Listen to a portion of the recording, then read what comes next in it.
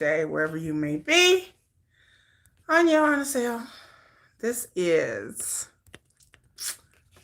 Nomadic Kitty. Welcome to my channel. Hello. See, there's 7 people here. Make sure you like, share, subscribe to the video. What are we talking about today? This has been a very hectic week, but I'm here. I made it on time. I made it. Can you believe it? On time. I just have to get things a little adjusted.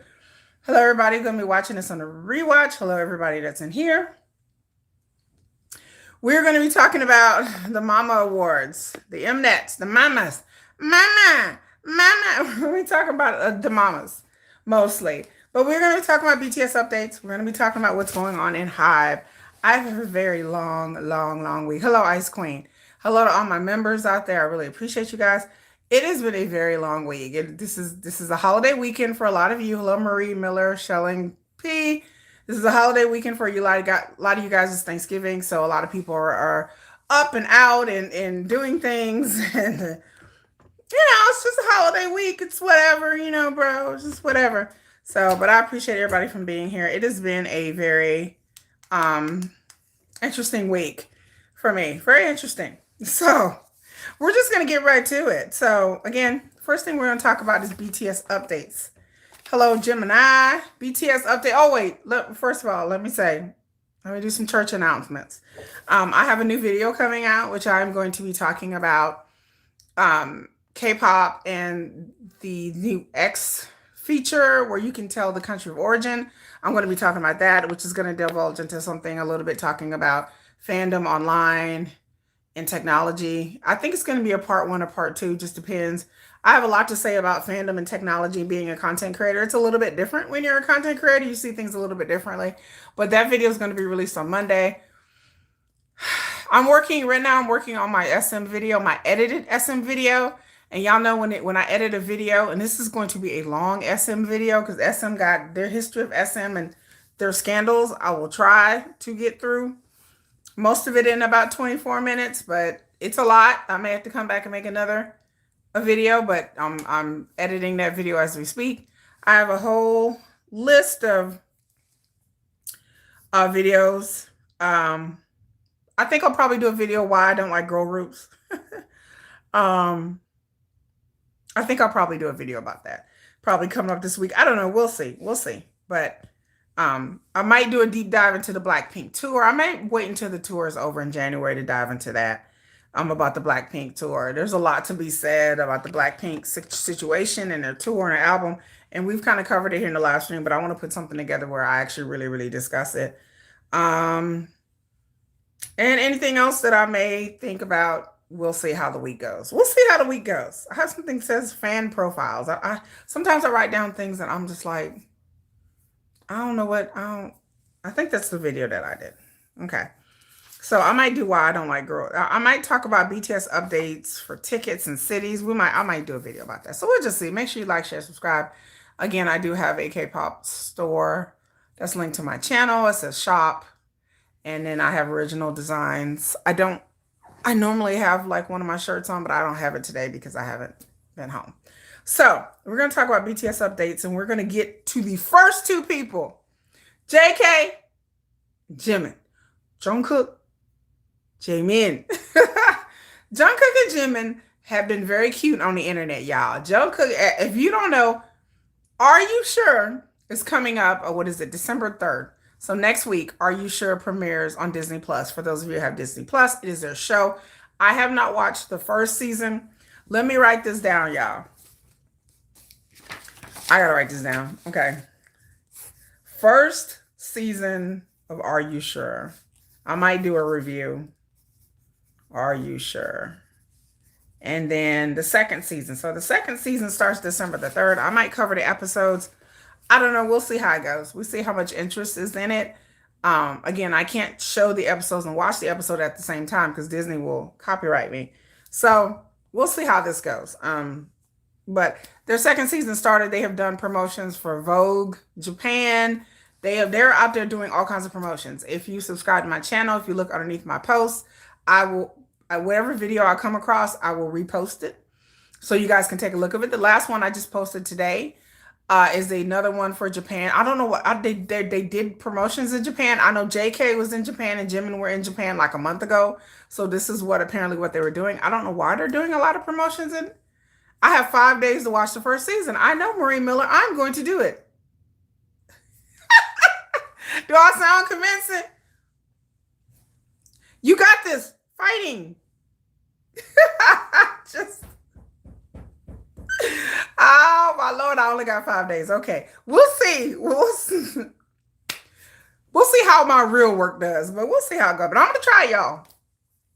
I'm gonna try to start watching it and give an overview of the first season and then also watch the second season. But again, can't make no promises. But they have been very cute. The last video that they did, I posted it in my post tab on my channel, and they were talking about what's in the bag. JK carries around this backpack, this Balenciaga backpack with all these Balenciaga things.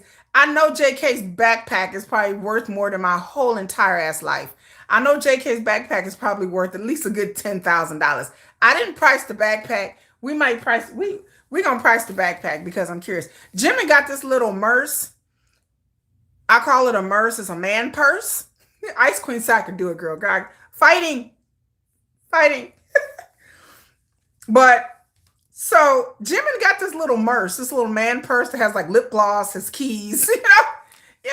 JK got a whole bag. They got like chargers. If y'all not watched the video, I said JK is a person after my own heart. I don't have a lot of stuff in my purse, but if I traveled like he did, I would travel along with a backpack. I would have my wallet, my keys, portable chargers, a spare phone. Like I would have a bunch of stuff. He had snacks. He had all kinds of stuff in his bag. And he says he's calmed down a lot. He said when he was younger and they used to tour that he would carry around more than that. That was a lot. That was a lot that he was carrying around. And Jimmy just has his little man purse that it was just, yeah, he had mouthwash.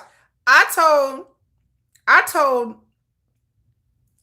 told my beloved child, she watched the video a little bit and she was like, he has mouthwash, floss, Tic Tacs. I said, I don't know what JK be eating, but then he had like men's cologne. I said, JK must smell really, really, really, really, really, really, really, really good. What are you talking about, Africa? I'm not from Africa. I live in America. I'm an American. Can you not speak my language? Do you not understand English? It's okay. But I'm very much American. Southern American at that, honey, with my Southern drawl, even though I'm not from the South. I don't know what you're talking about Africa. I'm like, okay, I hats off to all my peeps in Africa. I love y'all. But I know I am not from the great, great African diaspora. No, bitch, I'm from Detroit. Okay? I'm from Detroit. Okay. Not Africa. I don't even sound African. Do I sound like African to you? Sorry, my African viewers. I apologize for a horrible African accent. I'm like, baby, I'm straight from Detroit. I'm like, ain't no African nowhere. But I love Africa. I love it. Balenciaga. I don't even know how to spell Balenciaga. Backpack. I'm going to look this up. Let's see if we can find it. Look. Okay. They have a small, they have a men's Balenciaga backpack. It's not JK's.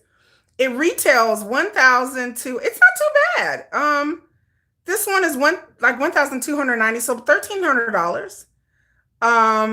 That's not bad. That's not bad. I don't know. This is not JK's. But I'm just curious to see how much this bag would retail. So it's not bad. For some reason, I was thinking Balenciaga was a lot. Balenciaga. I'm trying to be nosy. Balenciaga. Because he had like these little wallets that look like chip bags. Let's see how much those are.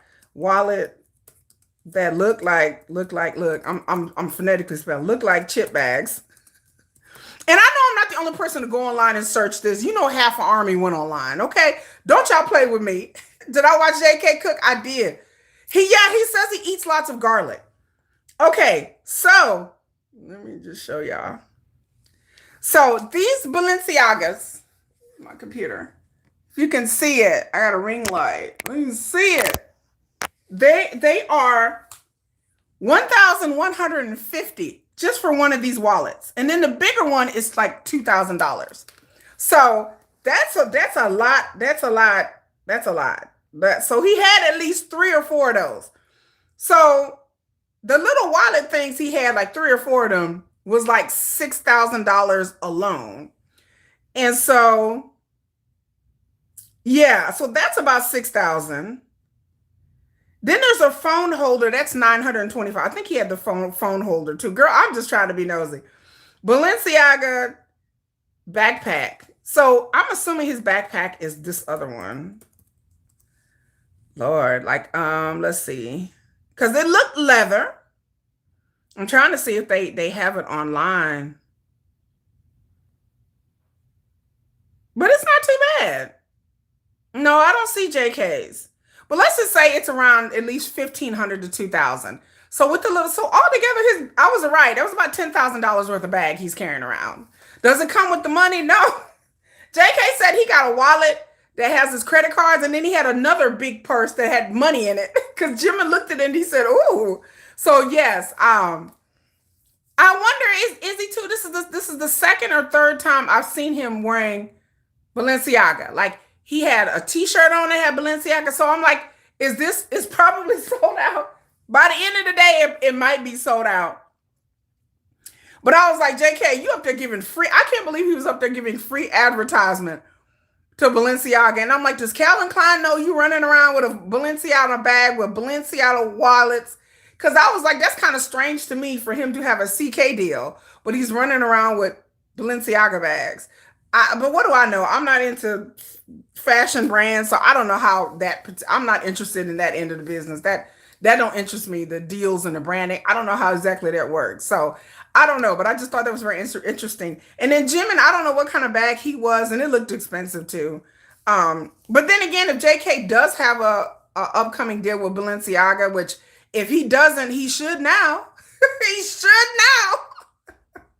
I was like, he should now. I was like, all that Balenciaga he had, they should just give it to him for. I mean, to be honest with you, if he does have a deal, like I said, when you see these stars with these branding deals, 9 times out of 10, the companies give them this stuff, so they get free stuff all the time. Or they all have more than one brand. Okay, well then, yes, Shelling P, Balenciaga may be his next brand. And again, for him to have that much, I'm assuming that yes, there is some sort of deal or something coming up.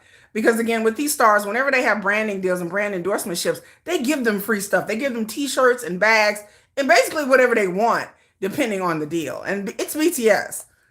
If BTS wants a free Balenciaga bag and about 5 wallets, they're going to give it to him. Like period. They're going to give it to him. So whatever BTS wants, BTS gets, baby. BTS can walk into any brand and be like, "Hey, Crystal." BTS can walk into any brand and get whatever they want to get. I mean, I'm just keeping it real. Like no brand is going to say no to them. Like no, not at an artist at that level. You know. Thank you, Crystal. I guess, Crystal, this is me looking tired and hooded out. This is how I normally don't look, but I appreciate it. But yes, they will give BTS whatever they want to. But they're out there doing promotions. It's probably going to be more as the week ramps up. Again, I would think that there would be English language promotions, but we will see. I mean, like I said, this stuff started coming out like 3 days ago. So we'll see if there's going to be like an English language promotion or whatever. J-Hope and Jen. J-Hope and Jen won Mama Awards. So if you guys didn't before we get into our mama, no, thank you, Crystal. Before we get into the mamas, spoiler alert, spoiler alert, Jen and J-Hope won awards. So they won fan voting awards. Again, this is my first year watching the mamas. Like I've always watched BTS compilation shows and Big Bang and stuff. So this is my first year watching the mamas. So I apologize, y'all, if I get things wrong. But I will read the list of the winners for the Mnets for 2025. But I do, spoiler alert, Jen and J-Hope won. So all you people who voted And however y'all vote for the Mnets, I think y'all got to go to an app or email or a carrier pigeon. Caw-caw, caw-caw. I don't know. I don't know. Wait, hold on. Caw-caw, caw-caw. So I don't know. Caw-caw. Yeah, the Fan Choice Award. There you go. Fan Choice Award. There you go. But are we about to be cussing? No, I'm not gonna be cussing. I guess it's good that they won it. Like I said, we're gonna talk about the mamas. You may hear some cussing when I start talking about the mamas. I've watched all of day one. Day two, I think I'm halfway through it. So we'll see. But they won. Congratulations to Jen and J Hope. Yeah, carrier pigeons. I don't know how they vote. Like, do they vote through an app? I don't know, girl. Website. I don't know anything about these awards and their voting system. I see people posting things online on YouTube all the time talking about go vote for Hobie, go vote for Jimin for this. And then when I look at the voting, my eyes get kind of cross-eyed and my eyes glaze over because I don't understand how none of this ish works. So I was just like, well, okay, I guess, I guess they won, yeah. Like, so yes, carrier pigeon. So I don't know how none of this stuff works. I am not into award shows in America, and I'm not sure in the hell not into award shows in Korea. I just come on here and I was just curious to see what the performance is like. I know a lot of y'all were saying y'all haven't watched Mnet since BTS went on hiatus. Some of y'all are real ones. Y'all are like, I ain't watched that since BTS went away. I don't care. Some of y'all like, if BTS ain't in it, y'all don't just care. Y'all like, I don't care. BTS ain't in it. They ain't showing up. Sugar ain't there. Oh, well, the hell with it. Some of y'all like, I don't care about that. They are on Mnet. They're on online Mnet website. They're also, I watch it on YouTube. So you can watch the performances on YouTube. I was watching it today on Mnet K-Pop is the YouTube channel, the official channel. That is the official channel of the Mnets. And then they post all the performances, and it's weird how they post them because some of them they post short, some of them it's like extended. Look, we're gonna get into it, but yes. And then you vote, I believe, on an app. Mnet has an app where you can vote, and they have it online. And then that's as much as I know. Ice Queen. Like I said, some of y'all just like, I don't know, BTS, is they not there? I don't, hello? Some of y'all, Stray Kids did perform. I haven't watched that one. G-Dragon performed. I watched G-Dragon last year, made his triumphant comeback and perform. So we're going to see. I'll watch it live if I have to, because I only got a few more. Like, I got into Aespa's performance, Rich Man and Dirty Work. And again, we're going to really talk about it. Oh, you watched it, but they made me miss BTS more. Backup dancers and backtrack. Oh. Juan. You know what? I'm glad you said it and not me. I thought, like I said, I'm watching it and I'm text messaging Jennifer and I'm like, girl, I'm like, they did sing they did sing Golden, Baby Monster. Okay, but we're gonna get into, I'm not gonna spoil it.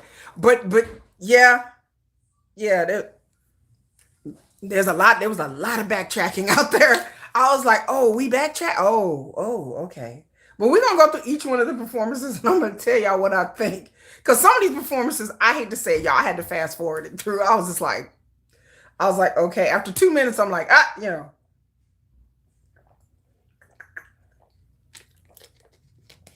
Child, I was up here with the remote, like,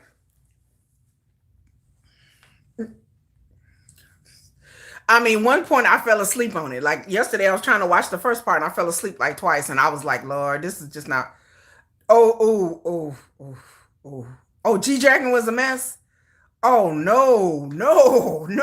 Okay. Whew. Golden was, we going up. Oh, I was like, girl, thank you. Melissa Daniels, thank you. You got to give me the laughing disc. Girl, we going up. Now they was going down. No, they wasn't going up. They was going down. They wasn't golden. It was more like, I don't know, like a bronze. It's going to be golden. I was like, that's not golden, ladies. That's more like a bronze or a steel. Instead of gonna be golden. It's gonna be bronze. Whoa, like gonna be fake gold. Like the stuff that's gold plated. It shouldn't have been golden. It should be more like gold plated. Cause the what I felt. We're gonna get into it. There's some parts I'm like, what? I'm just gonna be 10. Gonna be 10. Aluminum foil. I was like, yeah, it's gonna be aluminum foil up in here. Woo, aluminum foil. Yeah. Oh, get ready to hit the fast forward for G Dragon. Woo, baby, I got to watch this live, baby. Okay, let me hurry up. Anyway, so RM, the big news of the week, y'all. Katina, you didn't miss much. We doing the BTS updates. We talk about Jimin and JK are out there doing their promotion thing. They've released videos. Y'all seen the videos that I posted about them doing things for Vogue Japan and everything like that. We talked about JK's Balenciaga bag, and we think that he's gonna have a deal because he had too much. He was dripping in $10,000 worth of Balenciaga bag or whatever you want to call it. Are You Sure? Season 2, December 3rd. We were talking about Jen and J-Hope won an award. They won Mnet.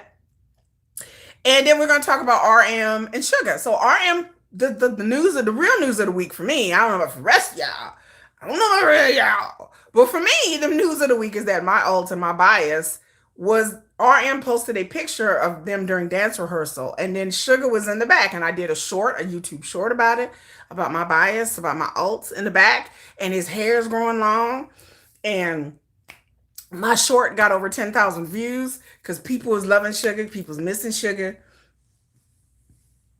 God is good every day. When Sugar appears and his hair was pulled back in a bun at one time and his hair was long. And when Sugar's hair is long, babies will be birthed. Like you will hear vaginas explode everywhere. That's what I told Jennifer this. She didn't understand. She was just like, Sugar with long hair. She's like, so what? I was like, Jennifer, what do you mean, so what? What do you mean? Do you know Sugar with the long hair will break the internet? Like she was just like, I don't know, so what?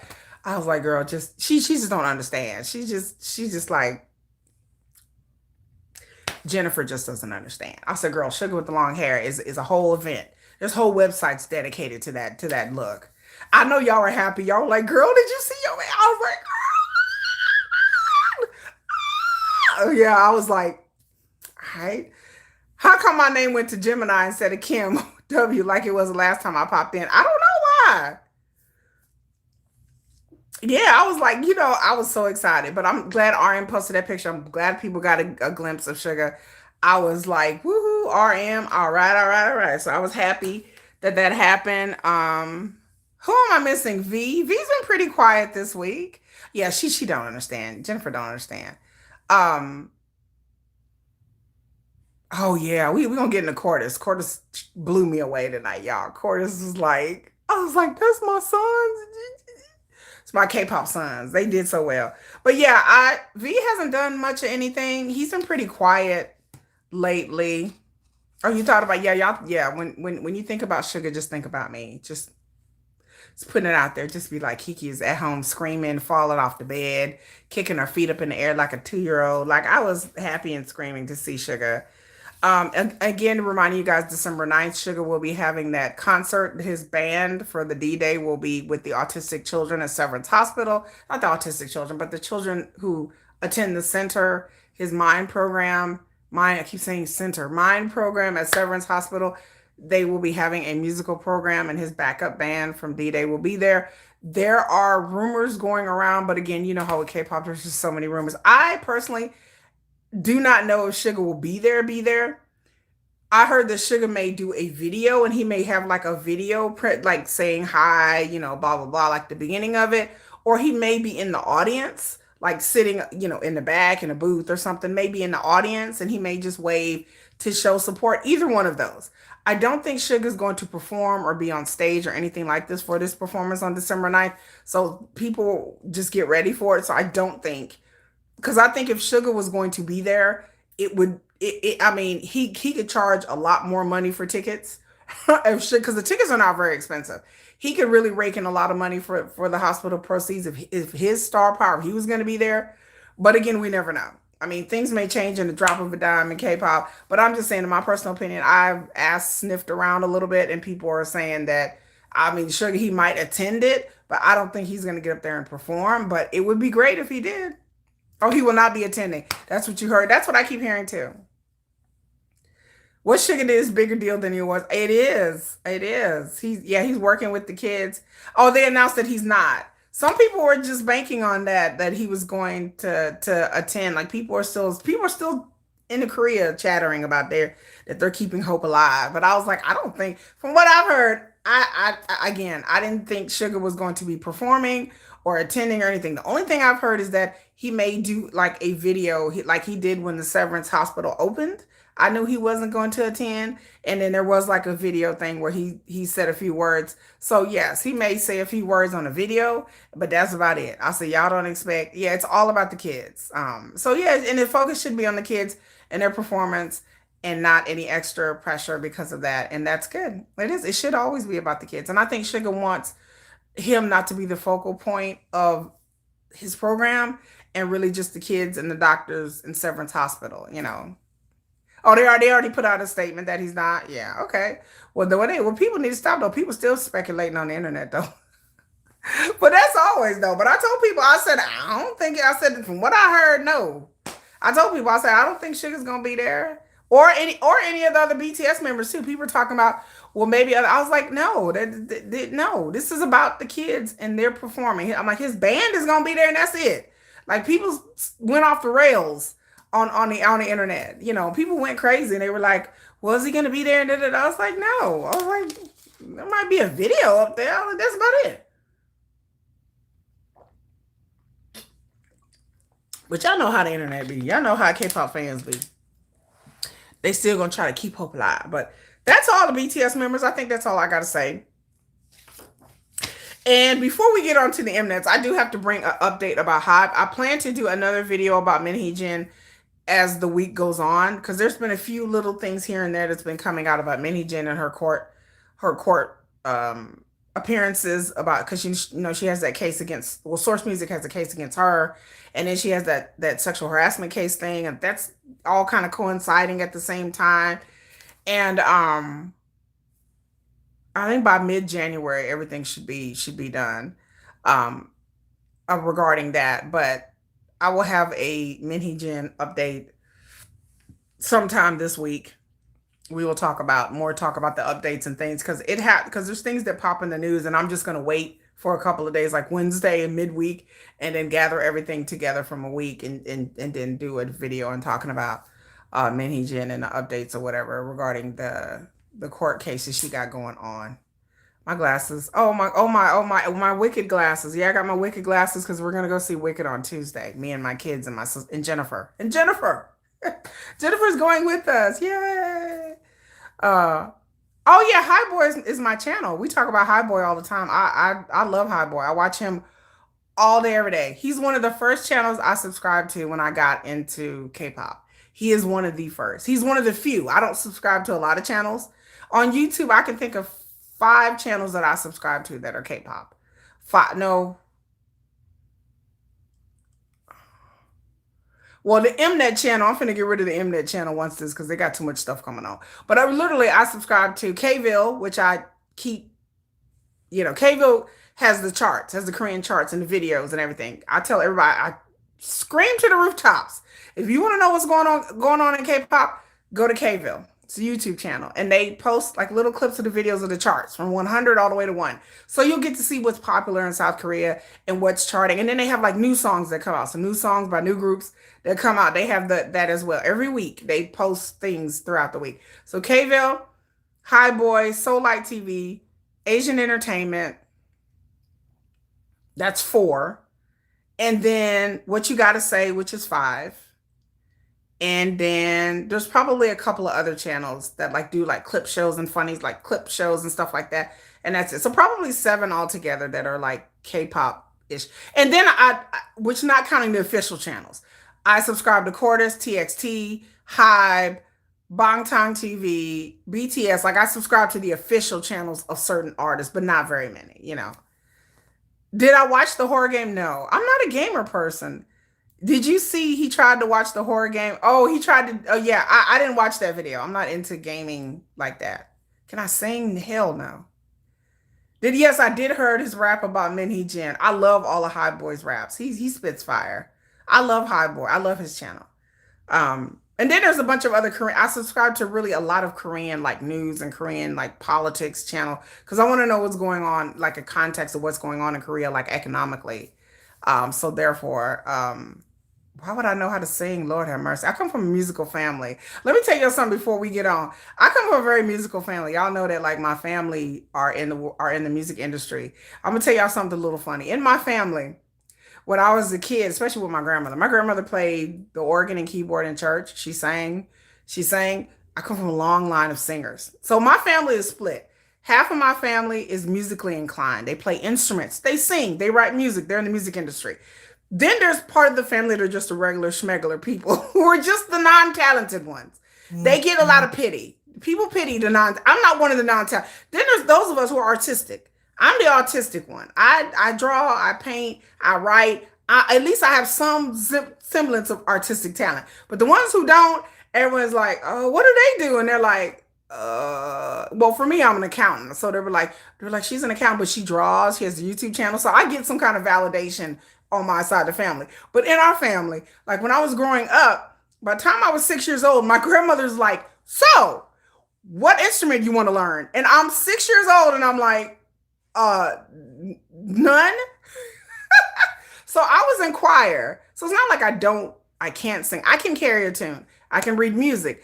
I was in choir from the time I was in middle school, all from like fifth grade all the way through high school. I was in choir.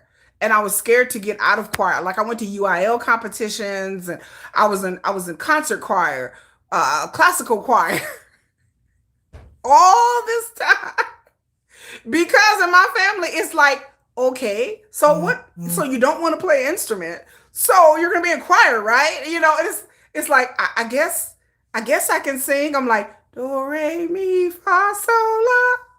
As a kid, I was like, I guess because it's kind of expected in my family that you're going to be musically inclined, and so it's a really big disappointment when I'm just like, I'm not really into this, but I just kept going because I thought choir was fun.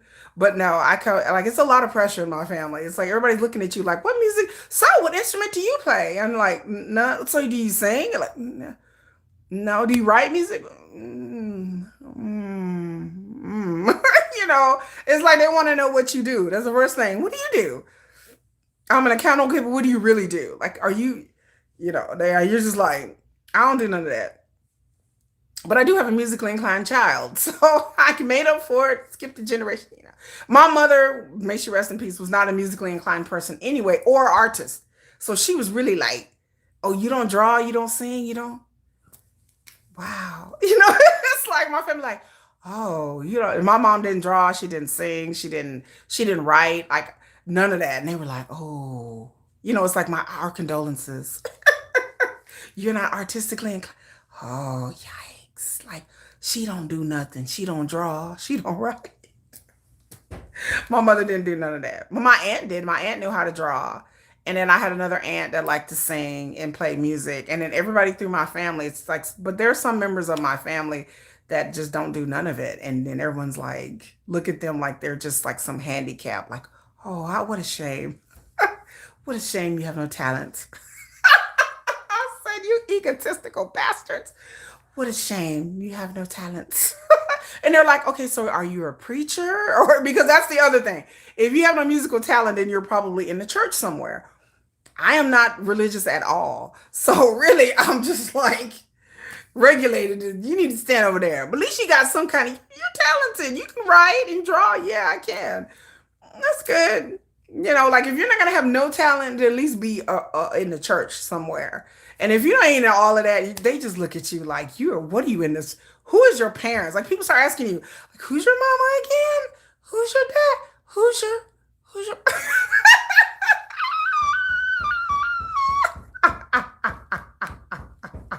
They like, who's your daddy?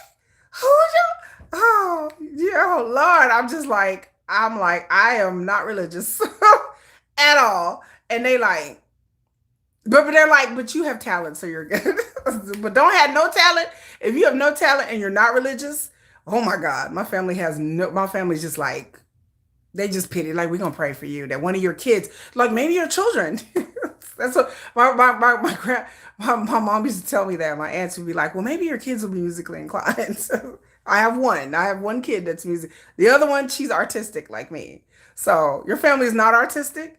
My son's the only one because he learned the violin, guitar. My son too. My son too. Same thing. My son too. My son too. My son plays exactly the same instruments, these same ones. Yep.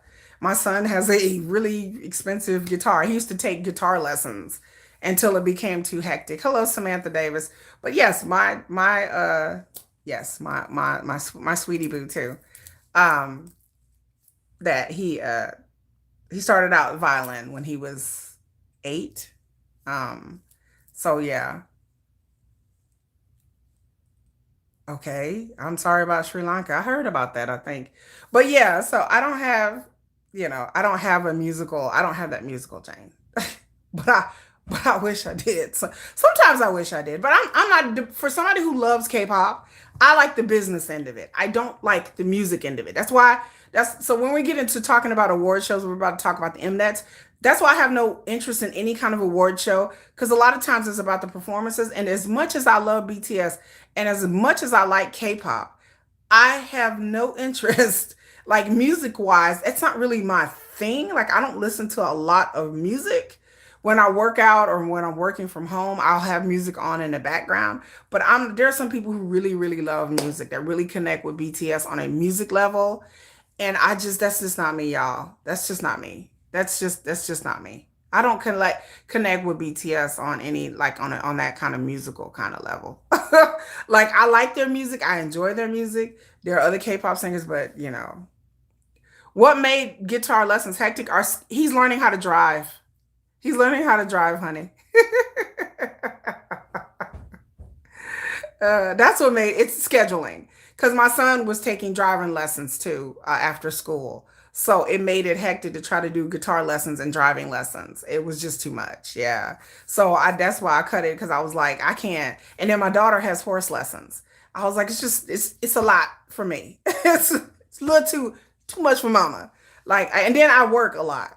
So, I'd work and then take my computer with me and drop my son off at driving school. And he's there at driving school for like 2 hours.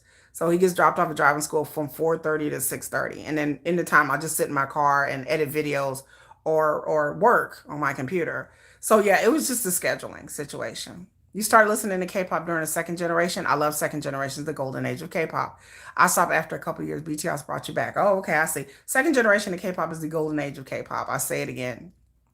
But yeah, it's just my son. It's just the scheduling. My daughter has horse lessons on Saturdays. Saturday mornings, I'm up early. I'm up all day doing things, running errands, horse lessons.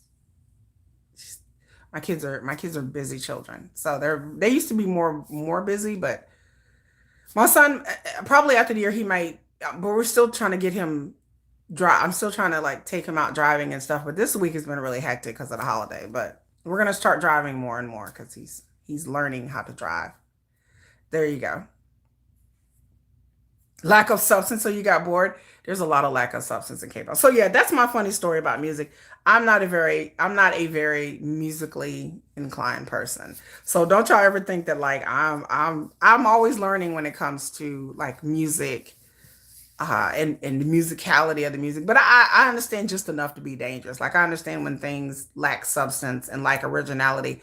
There is a YouTuber that analyzes K-pop. Like, he analyzes the beats and everything.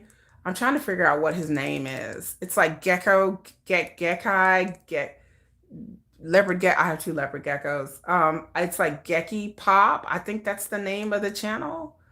Gecky Pop, Gekki Pop is one of the best YouTube channels when it talks about the musicality of K-pop. Like, they break down where the song and the different beats. So if you guys have not heard of this channel, Gecky Pop, it is a channel I watch all the time. So you will learn a lot about where the beats come from, and he shows you like where how the beats are, like, not how the beats are made, but he'll take like clips of songs and videos, and he will show you how the songs are similar and the origin of these particular beats, and you will learn a lot about samples, about how they use sample beats, that's how I learned about where the beats came from.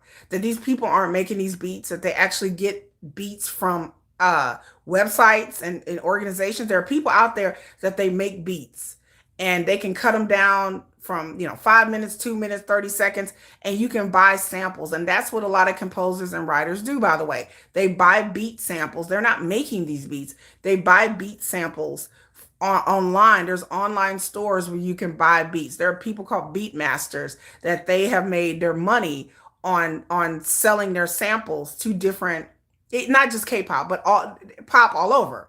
So you make a beat at your house with a mixing machine or however they make beats, and then you create an account, and then you go online and you post these beats, and people can click on the beats and listen to a sample.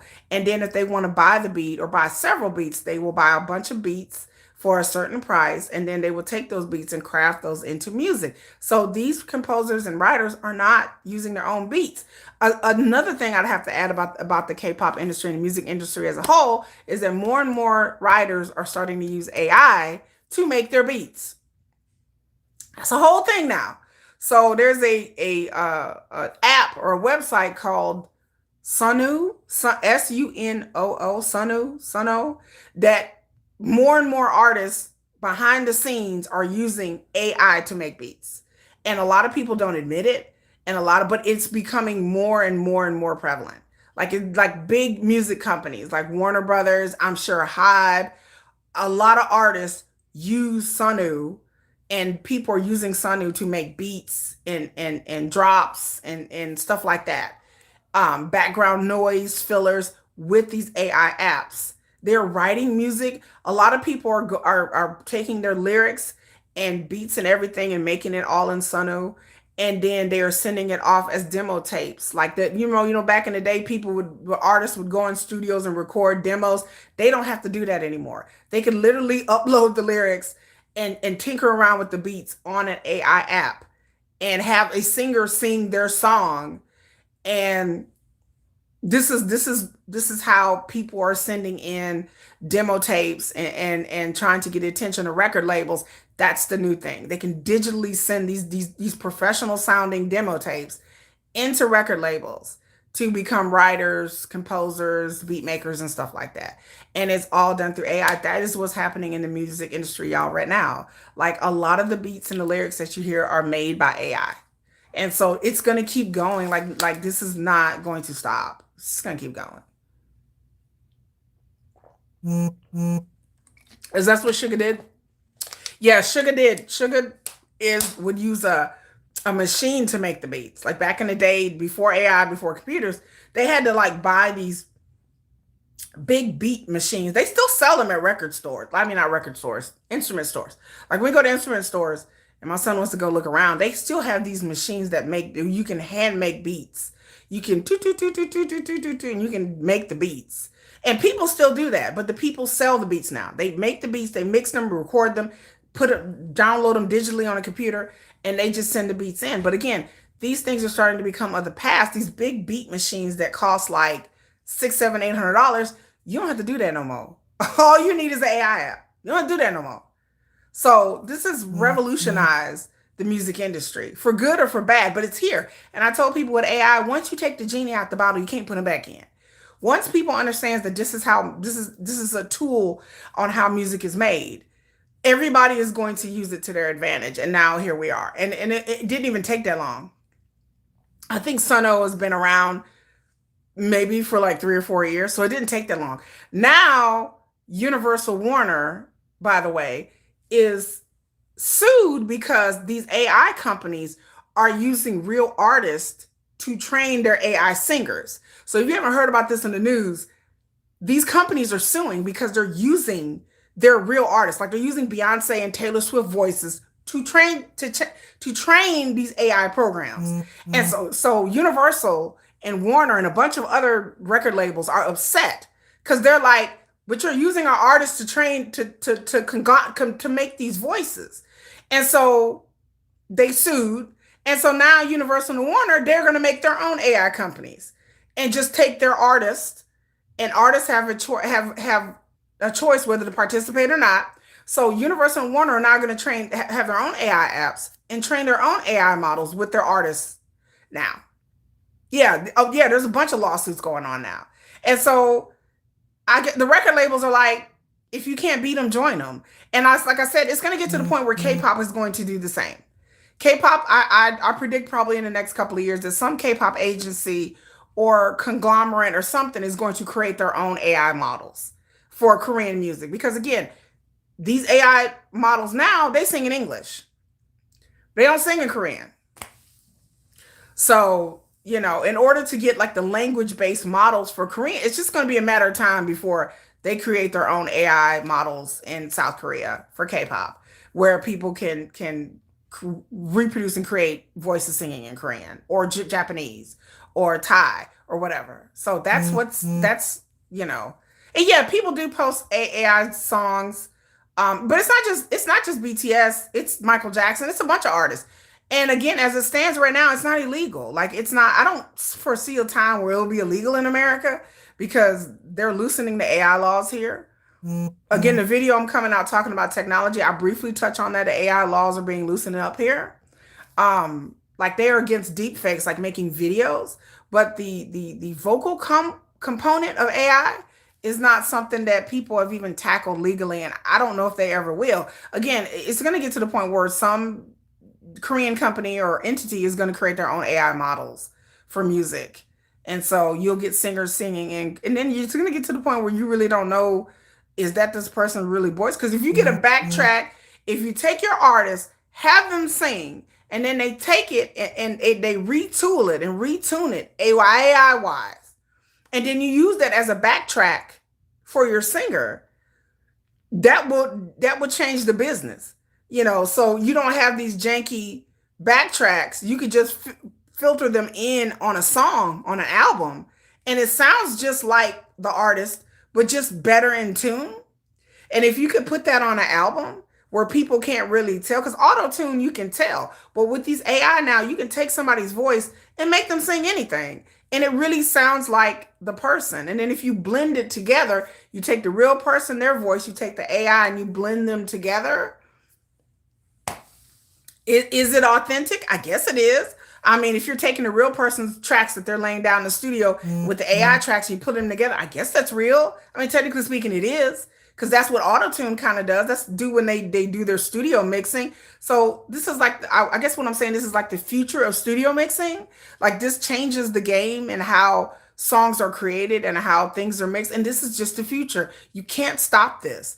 The only thing you can do is try to monetize it and mitigate it and cut it off. And these companies know that they're going to have to start creating.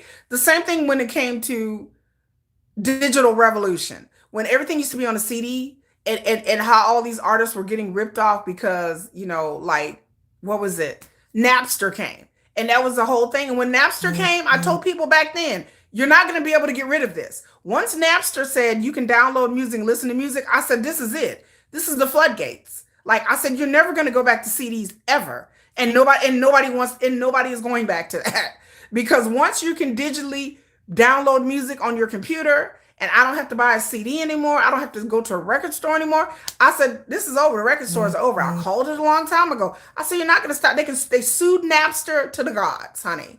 And it didn't do anything. Then Napster came, Apple came, MP3 players came. And that was it. It was the death of the CD. It changed the music industry forever. And my prediction, the same thing I'm telling y'all with AI. AI will change the music industry forever. There will be two kinds of artists. You will have AI artists, and then you have human artists. I'm telling you. And then people get to choose which one that they want to go with. I like this AI artist, but then I like this real human artist too. That's just the future of the industry. Like you can't put it back in the bottle. Everybody is using this, whether they want to admit it or not. JK, yeah, he heard the AI. He said he liked it. He said it sounds just like me, but better, I'm sure how they're using it. And this is being used in the industry as we speak, but nobody wants to talk about it. But yes, they are using ChatGPT to write lyrics. The days of the songwriter are almost gone, y'all. Within 10 years, I predict there won't be any songwriters anymore. Or just won't. I predict in 10 years, what do they need songwriters for? Sonu can do all of that. Sonu can write the song for you It can do the beats. You can choose the voice. You can choose what kind of genre it is. You can take one song and put it in 5 different genres: country, techno, hip hop, and and that's all you got to do. You don't even have to write the song anymore. You can just tell them what kind of song you want and just put a description. I want this kind. I want a melodic ballad, a power ballad. I want a 1980s style power ballad with a soul singer, and it'll do it for you.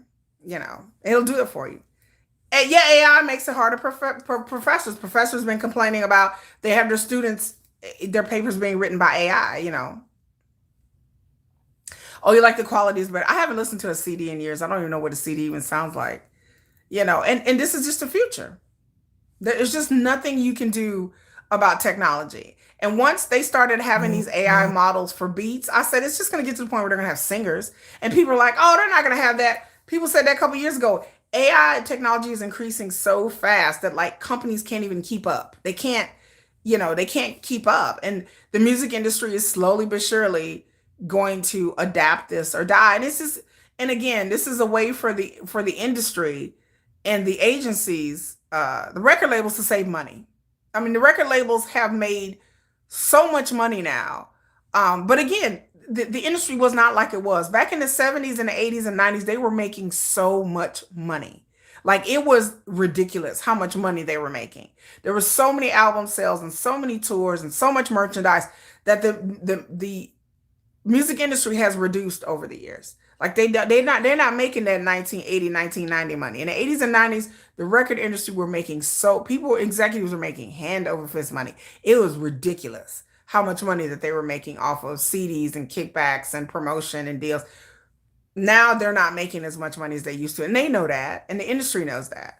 And so that's why they're much more cautious and controlled about like what kind of music gets released and what goes at the top. It makes you sad. Oh my Lord. Yeah, it is what it is. Yes, because of AI.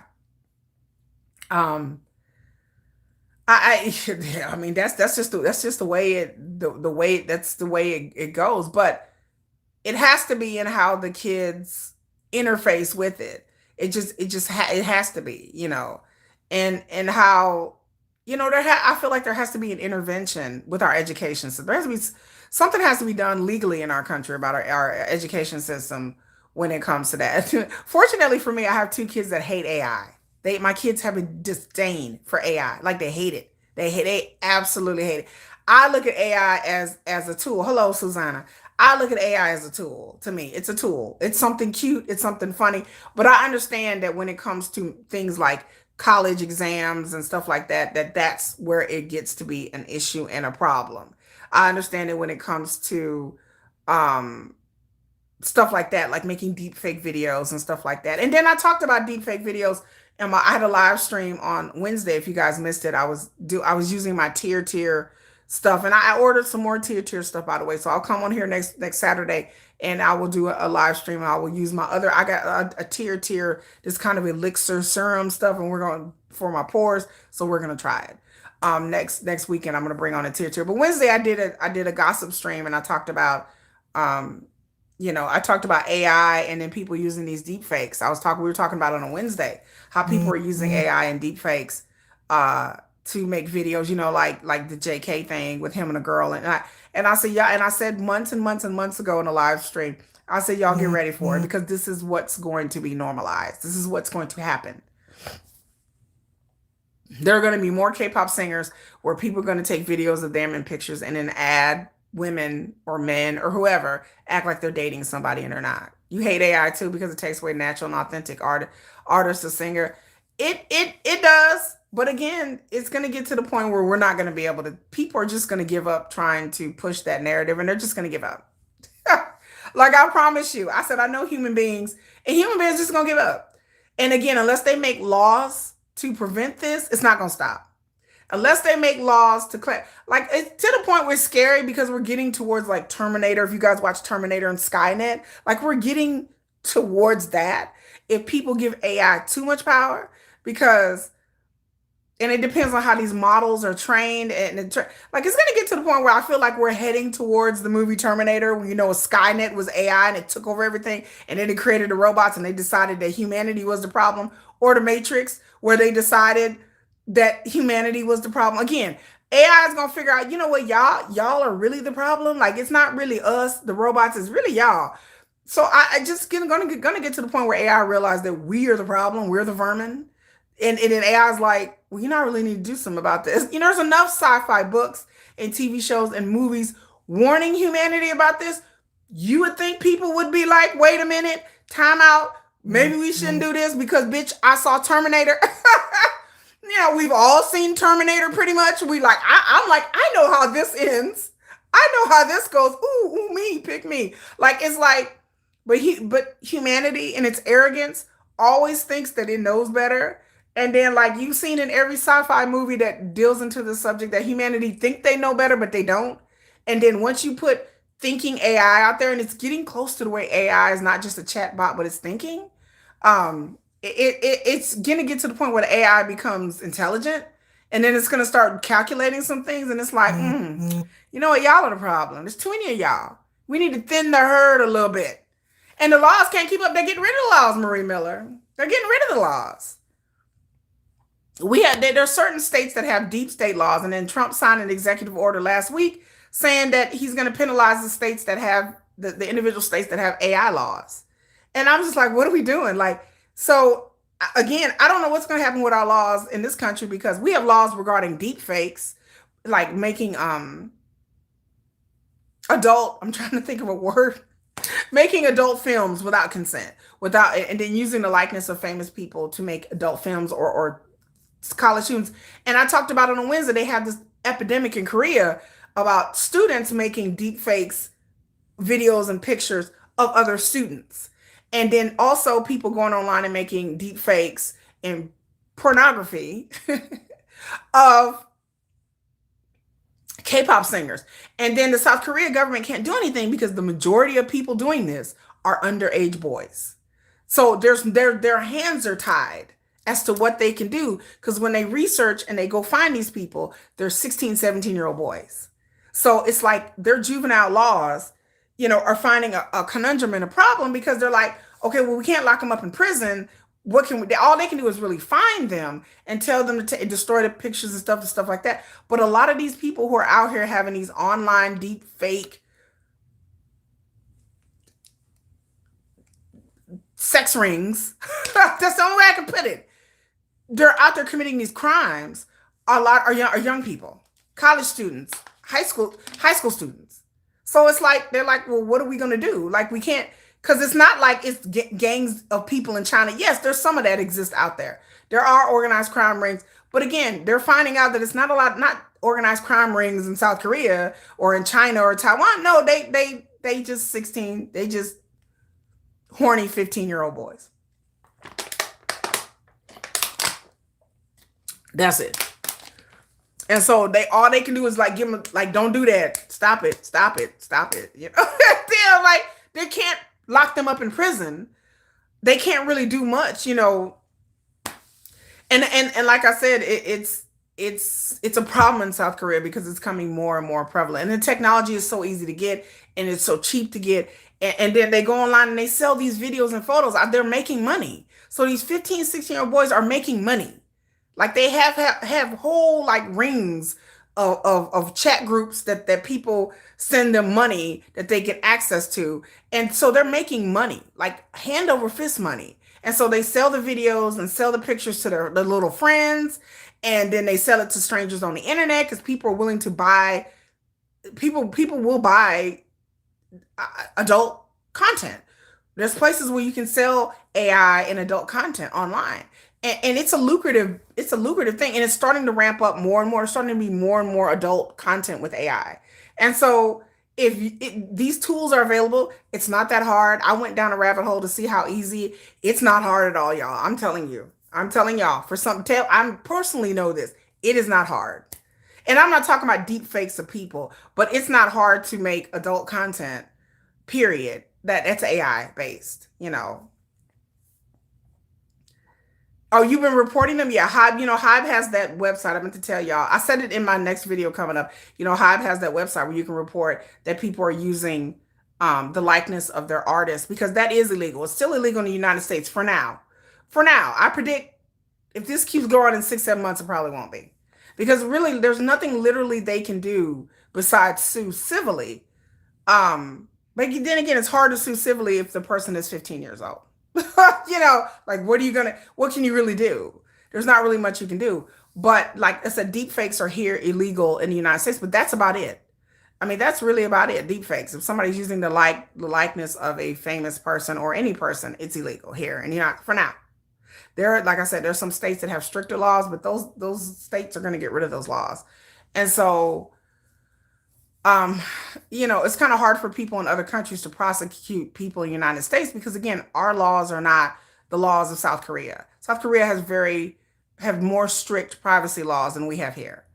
We just don't have those kind of privacy laws here. They're really considered like they're not considered.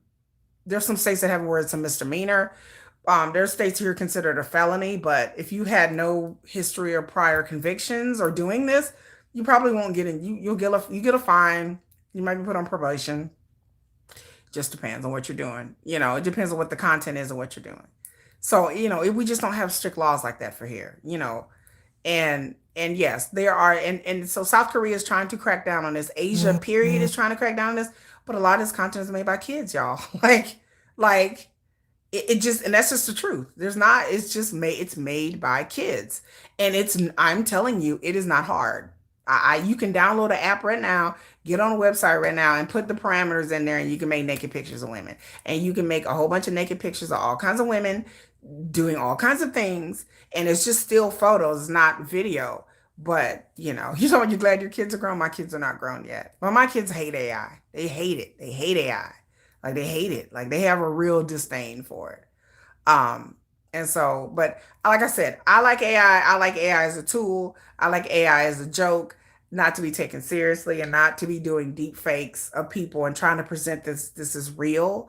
Like that's where it becomes dicey. But again, as long as people can make money off of it, you're gonna see it. As long as people can monetize anything, I'm not shocked. As long as people can make money off of it, they are going to do it. If they can't no longer make any money off of it, then it'll kind of die down. But you can make money off of making these photos. You can make money off of making deep fake videos. I told y'all I've seen deep fake videos. I've seen them.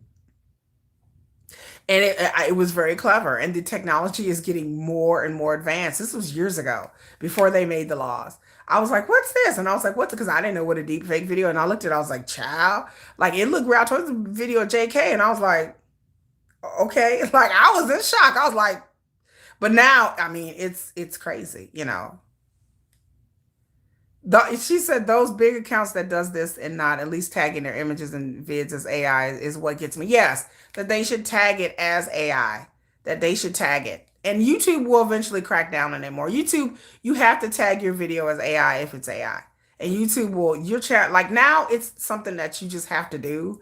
It's not something that's going to get you demonetized or removed. But yes, you in YouTube you have to. But there's other websites, there's other social media that you don't have to. You don't have to tag your videos and Instagram as AI. You know, China AI is way more, but it probably is, honey. It's probably a lot more sophisticated than what's being offered here. Because again, it's very sophisticated. It's sophisticated enough. It's sophisticated enough that it is almost it's crazy. But again, it's up to these social media platforms to do their due diligence and and make their like even if the countries won't do the laws, I need the platforms to do the laws. But then again, like I said, with these platforms, they're not too motivated to do anything about it either. They're not. I'm not on social media, but Instagram, from what I know, and all these other platforms, they are very loosey goosey with their laws. I could talk about this all day because they have the tools to crack down on scamming and fake account. And let me tell you before I get into the Mnest, before I go off on a tangent, Lord have mercy, I do not do social media.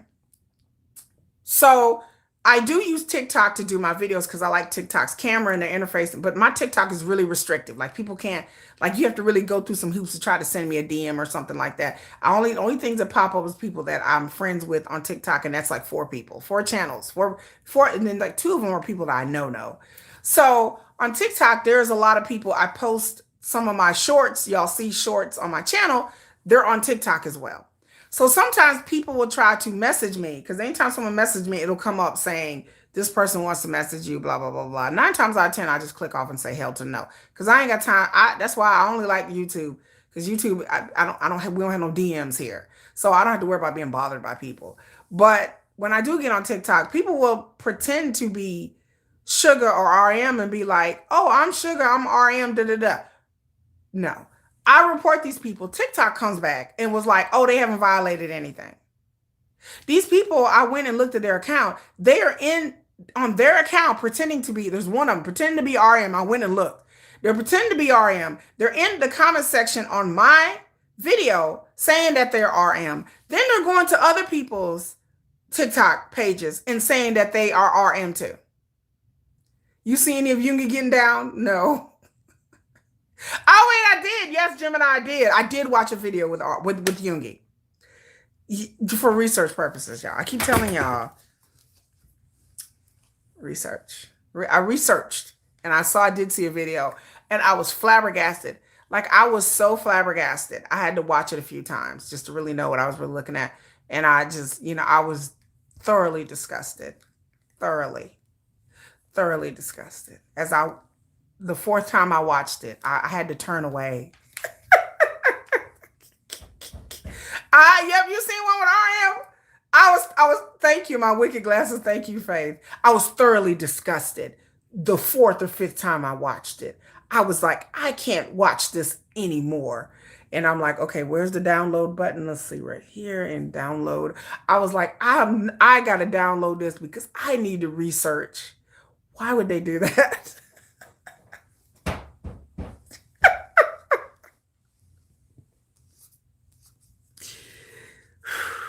Anyway,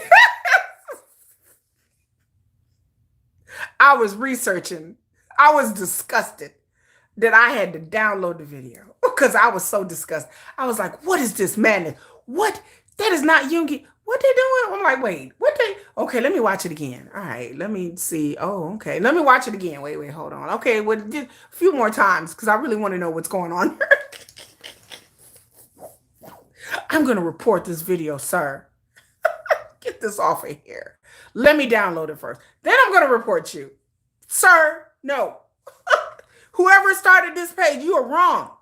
You're wrong for that. Research purposes. Right. Katina, research. You heard me. You heard what the hell I said. Research. Oh, I was like, oh my God. I was like, girl, I was researching. 4 or 5 times. I had to be sure what I was looking at because I was like, let me just be sure. I don't. And like I said, to me, the only reason that the agencies, I've said this before, have a problem with it is because they're not getting a piece of the money. That's why I said if these agencies were actually getting money from these deep fakes, these agencies would just turn a blind eye and be like, what deep fake? We ain't seeing no deep fake. Deep fake who? Who deep fake? Deep fake where? The only reason agencies are up in arms about these deep fakes is because they want the money. Because they are mad because their artist likeness is being used to monetize it. So yes, if you have deep fakes, and I've learned that if you have deep fakes and you are actually have a pay to play website, don't ask me how I know these things, then yes, you will get legally more in trouble than if you have a website where it's free. When it's free, they won't really come after you. But if you have a pay to play, yes, they will come after you. A lot harder, then. And then on top of that, there's things that you can post that it's not real. So there's disclaimers you can post saying this video is not real, blah, blah, blah, blah, blah, blah, blah, blah, blah. And it's free. They really won't come after you. But if you post things and you kind of purport it, you don't really put it on there that it's fake, then yeah, you probably gonna get in trouble. But again, if these agencies could monetize it and get a piece of the cut, they would. I think they would. And they would just keep it hush hush.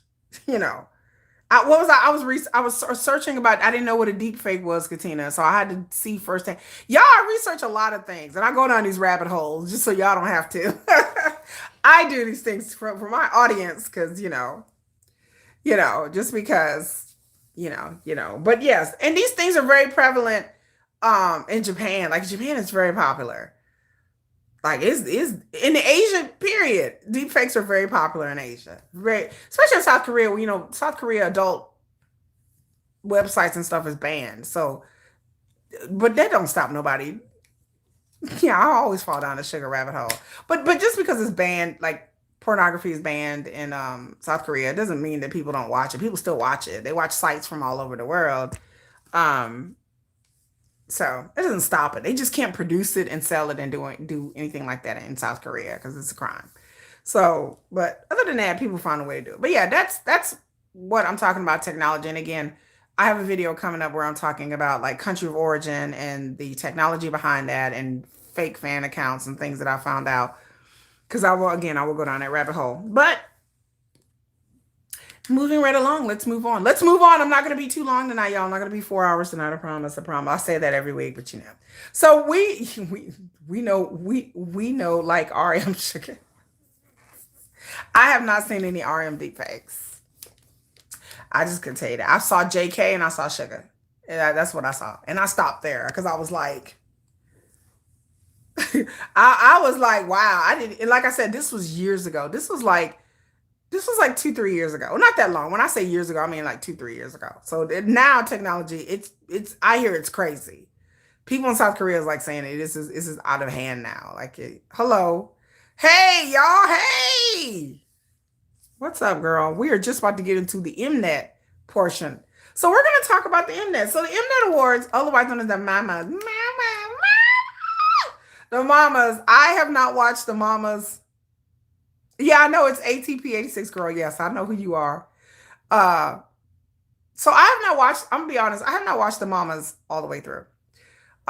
Previously. Besides, this is my first year actually watching a mama, okay? Um, so what can I say? I don't know how to accurately put it. So it's divided up into 2 days. So the first day I have watched all of the award ceremony, and we're going to talk about the winners. So the first day, let me get to it. Yeah. We're going to talk about the first day. The first day, again, some of y'all may know better than me. The first day was a little light. Like I had to say, I ain't trying, again, y'all, when I say, let me just put a disclaimer out here. When I tell you these things, I am not trying to be mean. I respect all the artists getting up here. I respect them all. Okay, they have worked hard. A lot of the artists have worked hard to get what they are supposed to be getting. So there's no shade. It's no proverbial shade here. BTS was not there. They were nominated. They won 2 awards. Jin and J-Hope won their awards. I told y'all about. But so again, I just want to say that this is done with me being funny, because I like to be funny. But here we go. So the opening, each year they have a theme. The theme this year is Uhyung. Yeah. It's like a roar. It's like a saying in South Korea. And so they had an opening that was all right. It was all right. After a decade of watching them, BTS ruined your standard. You know what, y'all? I can't deal with y'all. Y'all just like BTS ruined the standard. I can't do it. I understand. Because watching the first night, so I don't know, maybe y'all can tell me, maybe the first night is like the midnight, like they're like, okay, maybe the first night is just the ramp up and the warm up. So they do the opening.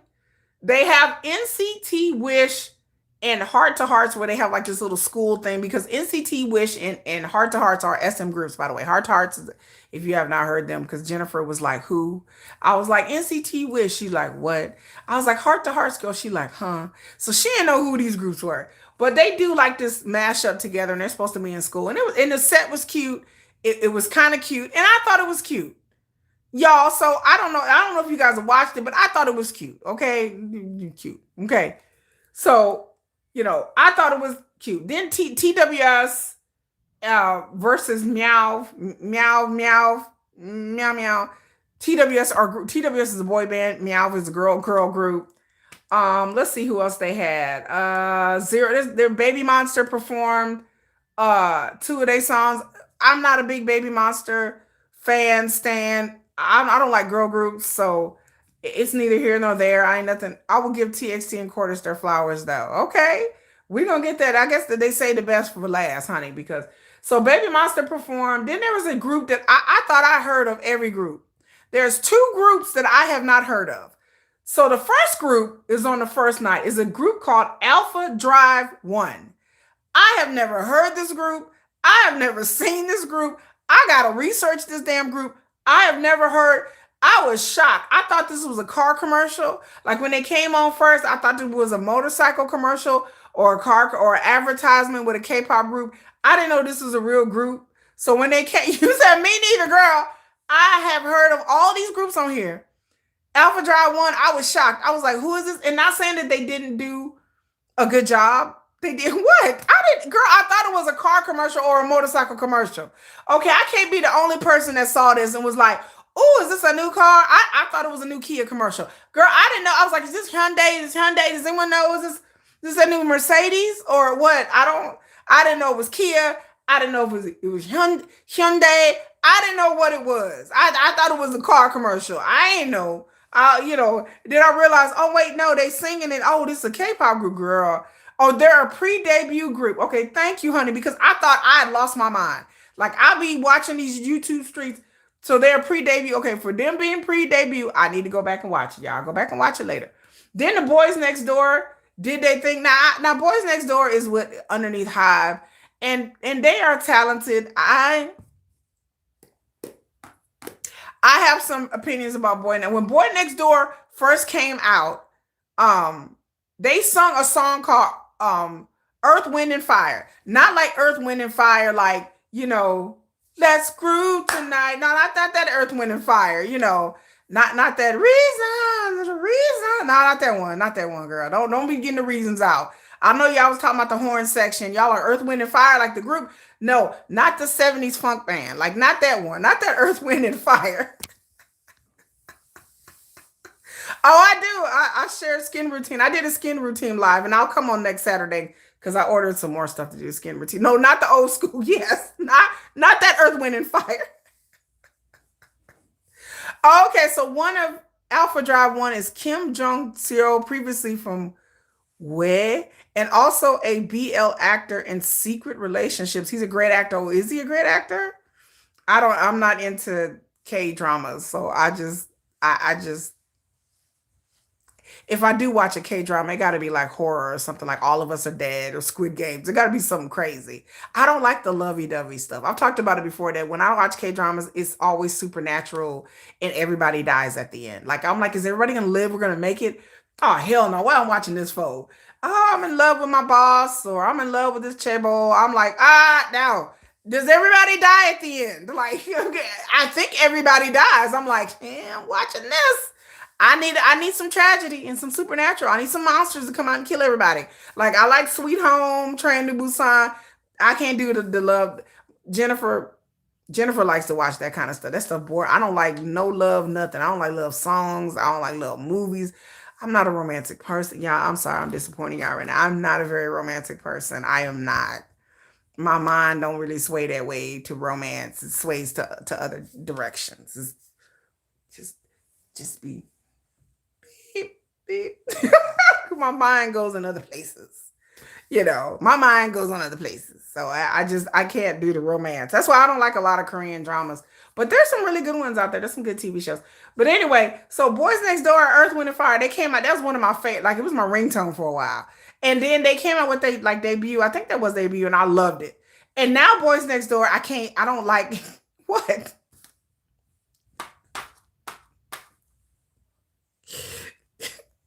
What are you talking about now? What? I'm just saying. Not romance. Not a romantic person. I'm one of the least romantic people. And then the thing about it is, I write romantic shit. Like I write a lot of romance, but I don't like me. I'm like, oh no, you get on with that. Can't wait to 2 seasons. I can't wait for second season. All of Us Are Dead. It's one of my favorites. So Boy Next Door, they totally changed up their thing, and so they sung the song Hollywood Action, and I've heard a bit of their new album, and I don't like it. I don't like it at all. I want Earth, Wind, and Fire. You're my Earth, Wind, and Fire. Like whoever did that song, man.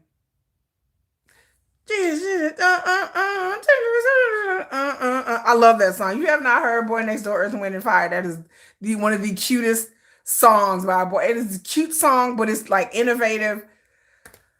What about Sugar? What about Sugar? What about him? What are we talking about? Like I do, like I said, I do write BTS fan fiction, and it's a bit, but it's a like if those have read my fan fiction, y'all know it has a romantic, but not really. Like it's very gritty. It's very like realistic. It's not like a lot of lovey dovey kissy kissy. I'm not lovey dovey kissy kissy. Um, so Boy Next Door, I'm kind of disappointed in them because I don't like their music turn, and I wish them the best. High five, but it's just not my type of thing. Then Yeonjung performed Coma and Talk to You. And I keep telling y'all, this Yeonjung album is one of the best I've ever heard. This is one of the best. I am not a romantic deep down. I'm a very logical, reality-based person. You love to pick my brain about what? What are we picking my brain about? Or what you want to pick my brain? I'm deep down inside, like maybe deep, real down, and like I had a couple shots of vodka, maybe I could get there. But for the most part, I'm a very logical, person. I'm not very like, but I write about it. I like writing about romance because I know it's fiction. It's not real life. But I know in real life that like real life can't be like fiction. That if fiction was like real life, my duality, oh, I have a lot. I am the most dual person you'll ever meet. On here, I'm talkative. In my real life, I'm very introverted and shy, and I'm not a people person. I'm kind of grumpy. Like I kind of have resting bitch face all the time. Like I do have a lot of duality to me. Even though I'm not a Gemini, I'm a Cancer. Don't y'all do me out there. I'm a Cancer, whoa. But I have a lot of duality. Like I'm not like people think I would be outgoing and friend, and then you meet me and you're like, I just be sitting there like this. Like I'm very introverted. Like, but when I'm talking, like when I'm on the camera, I'm on. So, but Yeonjun, if you guys have not heard his album, it is phenomenal. Like to me, it is. I don't know about anybody else, but it's my type of hip hop, my type of music. He just came out with an album. I think it was like a couple of weeks ago. He performed Coma. I love the song Coma. Y'all, we talked about this before. Then Treasure came out there. Treasure is a boy band. They with something. I'm looking at the TV because I'm looking at the lineup. Treasure. Anyway, I think they did like 3 songs. I don't know how many songs they did. Look like they did 2 or 3. Then Idol, formerly known as G Idol, they did good. They did Good Thing, which I didn't like that song. Same thing with G Idol. G Idol did one of my favorite songs. You co. They did Wife. Don't be a wife, not sick. That song Wife was the jam, y'all.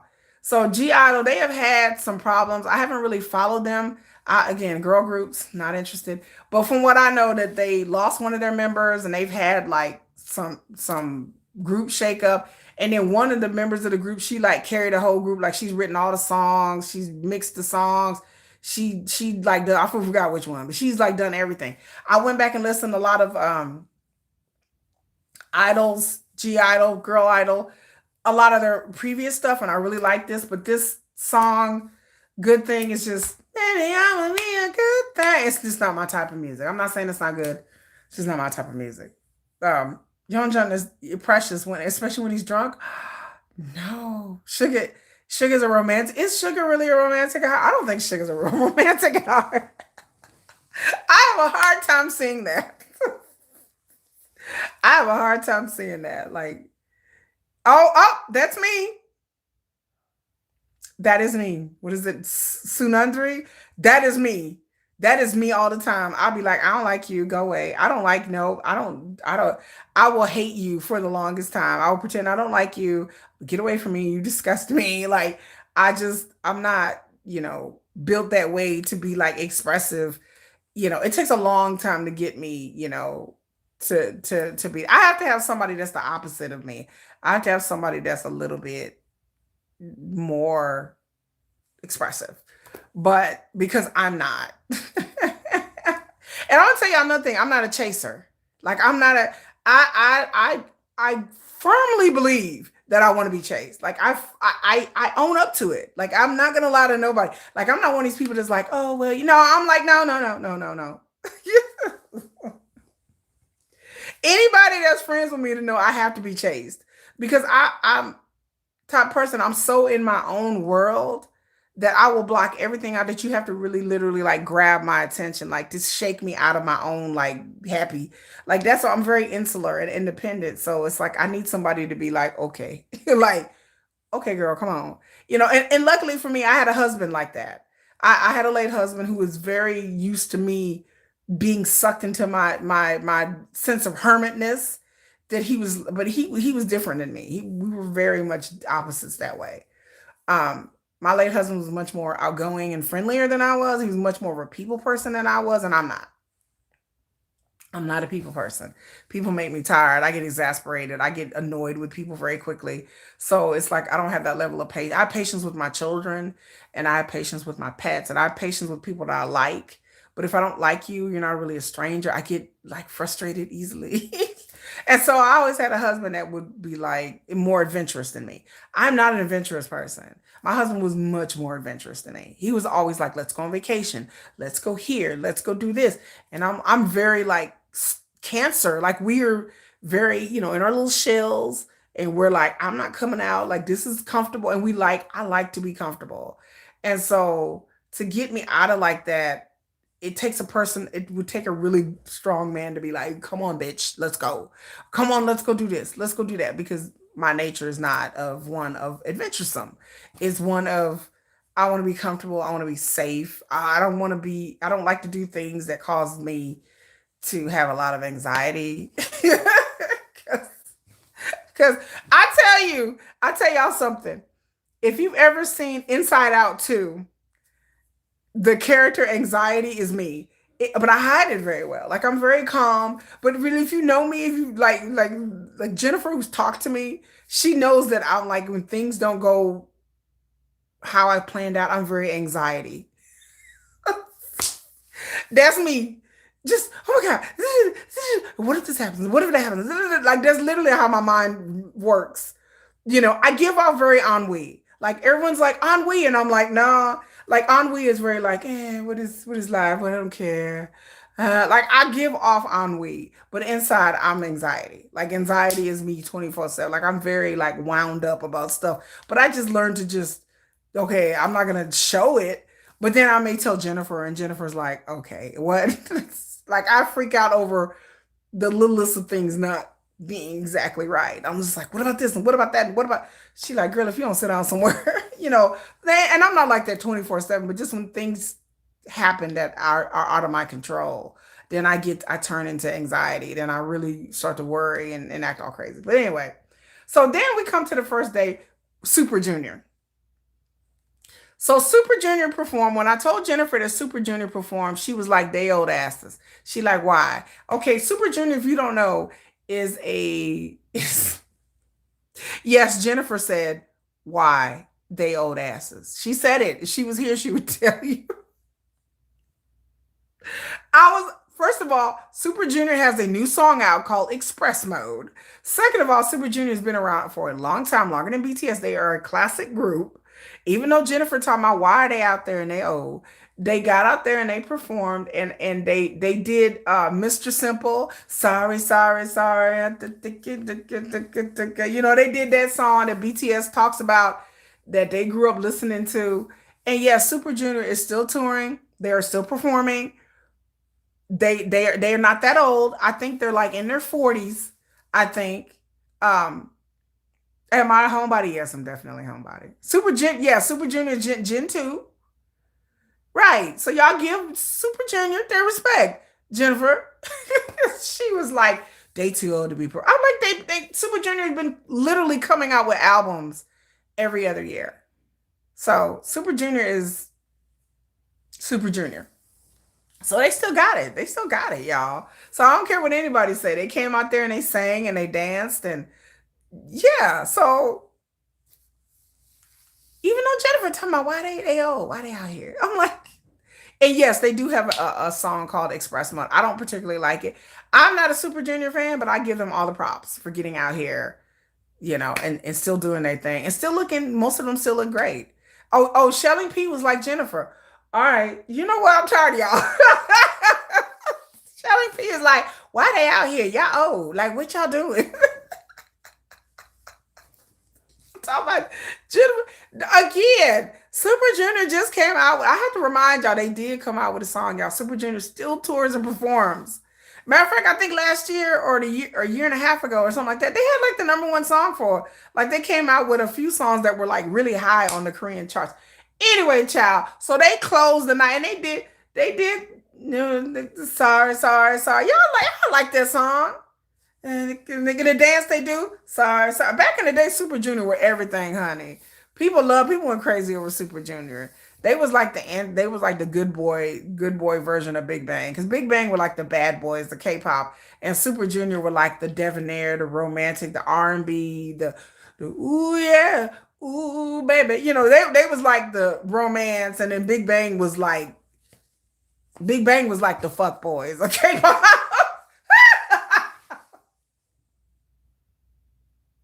Y'all terrible. Right. That's what I'm saying. Super Junior is like in their late 30s, back in the days. Oh my God. You talking about they early 40s. C1 can still get it. They're still good looking guys. I looked at them, I was like, shoot, some of them look like they was still in their 20s. I was like, okay, again, not Super Junior. I respect them. It's not my type of music, but they are legends. And a lot of K-pop idols looked up to them. And like I said, not a lot of K-pop groups have survived the test of time. And BTS are gonna be here one day, y'all. So y'all stop playing with me. Y'all know Super Junior is gonna be 15 years from now. BTS gonna be up there talking about boys with love, and they gonna be up there talking about oh my, and got hi so, and Jimmy gonna be up there, and y'all gonna be like, ooh, Park Jimmy still looking good, and y'all know Jimmy gonna be up there, and he gonna be like 40 something years old, and y'all still gonna be over there talking about, oh my, oh my, y'all know y'all will be, and y'all be like, yay, BTS. And they will be just like Super Junior, probably still coming together and doing solo things and doing units, and they still gonna be making music. And BTS gonna be the old heads up here. They're gonna be the old heads, and y'all gonna be sitting there talking about this my group, just like all those Super Junior fans. I don't know their names. I don't know what are Super Junior fans called, Supremes or something. I don't know what their name, but anyway, BTS gonna be doing the same thing 10, 15 years. What y'all laughing? She talking about what did I walk into? We talking about Super Junior. We're talking about the Mnets. We're talking about the first day with Super Junior closing out the Mnets. And some people only here talking about they too old to be on stage. And I said in 10, 15 years, BTS gonna be like Super Junior. They still gonna be out here performing, and they gonna be busting out the classic songs, and y'all gonna be like, ooh, yeah, Army. I don't know what Super Junior, if y'all know what Super Junior fan called, please let me know. I don't want to disrespect them. But yes, Jennifer was talking about why they out there and they old. Super Junior, I said they just came out with a song called Express Mode. So Super Junior's fandom is called, oh yeah, that's right, Elves. I did a whole video about fandom names. I'm all for BTS in their 30s and 40s. Baby, BTS gonna be 40. Sugar gonna be 43 years old and be out there still dancing. The Elves, that's right. I did a whole video about fandom, so you would think. The everlasting friends. Oh, that's cute. That's kind of cute, girl. But yeah, y'all gonna see Jimmy up there. Don't tell you Jimmy gonna be talking about, oh my. Y'all gonna be like, Jimmy, CC. Y'all still gonna be going crazy. Y'all gonna be out there. Jimmy gonna be somebody daddy. He gonna have a 10-year-old at the house. Or not. Like Jimmy may still be single. But y'all gonna be like, Jimmy. He still look good. Jim's still gonna be looking good. Like, Sugar gonna be on his fat Opa status. He gonna be a little chunky Opa out there. You're gonna be like, Sugar. I'll be like, Sugar, he gonna be a little chunky. But that's okay. It's okay. I ain't mad at that. You want to see Jimin out there?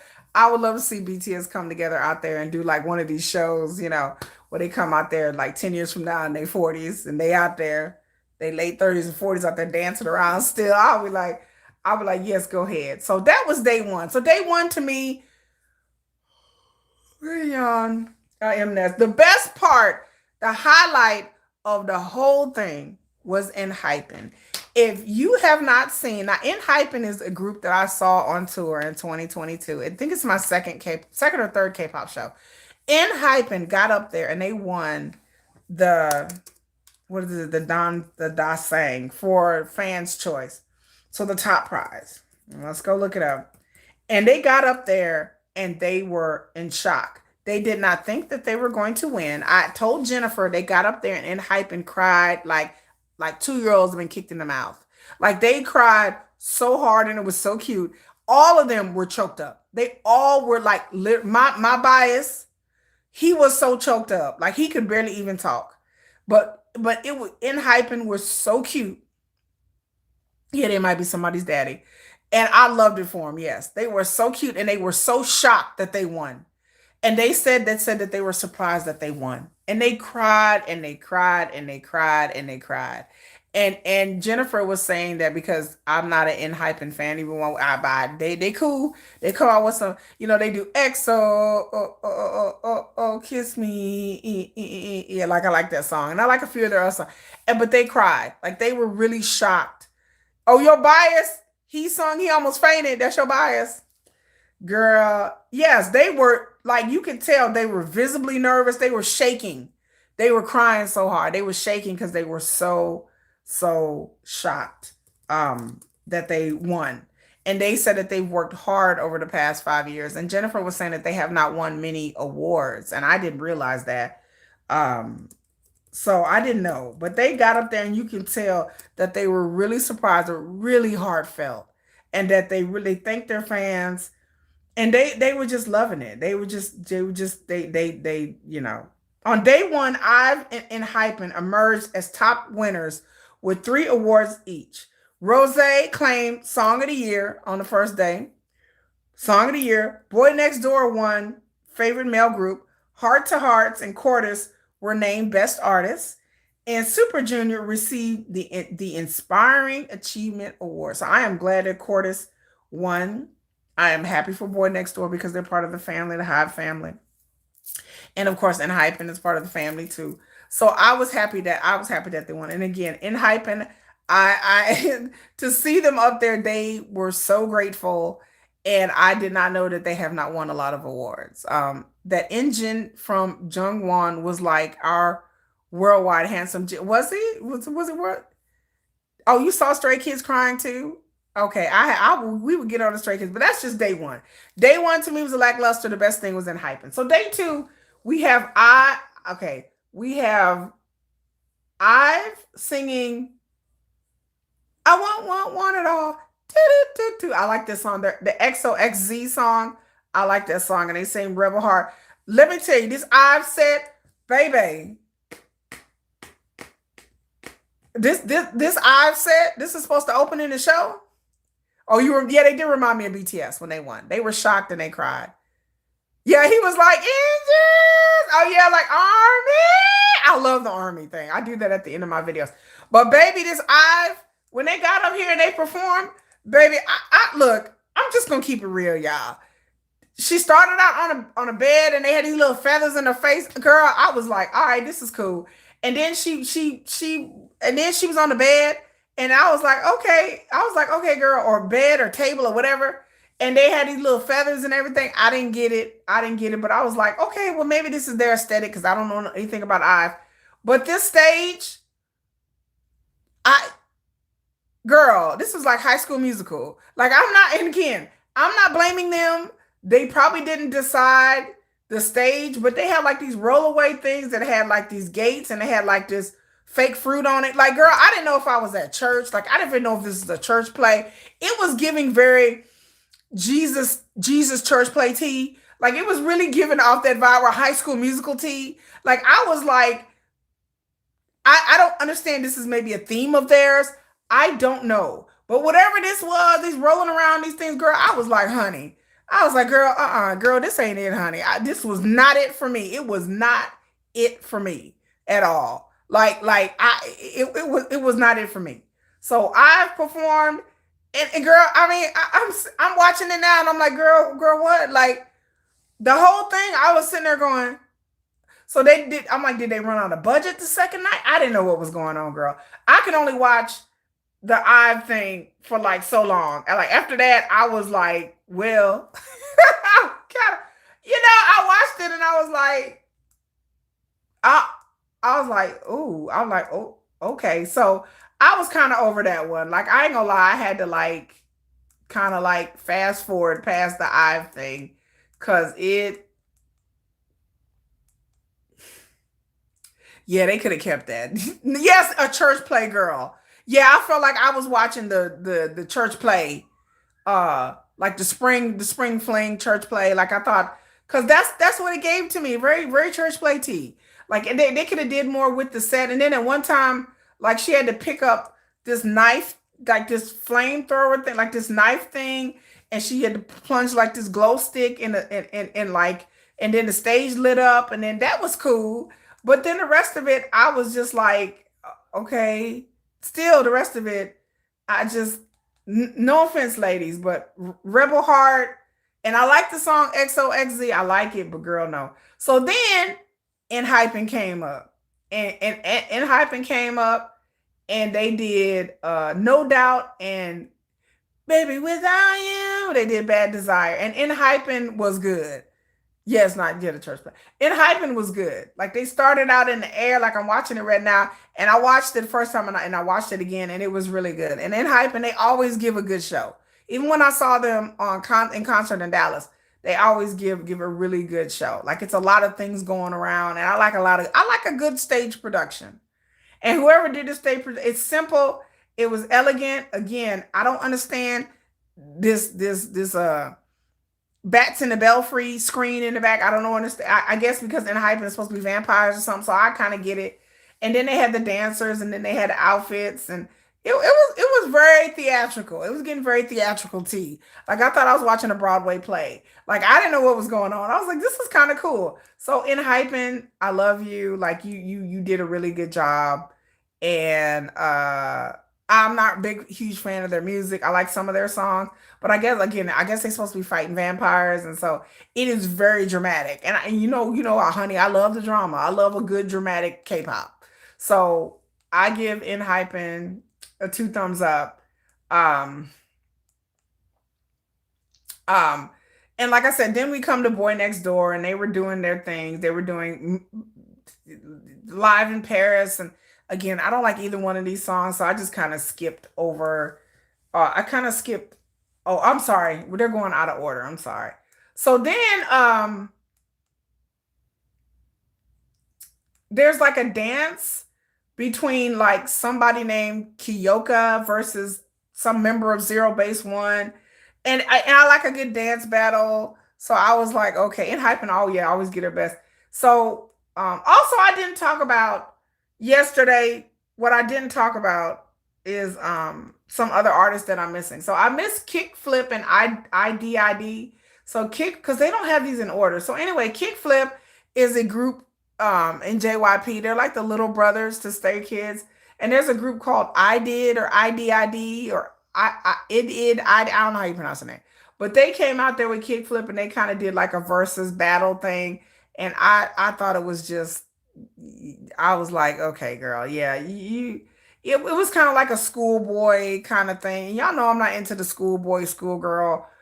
And I understand kickflip and ID. I did or I didn't.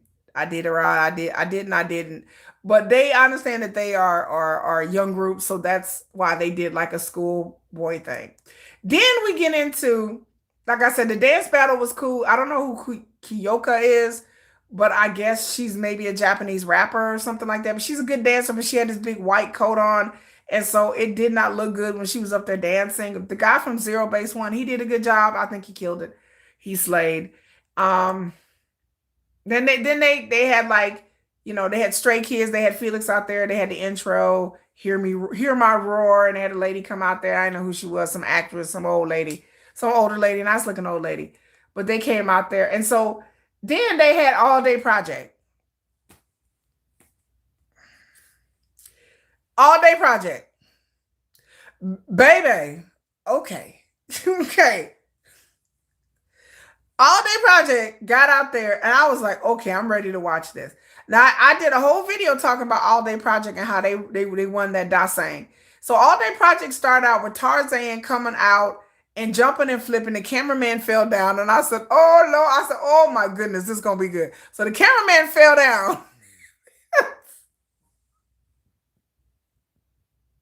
Tarzan came out flipping. The cameraman fell down. I said, oh, great googly moogly. This is supposed to be good. So I watched all Day Project. I watched it. I watched the cameraman fall down, and then I watched it with the sound on and the sound off. And to me, I said at least All Day Project can dance. Baby, I take it back. I stand corrected. Bailey can dance. The rest of the baby, I watch All Day Project get up there and talk, sing, and pose. We ain't even famous. I'm like, oh, so this singing now. This is what y'all doing for singing. This is what we're doing for singing in 2025. Cool, yeah, you want some more? We ain't even famous. I'm like, for fuck's sake, I could have got up there and did that shit. We want some more? We ain't even famous. And then they got up there and danced. Girl, sashay, Shantae, pose, bitch, pose, pose, snap, bitch, bitch, bitch, pose, pose, pose, and walk it out and touching, snap, snap, bitch. Like, I was like, what is this? Girl, I didn't know if I was watching ballroom. I didn't know what was going on. Then the door opened and they're like, she wants some more. We ain't even famous. Bitch and say. Look up, look down, look back and forth. Yes, yes, yes, yes. I'm like, yeah, Slay Queen. Like, I'm like, what am I watching? Like, I didn't know if I was watching RuPaul's Drag Race. Bitch, I didn't know what I was watching. I was like, I've never seen so much poses. Like, they would dance and then be like, yeah, yeah. I was like, what? What? Y'all know, look, y'all know what it was. I'm serious.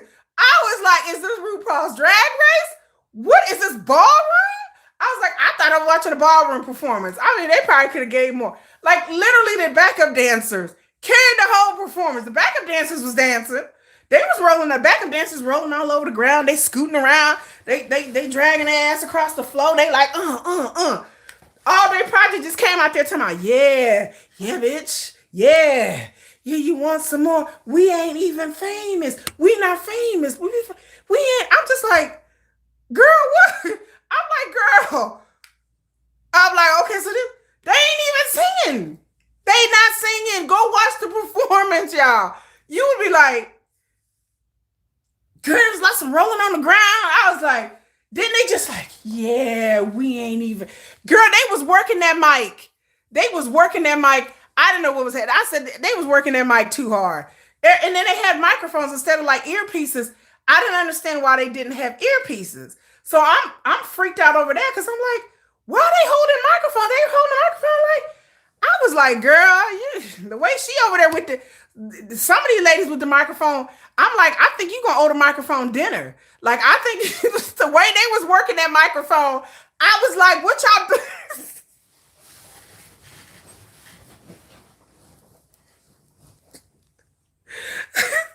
I'm like, that microphone gonna need a safe word, bitch. Like, I didn't know what was going on.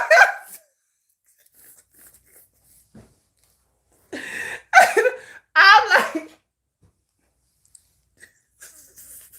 y'all are violating y'all are violating that microphone. I yes, the microphone gonna need a safe word. Cause the way I was like, what? I still don't understand why they have microphone. But the way I was like, what are y'all doing to the mic?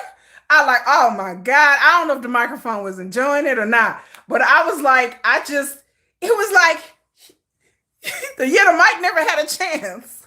And they beat, yes. These are the people that beat Jen and J-Hope. And then at the end, they're like, yeah. I'm like, ooh, ooh. They're like, we ate that. And I'm like, yeah, y'all did something. I, I'm like, oh, okay, yeah, you ate that. Slay Queen, Slay King, Slay. You know, I didn't know what to say. I was just like, I guess they did good. Like I was like, this is the craziest issue. I didn't even know what to say. I was just like, I'm like, I guess that's something. Okay. I was like, this is the group that that's saying y'all, ladies and gentlemen. And then the backtracking.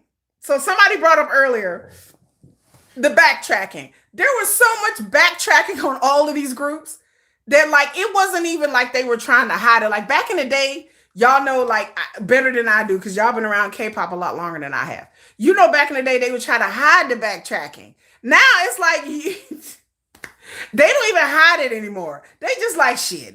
They know they ain't singing, you know, and not just for All Day Project, but for other groups as well. You can hear the back. I'm just like, okay, so we not hiding that we up here not really singing, that we got a whole backtrack. All Day Project, there's some points where they were like they were off beat with the backtracking. Like they were lined up, and I'm like, girl, at least fake it till you make it.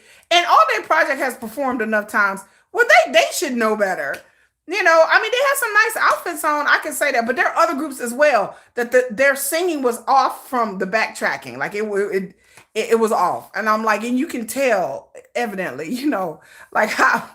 Yes, the mic was fully satisfied that the mic had fun. The mic is like best Mnets ever, you know.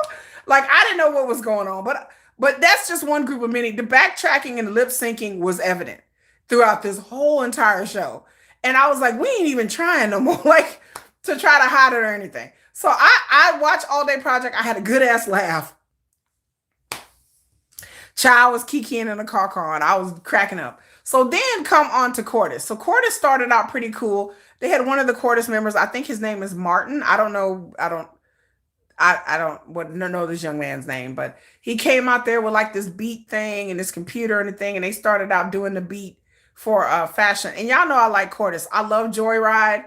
Joyride is a very underrated song. Joyride is one of those songs that reminds me of one of those songs when I was in my 20s and my teenagers and we would roll around. That's what Joyride reminds me of, like one of those end of the night songs with your friends that you turn on as the end of the night.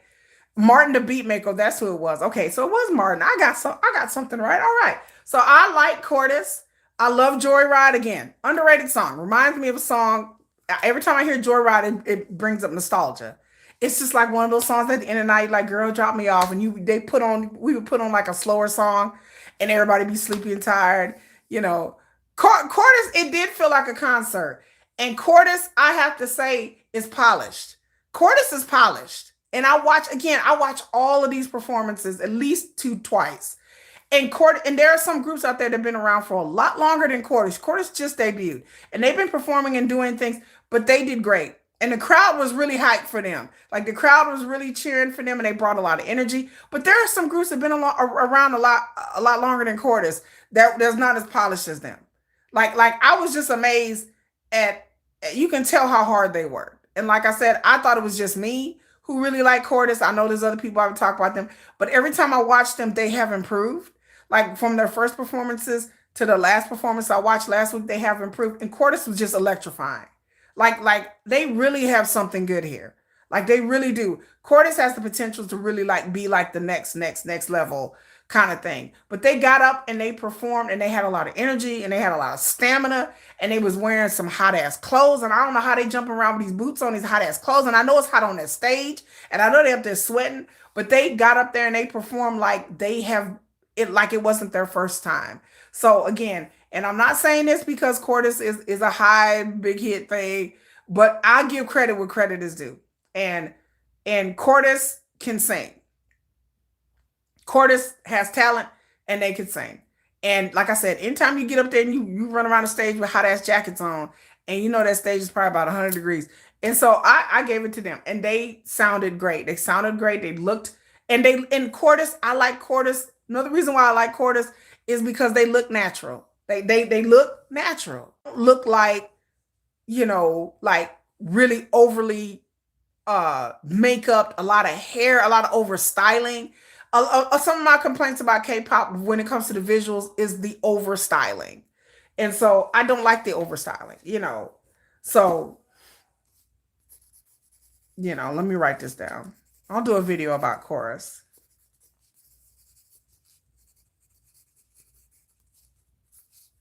So yeah, I don't like that they're overstyled, that they look really overly plastic and fake. They have a much more natural look to them. Yeah, and Quarters do, they look their age. They look like teenagers. They own the stage. No backup dancers or nothing.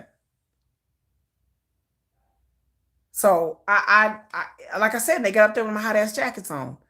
I was like, I mean, they got up there in hoodies and jackets on, and they like, yeah, yeah. I'm like, ooh, I know they hot. I'm like, baby, I know you up there sweating. I know you.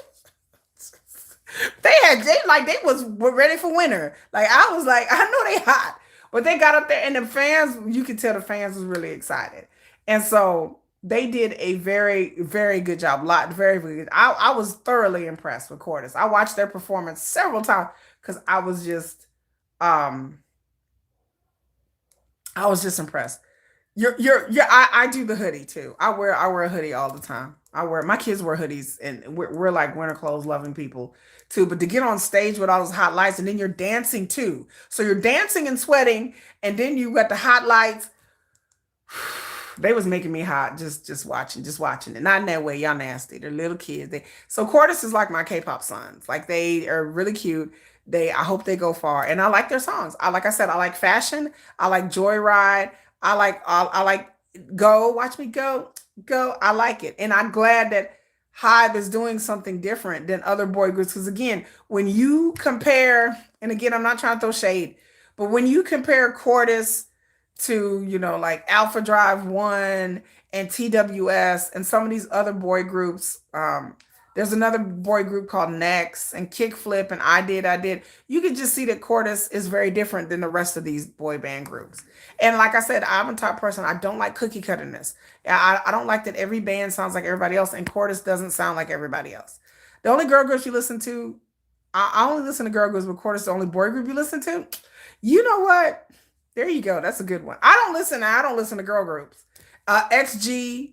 I watched the whole documentary about XG the other day. I absolutely love XG. We need to have a conversation about XG too because there's some things going on between Japan and Korea right now. I mean, not Japan and Korea, Japan and China right now. That is kind of like affecting um, groups. It's affecting groups whenever they're going to Japan and they have Chinese members. Like it's a whole thing that's going on right now. Like let's just say Japan and China are mad beef, yo. They're beefing politically. And so this has kind of affected groups. And then XG recently went to Japan to perform and they have I'm sorry, they went to China to perform and they have Japanese members. And so they were making sure that they got a really warm welcome because they like um lately there's been some um, kerfluffle politically, and so some of the members of some of these groups are getting hated on. So Chinese members going to Japan, people are online saying things about them, and then vice versa. So XG is on another level. I love XG. I love them. Cordis has been stage ready since day one. Yeah, China isn't having it with Japanese artists. And it's political stuff because the Japanese new prime minister said that she thinks that Taiwan should be independent. And of course, China and Taiwan have been in this stalemate where where China considers Taiwan a part of them, and then Taiwan has been wanting independence. So it's a very sore spot. And so now China, the Xi Jinping came out, the president of China, he's come out saying that he's putting travel of things, telling Chinese people not to travel to Japan, banning their imports, like all kinds of things are going on. So right now it's a bit tense, but I love XG. I watched a documentary and they went to some Chinese festivals and fans were really hyped for them. And I love XG. One day I hope XG will really get, even though XG is not technically speaking a Korean girl group because they are international. They have members from other places. But I feel like XG doesn't get the recognition that they deserve. So anyway, back to the mamas. We have Jinu's Lament. So the guy who does the voice for Jinu and K-pop Demon Hunters came out there and said like a little poem or something. And, I think the guy's name is Soap. I think that's the guy's name. He's good looking. He looks like Genu. Like I was kind of distracted. Like I didn't know what the hell he was saying. I was just like, okay, so this is the guy. And he kind of came out there and like introduced um K-pop hunters. So here we go. So they did Golden. Now as to why they did not invite the singers who actually sung the song, I don't know. Maybe they booked. I know that they did the Macy's Day Parade, so maybe they couldn't make it to Hong Kong in time, and I get it. But they did K-pop Demon Hunters from 3 members of Baby Monsters, and they came out and they looked fabulous. And they gave award to Huntrix. And so then 2 of the chorus members danced for JK. I don't know. Y'all tell me. But the Baby Monster girls came out and they looked fabulous. And it started out good. And I was like, okay, ladies. And they was gonna sing. So the first one started out with the little pigtails in her hair. Phenomenal voice. The second one had long hair, like pink, kind of reddish pink hair. Like my girl, my bias and Huntrix, what is her name? Maya. I like her. And so they looked the part, but then the other one, who's supposed to be the lead singer, she had like a braid in her hair, silver hair. Baby, when she got to singing, I told you when she was talking about, we're going up, up, I was like going down, down, baby. The one with the white hair, God bless her. Bless her heart. Bless her heart. That's the only thing I can say is bless her heart. It started out good. Started out okay. She had performed yesterday in Baby Monster, but this is the wrong one they picked. Now, Baby Monster got about 6, 7, 8, 9 members. Like I said, the one with the dark hair, she is a phenomenal singer. The one with the red hair, she was good. But this one with the white hair that's supposed to be Remy or whatever, bae, no, never, no. Girlfriend, when she was hitting them notes, I was cringing. Like I said, it started out good, and you can tell that the look on her face was like, you in danger, girl. Because she knew she was in trouble. Like, the look on her face was like, we're going up. You can tell she knew. That's when she knew she fucked up. Like, she knew it. And I was like, girl, if you have not seen this performance, go and watch it because it's painful. I felt bad for the little white haired girl. I felt so bad for her. And they got up there, like I said, they looked fabulous. They looked good. But she was outsang by her bandmates. I know she felt bad because the one to the left and the one to the right outsang her ass. I didn't see it. Was it Aeon? I don't know which one it was. She had white hair. That's all I know. Light brown hair. She could have been having an off night. I don't know, Sonny. I don't know. I don't know a lot about Baby Monster. But again, Golden is not, I tell people, it's not an easy song to sing. I know that. I know that. That is not an easy song to sing. You need somebody. They should have switched out these girls. The one with the dark hair should have came out here with a braid on, with a clip on or a weave. She should have got her weave on. She should have, I don't know, dyed her hair purple, put a wig on her ass. She should have been in the one in the middle. I don't know who made this decision. Now, the pink-haired one, she good. This dark-haired one right here with the little pigtails, she should have been the main singer. She should have been the one in the middle. She should have been one talking about, we're going up, up. She should have been talking about going up, up. Because it was not golden. Like I said, it was more like steel. It was more like some plastic. I don't know, more like a tarnished kind of gold, maybe a fool's gold. I don't know. But I was a spray painted, maybe it was a gold spray. I don't know what it was, but it was not golden, okay? And this one in the middle, I don't know who the hell made this decision. And I'm trying to figure out why they made this decision. Because the dark haired one, who did this line assignment? The dark haired one is Stella. I don't know who the little dark haired one is, but the dark haired girl should have been the lead. I don't know whether it's just group politics, because sometimes, it's group politics. Sometimes they put the one in the middle because she the visual or she the older one. I don't know enough about Baby Monster, but all I know, whoever did this was a fucking crime. They should not did this to this girl. And I know they rehearsed. I know they had to rehearse. I know they practiced and rehearsed and rehearsed. And somebody should have said, no, this ain't working. Like, we thought you was going to be Remy, but you need to go ahead and take that white hair off and that braid. Go and put that braid out, girl. We need to put you in a braid and some purple hair, because they was wrong for that, because she did not fit the part. So then after that, they did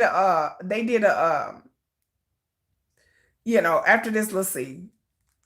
And like I said, it was just like, again, I'm not trying to drag her, but they shouldn't have chose her. They just shouldn't have chose her.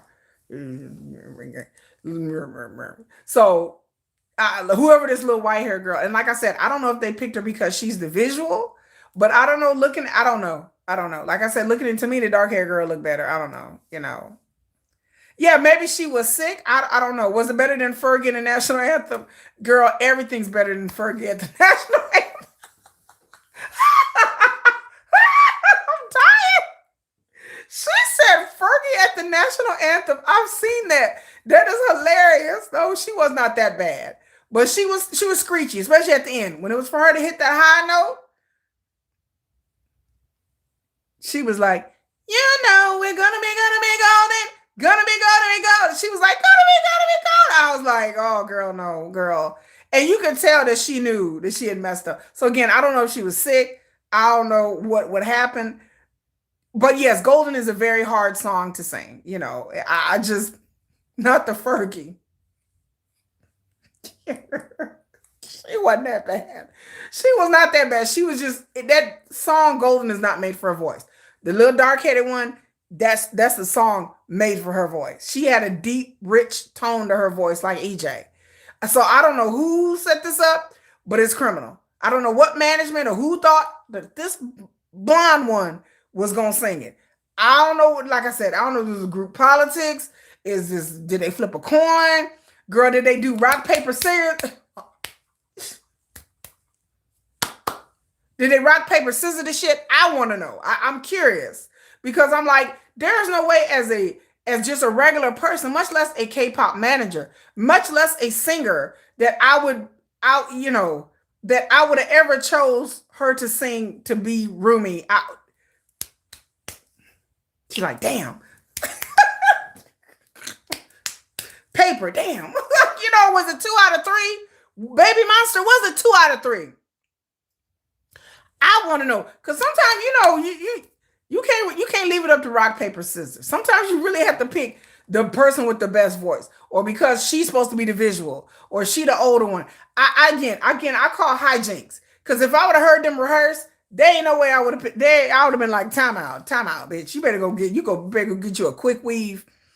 Go ahead, go into the wig shop and go and put a purple wig on, girl, with a braid. You good, girl, you good. Like, there is no way I would have heard that and would have thought that was okay. Because number one, you don't do your artist any good to have her up there embarrassing herself. And knowing that people on the internet gonna talk about her. Because so they on the internet talking about her right now, talking about her performance was horrible. And so she's embarrassed. She embarrassed on national TV, live. So I know that poor girl embarrassed. I feel so bad for her. She gave it her best, but she just was not the one to sing. We're going up. No, girl. She and to have her up there embarrassing herself like that was not cool. So whoever, I don't blame the artist, whoever's making the decision going, you're going to be Rumi. And yeah, like I said, rock, paper, scissors was the 2 out of 3. Right. So, was it that decision? Was it 2 out of 3? Because I can't see how. You think it's about the visual. See? They did. They set her up, and they may not have liked her, Sonya. You're right. Because sometimes, like I said, is this group politics? Was this a setup? Oh, they said James was reacting to her funny. He was overwhelmed. Child, I was overwhelmed too. I was like, ooh, ooh, and all I felt so bad for her because you could tell that she was embarrassed and she knew that people on the internet gonna drag her. And you know that her other group mates was like, ooh, girl, that was good. She went backstage and they like, yeah, girl, that was good. You killed that slay queen, slay queen, slay queen. They like, girl, you did good. You tried your best. I'm sure she probably went backstage and knew how she sounded, and she probably went backstage and cried. Like she probably was like, "Oh my god, like these people gonna drag me. They gonna like, girl, yeah, they gonna drag you, girl, because because they know how the internet is. They know how K-pop is, and they got dragged. And again, I don't know. I wish I knew more about Baby Monster to be like, because some people online were saying that this other chick this other girl that wasn't up there. They're like, why didn't they pick her? Because they're apparently Baby Monster. I know Baby Monster got some good singers. I told you the Baby Monster is like 4, 5, 6, 7, 8, 9, 10, 11, 12 of them girls. I was like, I know y'all could have picked other than these three. There were some people online saying all three of them shouldn't have been picked. There was three others that are better, much stronger singers. So I don't know. Again, it sounds like group politics to me. It sounds like somebody was jockeying for something, or somebody's a favorite, and somebody got these three got picked out of 9. I don't know why. They should have picked whoever's the strongest singer, because we don't want you to embarrass the group. We don't want you to embarrass the agency. And most importantly, they shouldn't have let the artists get up there and embarrass themselves. So they should have picked the 3 strongest singers, and that's it. I don't care who's popular. I don't care who's the visual. I don't care who got a quick weave and a braid. I don't give a damn. Everybody can get a quick weave. You can all get a braid. You can slap on a wig. It doesn't matter. It doesn't matter. And so I don't know what kind of K-pop bullshit and shenanigans was going. But I call foul. There's too many. I've heard Baby Monster sing, and there are some girls that can sing, but I don't know if it was these girls. But again, one of them was good. The other one was all right. That third one was like, baby, no. I think they lip sync their own songs too. You can tell their facial expressions don't match the high note. Oh shit. Yeah, company may do so. Yeah, they may favor some other members than others. I agree. I thank God I'm not on X either. I thank God every day. But yeah, I think maybe I call company shenanigans. I call favoritism and shit. And it's YG. Anything's possible. When it comes to being fair and artists, I don't trust YG. It's YG. The same people that threw Blackpink out there. And once again, let me remind you once again, Blackpink are on tour. Blackpink in your area. Blackpink is a revolution. I just have to remind y'all, because some of y'all be forgetting that Blackpink is. I have to come on here every week on every damn live stream and remind y'all that Blackpink is on tour. They're coming out with a new album. Because some of y'all are just like, Blackpink, what? Y'all was throwing shade so hard in my comment section. Y'all were like, Blackpink, what? I'm just like, Blackpink is on tour, okay? But like I said, I don't trust YG because YG do that kind of what? Blackpink. I don't trust YG because the way that they have done their artists in the past. They will throw artists under the bus. They will leave artists out to dry, and management do have favorites. And so I don't what tour. So I don't trust YG because they do. YG, they do negative publicity more than promotion. Right. And YG, they have a history of picking favorites based on visuals. That's what I'm trying to say. YG has a history of that, especially with their female groups, of picking style over substance. Oh, they look good. Okay, put them out there. Like YG will do stuff like that. They will take a whole group. And like I said, Baby Monster got like what, 7, 8, 9, 10. Like how many girls in that group? And I call foul because I don't think these are the 3 that they should. And they may have put them out there because of popularity or looks. But YG do shit like that. They do stuff like that. And they don't care whether they can't sing or not. Who looks better in the outfit? Who is the skinniest? Who got the most followers? I'm surprised if they didn't just be like, well, who got the most followers on social media? Okay, whichever ones y'all 3 going out there. I'm even surprised that they did that. People always brag about SM groups have good vocals, but they always make them lip sync except Second Generation. You're not even lying. Second Generation was the GOAT though. There will never be another second generation in K-pop to me. It is the golden age of K-pop. And that's when people were really, really singers and trainees really, really trained. I've talked about this many times before, that the trainee system is halfway there in K-pop. And not that I celebrate the trainee system. Now be it for me. I don't like the trainee system. It's harsh, it's cruel, but at least during the trainee system there was vocal coaching. Now they vocal coaching. Who needs that? That's out the window. Again, when you have these reality, y'all know how much I hate the K-pop reality shows. I cannot emphasize to y'all every week how much I hate these reality shows. They're a setup, they're a popularity contest, and not the best singer or best talent always wins. These days, it's style over substance. How many followers you have on social media, what branding deals you can bring in, can you pose, can you look good, you don't have to sing. You have to rap. You don't have to have no authenticity. You don't have to write no damn songs. You barely even know how to. You don't even know how to write your name. Just go ahead. You popular. You cute. Come on. Like that's how it is in a lot of these K-pop groups now, that they're picking people for visuals and not for talent. They ain't even got to dance no more. At least back in the day, they had to dance. But now it's like, well, yeah, you can just get up there and shuffle around a little bit and pose a little bit, and that's it. It's style. It's style over substance. Yes, it's a deal breaker for me too. Blackpink YG, yeah, YG keep pushing up the album release. Yeah, maybe May and then September, November. Now, yeah, now next year. Next year, what month next year? Hell, nobody knows. Jesus don't even know. Muhammad doesn't know. The Buddha doesn't know. Nobody knows.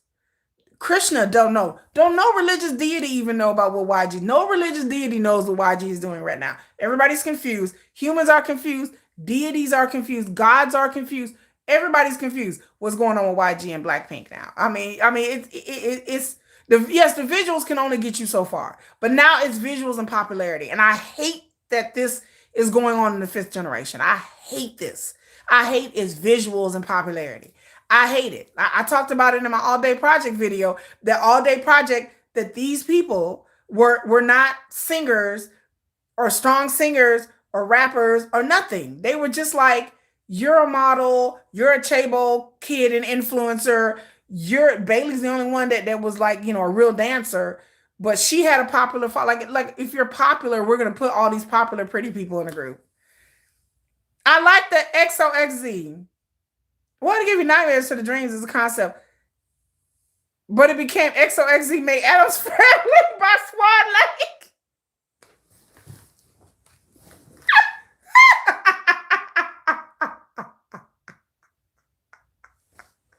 You are not even lying.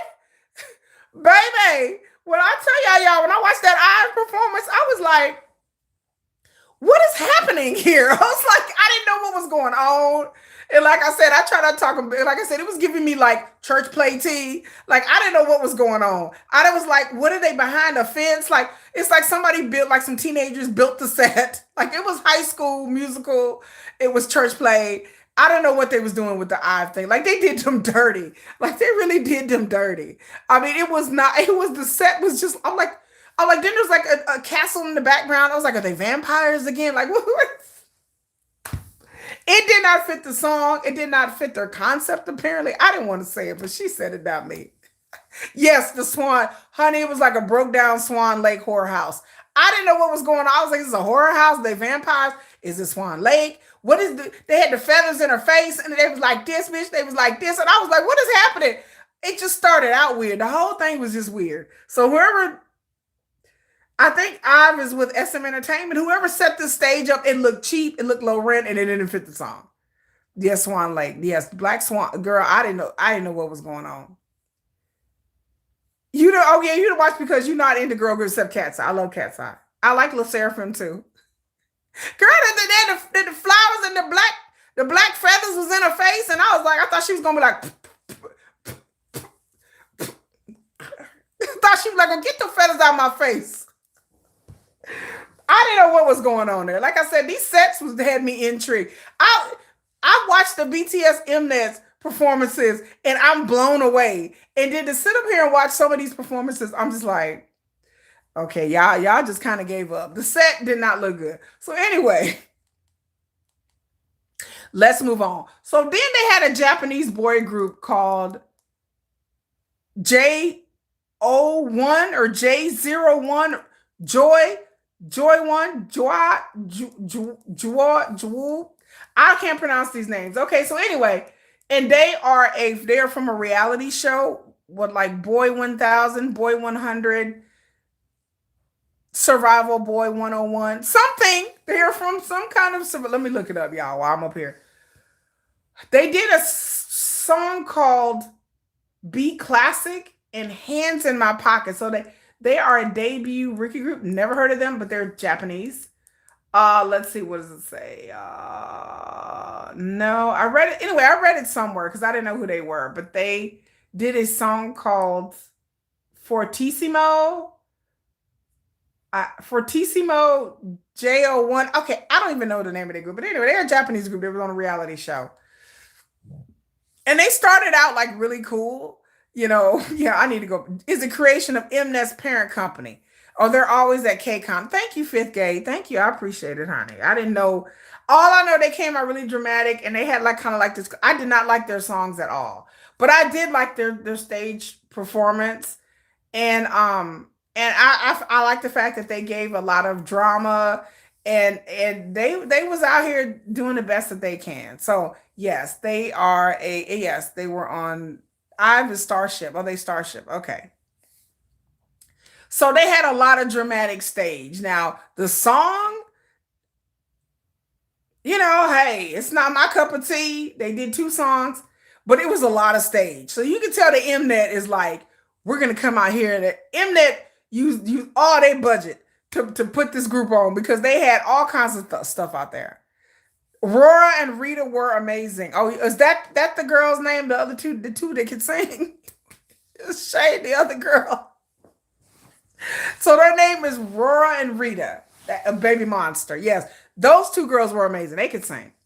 So I don't know, Joy 0101. They, like I said, they gave a lot of stage. It was a lot of stage. They had smoke, they had backgrounds, they had visuals, they have lights, they had dynamic lighting. They had people, they had dance numbers. It was a little overwrought for me. I was like I said again, I didn't know if I was watching dinner theater. I didn't know what was going on. I didn't know this was Phantom of the Opera. I was like, is this Phantom of the Opera? Like, I didn't know what was going on, but it was just a lot. Like this, they could have toned it down maybe just a little bit, but it was a lot. They had outfits and they had jumping and they had chains and then they had smocks on and then they had gloves on and then they had scarves and some of them had scarves on and I felt like one of them, their life was going to be in danger because that scarf was scarfing. And I thought the scarf was going to get tied up on somebody. And he was just going to be out there just like, I didn't know what was going to happen. But it was clapping. And then it was going up and down stages. Like, I was like, this is, by the time I got to watch, thank you, Susanna. By the time I got to watching this performance, I was exhausted. I was tired. I wasn't even the one up there dancing. Bitch, I was tired. I was like, thank God that's over. And then they had like dance breaks and bridges and breaking it down. And then it was just a lot. Like, it was like a whole, like I said, Phantom of the Opera. Like I didn't know what was going on here. And then, and then there was choking and there was choking dancing. I was like, this is, and it was violins and violins. And then like, it was a lot of this. It was a lot of like this. It was a lot of this, a lot of this, a lot of this, a lot of that. Ooh. Ooh, I didn't know if they was conjuring something. Like, it's kind of giving me Harry Potter tea, like Laviosa. Like I thought they were gonna break out wands. I didn't know what was happening. Okay, I was like, are we gonna break out wands? What is going? Is a magic show? A bunny gonna appear in the middle of the stage?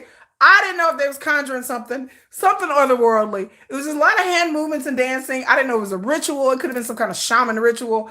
I didn't know what was going on with this group. I didn't know if these mofos were summoning spirits, bitch. I didn't know. Because it was just, go and watch this, after this video, y'all go and watch all these performances and you'll be on the ground laughing. Because you'll be understanding what I'm talking about. You'll be like, yeah, it do look like some kind of weird ritual. I don't know if they summoning something, like, bitch, here, come. Then they had like these gears out and they had a keyboard.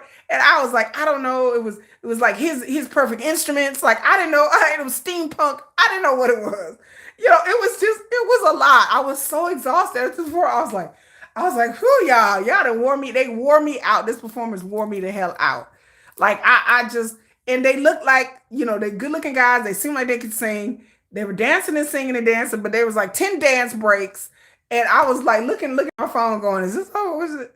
And it just seemed like it just kept going and kept going. So Joy 01, J01, good luck, fellas. Japanese group, good luck. I salute you in your demon summoning. It was a little overwrought. Again, it was a little much for me. You watch BTS. I'm gonna watch BTS performance because I watch BTS performances over and over again, and so this is very eye opening. This is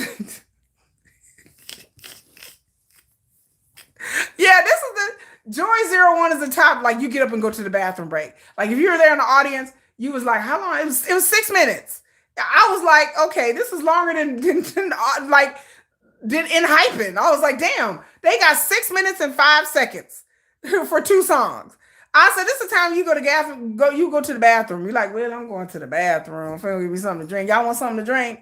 Y'all want some popcorn or something? Like, this is the time. Because, again, after a minute in, I'm like, okay.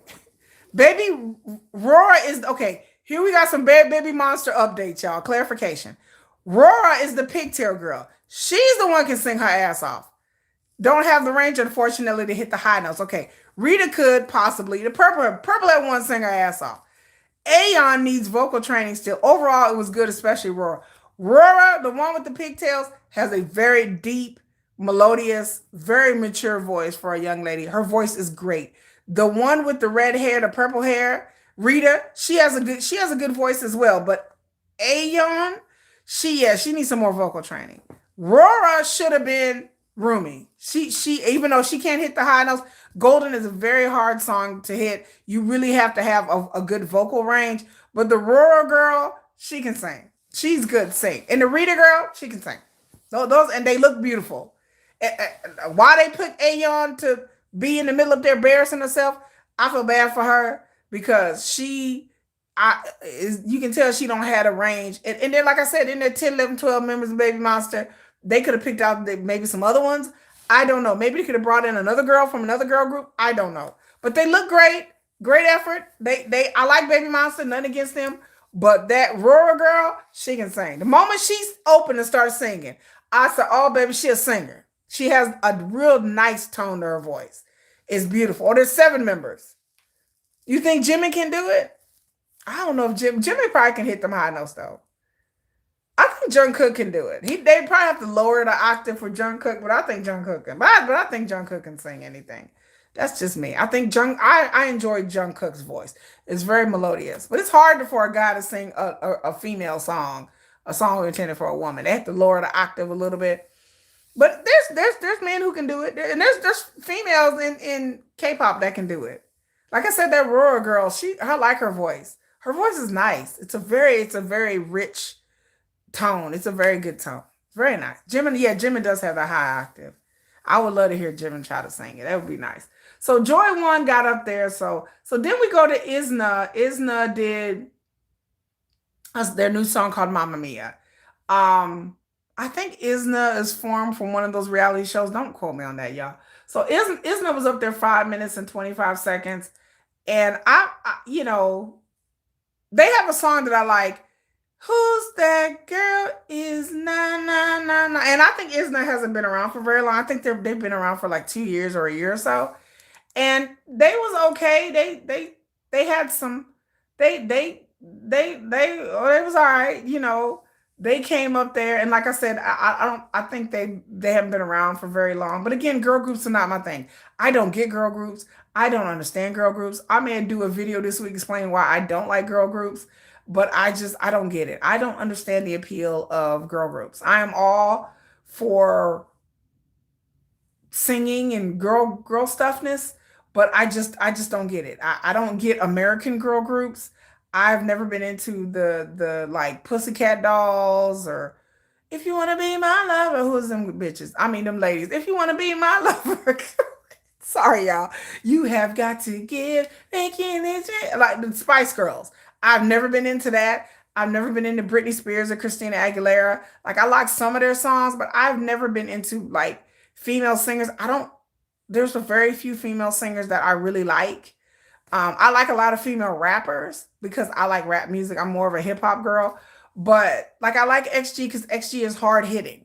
Like XG is much more like they're different. They're much hard hitting, but girl groups in K-pop are much too like look at me posing, I'm pretty, and a lot of hand tutting. And y'all know I don't like all that. I don't like all this, hand. I don't like all this just tut. I don't like all that. I don't like the dancing of female singers. It's way too pretty. It's what I call pretty dancing. It's way too much of this body rolls and pretty. Look at me. It's pose dancing that I don't like. I like real dancers. There are a lot of really good dancers in K-pop, but the choreography is very gender basis choreography. It's things that I really don't see in the West. Like West, they don't really have gender based choreography. Girls like female dancers, choreographers hit as hard as as dudes do, as the males do, and that's why you get choreographers that can do dances for men. They can choreograph dance for women because dance can be universal. But in K-pop, when you regulate your female dancers to just do these body rolls and this shit, I'm out. I'm like up out, and then I don't like the themes of the songs that they be singing. Sometimes it's like girl power stuff. I don't care about that. Sometimes it's about love and romance. Y'all know I hate that shit. So I don't want to hear about none of that. I don't want to hear about none of that. Like I want to hear in your fantasy. Okay. Come take your seat in your fantasy.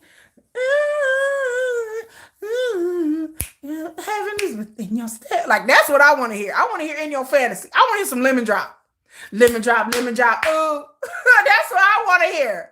I want to hear lemon drop. I want to hear in your fantasy. I want to hear ceremony. I want to hear a female group do a Stray Kids kind of song. Ceremony. I like that song, by the way. That song stuck in my head. I want to hear a female group do songs like that. I want ceremony. Ceremony. Why can't we do a ceremony? Why can't I get a Stray Kids ceremony? I need a female version of Stray Kids. That's what I need that we don't have in K-pop. XG again and Young Posse. I love. I used to really like Le Seraphim, but I don't like their music. I like Cat's Eye. Cat's Eye. I love Cat's Eye. But female groups, when I sit here and watch, like Ive and Isna, I just don't get it. I'm just like, I don't understand what women find in other women. I mean, I'll let you into women if you're into that. Hey, I'm cool. I don't judge. I don't judge. But I do like the fact that Isna they did come out with the flags and the confetti and everything like that, and that was kind of cool. But that was toward the end. But I am a rich man. Like, no, I don't, girl. Okay, girl, bye. Like Espa's really popular in South Korea, and I just don't get it. And they perform. So Isna performed. So then we get on to Rise. Now, Rise is an SM group. I never really paid attention to Rise, but I paid attention to Rise today. I got a rise out of Rise, y'all. Le Seraphim, like, yeah, 21. Thank you. 21 was my group. FX and 21. That's my kind of girl groups. 21 was the ultimate girl crush bad bitch group. FX was edgy and avant-garde bad bitch group. I miss those second generations. I miss Raina. I miss those second generation girl. Like everything is now girls' generation. I am not a girls' generation Wonder Girl kind of girl. I am a 21 FX kind of girl. I am a Raina kind of girl. These girls now are all girls' generations. Girls' generation. I'm like, okay, girl. Like that's just, I respect them for what they've done. They were really, really pop. Girls' generation dominated the music scene back in the day. But that ain't my kind of music. That's not my kind of, I just don't understand why people find that appealing. I just, and I love women. I love women. I'm girl power. I support women.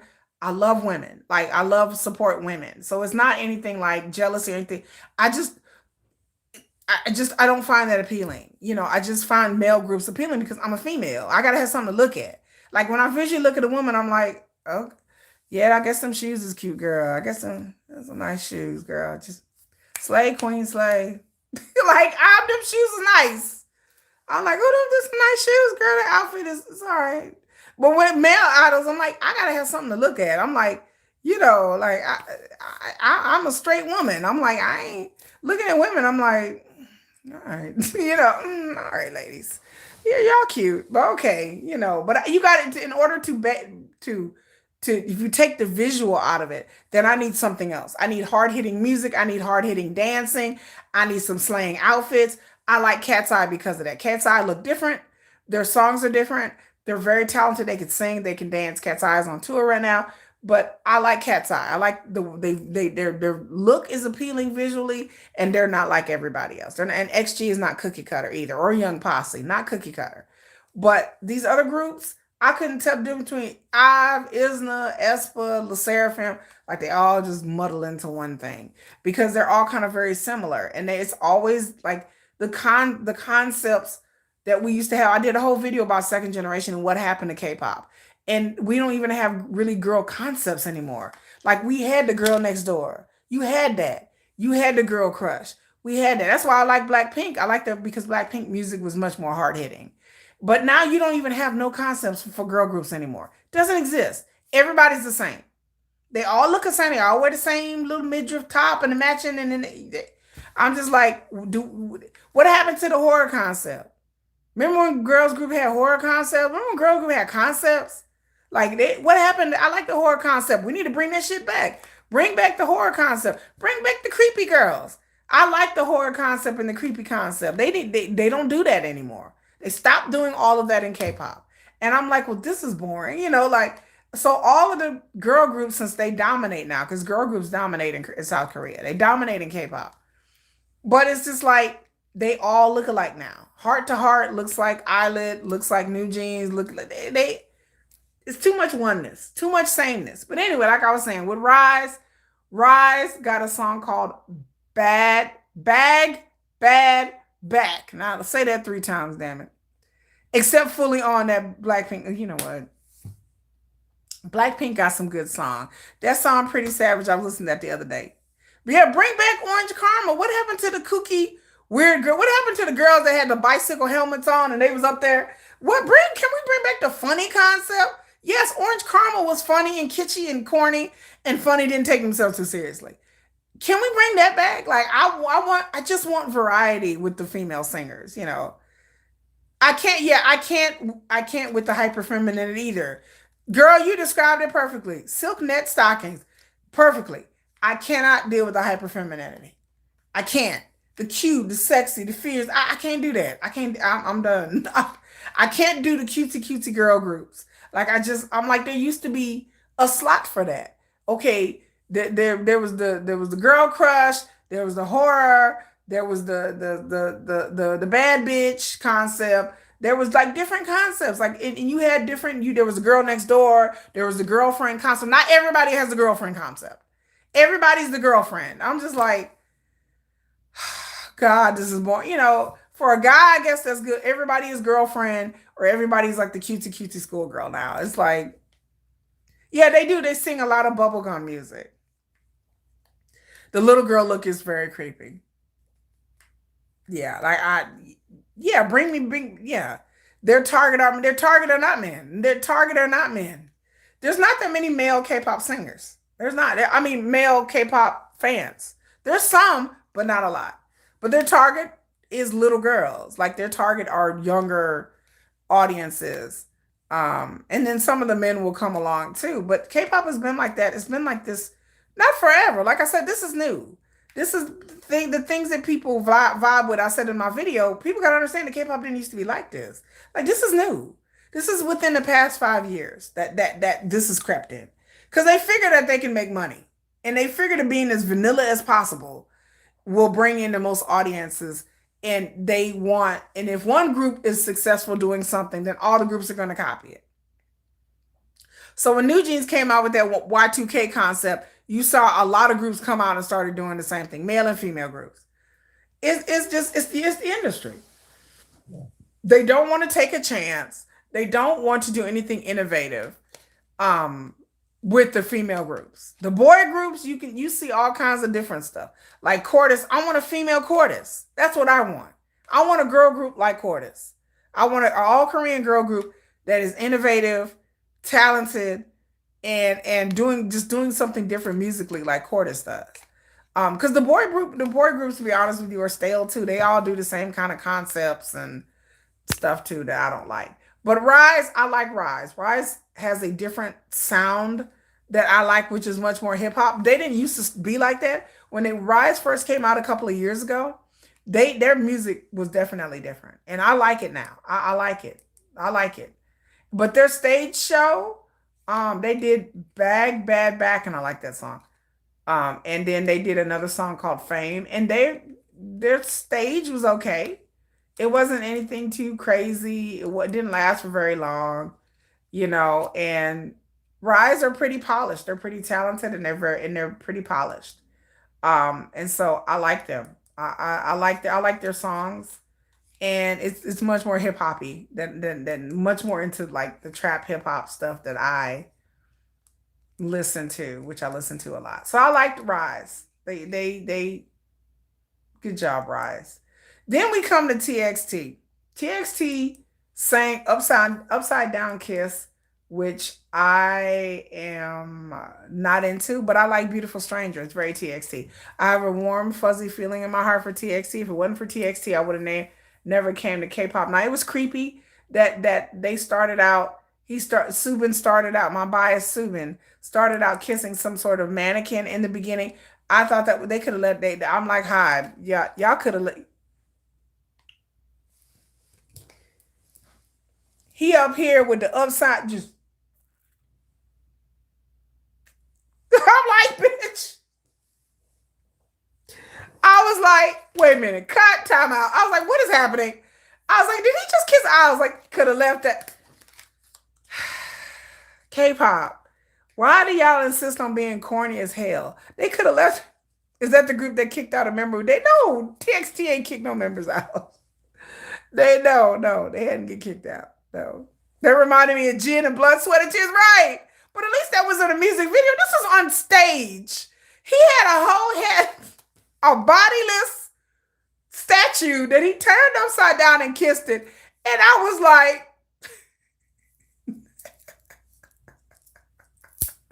is Subin Jin's bias? Yeah, I thought about Jin kissing. But no, TXT is one of the members did get caught pictures in the video with the girl, but they didn't kick him out though. He just tearfully apologized. I talked about that in the video too. He tearfully apologized.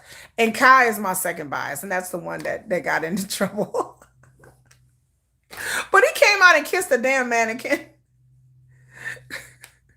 Oh, Subin is a Jin bias. Oh, he's a Jin bias, really? Aw, that's cute.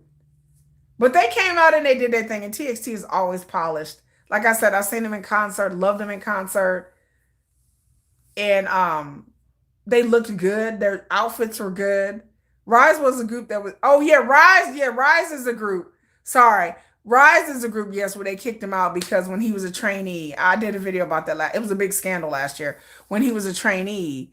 He was smoking and he had a girlfriend when he was a trainee before he even got picked up for the group, and it was a shame that he was kicked out, tearfully kicked out, walked out of there.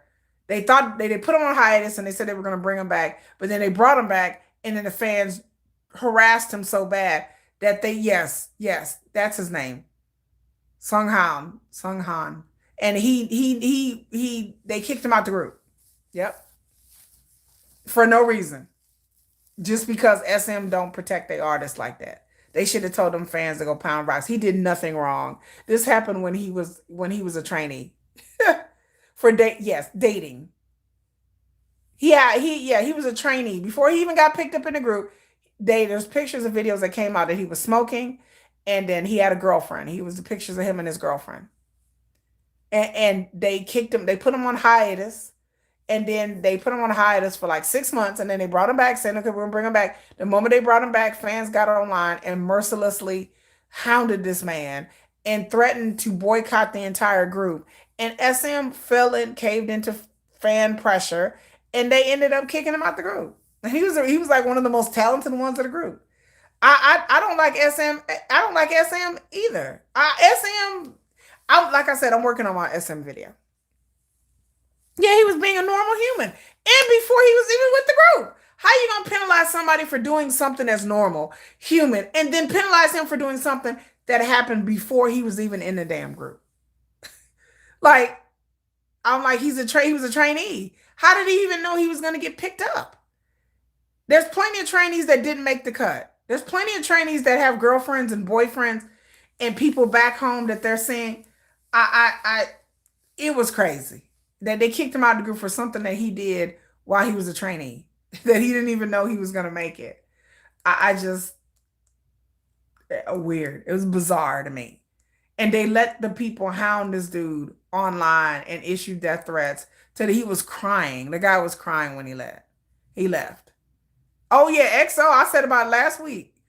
I said it in my live stream on Wednesday. The EXO, they down to 6 members. They started out as 12, then 9, and now they 6. And SM came back and said it with their whole ass chest this week that them other 3 members that they've been in litigation with for almost 2 years, they was like, y'all can go pound rocks because EXO is coming out with a new album and a tour next year, and they're starting to do promotions in February. And they were like, you 3 that sued us, you will not be included. Sorry, bye. Sit on the sidelines and sit there. So I don't know what they're going to do with these 3 members, but they lost their court case like at the end of October before New Jeans. And SM told them, bye, bitches. Y'all ain't coming back. They told CBX, child, y'all ain't coming back. We're going to continue without you. Yeah, and the fans still, yeah. SM does cater a lot to the Korean fans. It's crazy.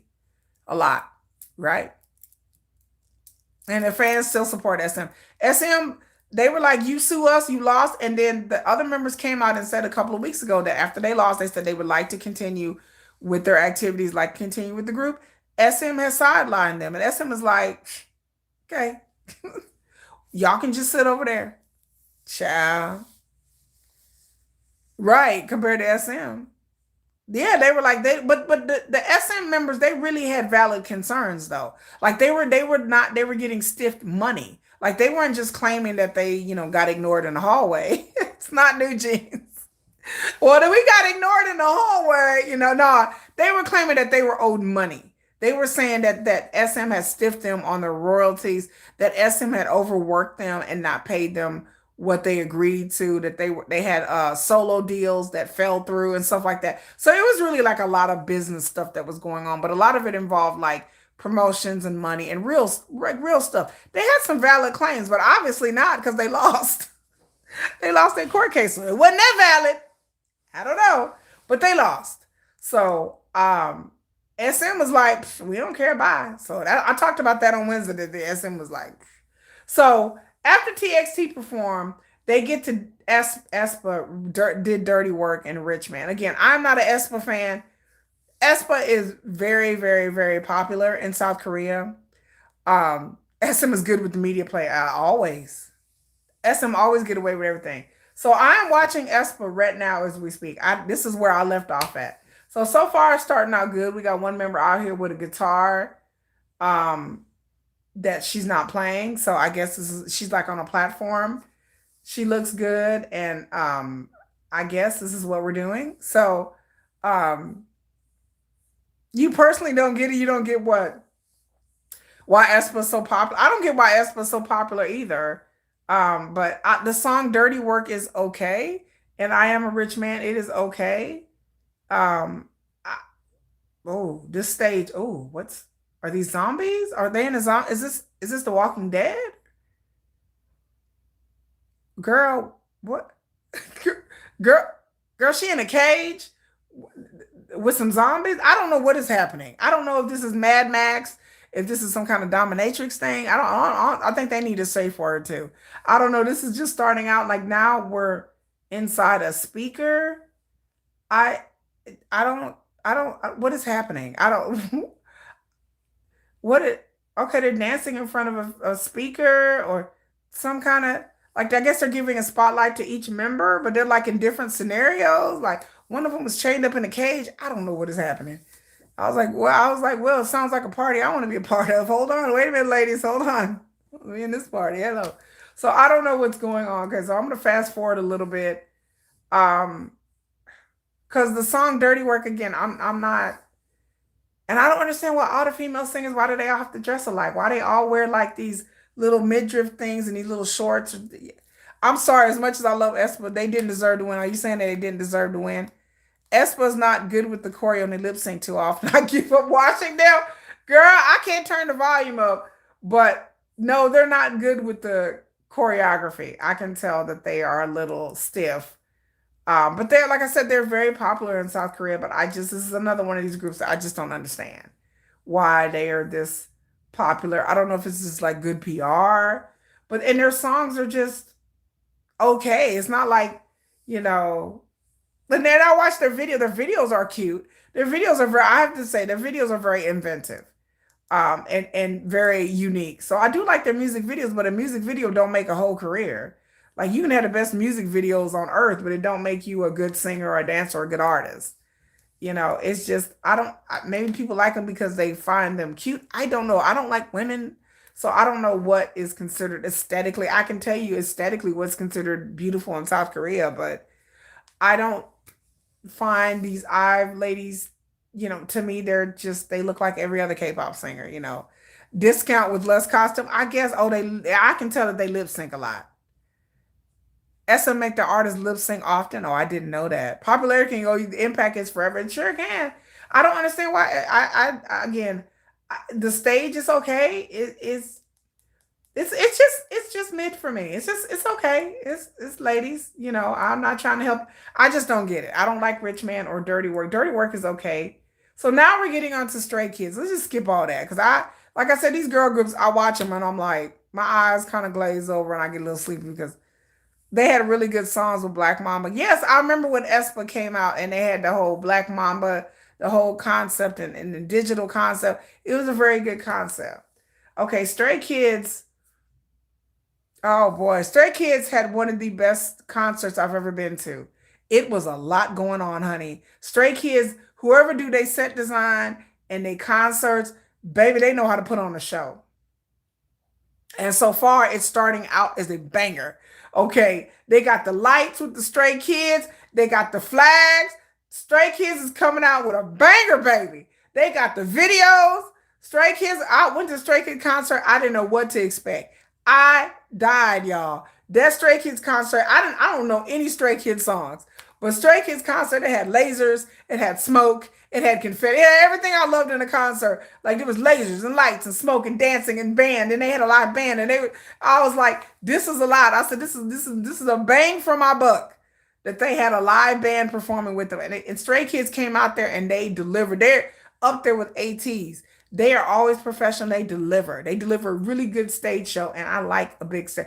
Oh, they coming out with 100 dancers because Stray Kids will have like umpteen million 100 dancers. Now, I don't know about this outfit. I don't know about this outfits they wearing. It's too black for me. It's giving Leather Daddy vibes. It's giving like Leather Daddy 1985 Leather Daddy vibes. It's giving like I just got out of a gay bar, a bondage gay bar, like a biker gay bondage bar. Like it's giving me that kind of tea. So I don't like these outfits, but I'm willing to go along with it. They seem like they're having fun. They're walking like they're a gang. I feel like I should say gang gang, like gang gang, because they walk out with like 100 people behind them. But Stray Kids, nobody can say that Stray Kids do not know how to make an entrance because damn it, I'm impressed. Like I'm impressed. I don't know what's going on right now. There's smoke. Like I said, they have all these leather daddy outfit on. I'm kind of here for it. I like some chains, but I just I don't know. I don't know if a gang fight's fixing to break out right now, but I love it. I love it. Are they doing ceremony? Wait, hold on. Let me see what song. Oh, they're doing Creed. They did 3 songs. They did Creed, Trick, Chick, Boom, and Ceremony. So we'll see. Lino has an injury. Oh, okay. They perform like that after human justice. Yeah, I don't know if like I like the leather daddy outfit. I'm not hating on them. I'm just saying it's a little interesting choice. Like again, I expect them to be at some bar in LA. You like I just if they want to do their leather daddy outfit, I'm here. I'm not here to dissuade them. Yeah, Freddie Mercury leather. They definitely got the Freddie Mercury going on right now. But they can't seduce me through the camera like BTS can. Baby, nobody's seducing me through a camera like BTS. BTS, Let me take it back. BTS does not seduce me through the camera. Just Sugar does. Like everybody else, I'm like, yeah, y'all nice. I'm like Slay King Slay, and then Sugar come up, and I'm like,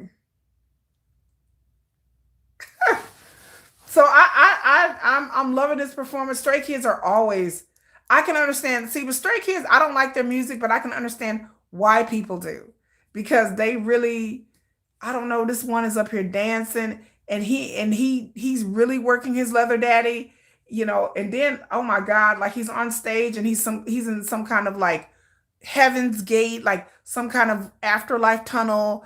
Like he's seeing the light. I don't even know. He's dancing by himself.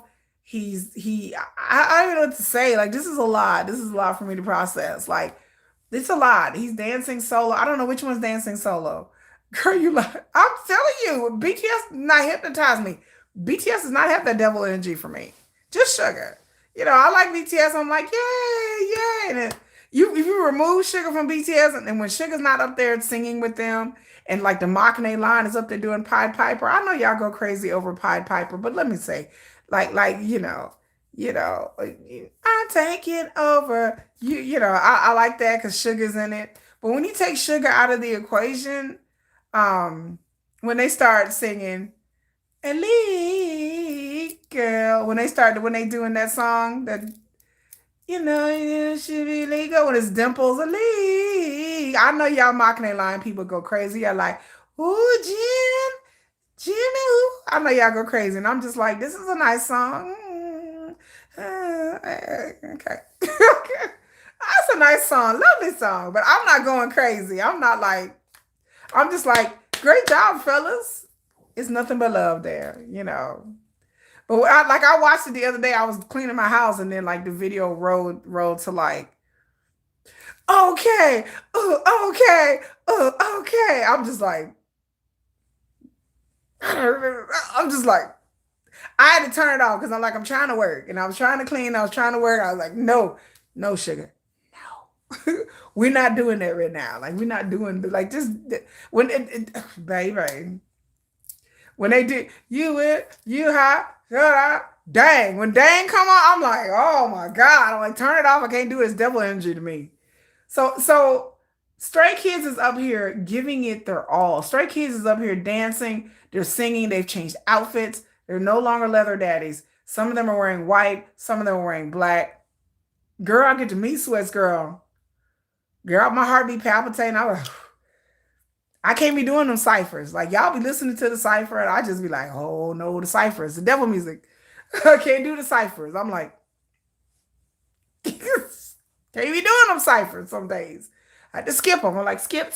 But I can listen to all the, like I can see Jimin doing serendipity, let me love you. Like Jimin can roll all over stage and talk about let me love you. And I'm like, oh, Park Jimin, and he's sweet. V can come out there and be like, I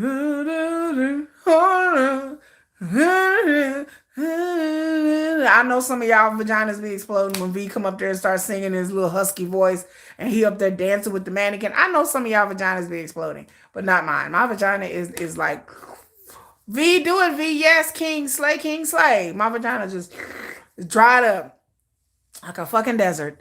I just, it don't,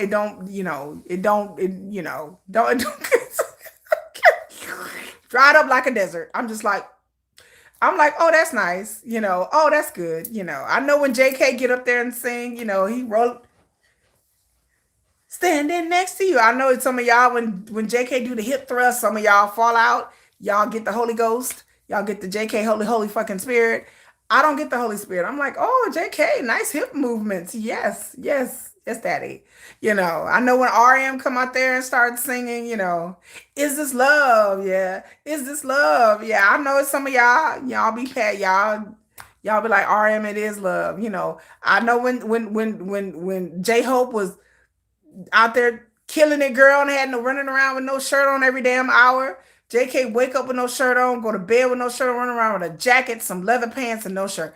I know y'all was like killing it, girl. Y'all were like, JK, you killing me. Y'all was passing out. Kiki was over here like, yeah, JK looking good. Like, oh, he is looking good though, girl. Yep. Sugar could come out, stand on stage, be fully fucking clothed, Don't say a damn thing. Just breathe on the microphone. And I'll be like,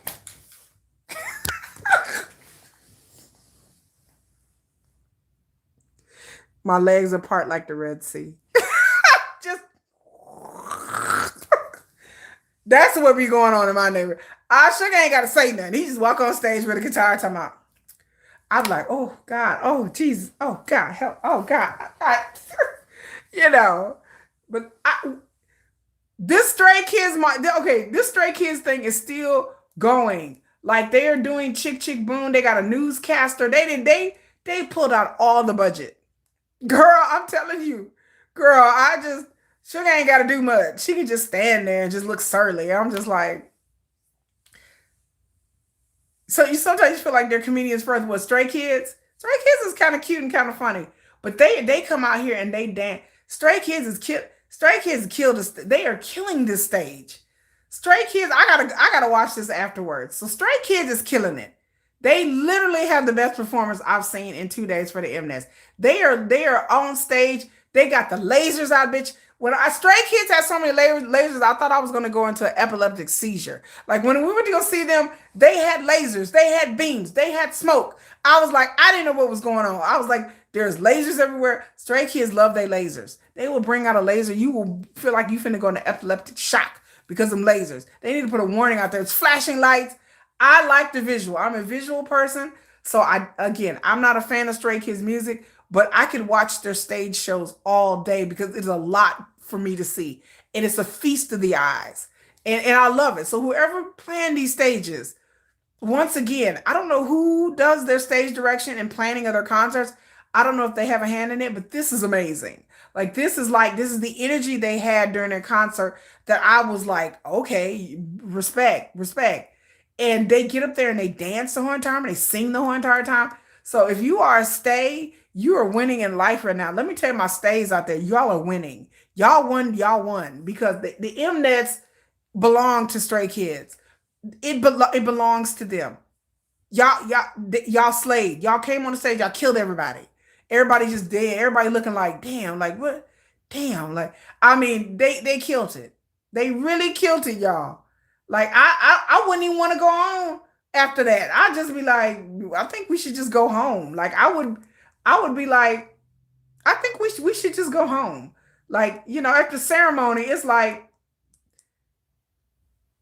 what can you do after that? Like, you're like, well, I guess G Dragon is next. Come on, G Dragon. So G Dragon is next. Okay, y'all. Like Stray Kids, I just don't know what to say. I'm speechless. Like I wouldn't want to go on after that. I'd be embarrassed. I'd be like, oh my God. I don't know anybody from Stray Kids. I know Felix. I don't like their music. The one for Fire was crazy. I love all of BTS's performances. There's like a video that you can have to watch the whole thing. You can watch a compilation of all of BTS's performances. It's like a 3-hour video. And you can just watch like all of their Mnets, all of their performances. ATEEZ is yeah, I've seen them in concert twice. ATEEZ is another one. You know. Oh no, you did not say anti G Dragon. Okay, so G Dragon is starting out slow, starting out on a heavenly plane, apparently. I don't know what song is G Dragon gonna do. Drama. I like drama.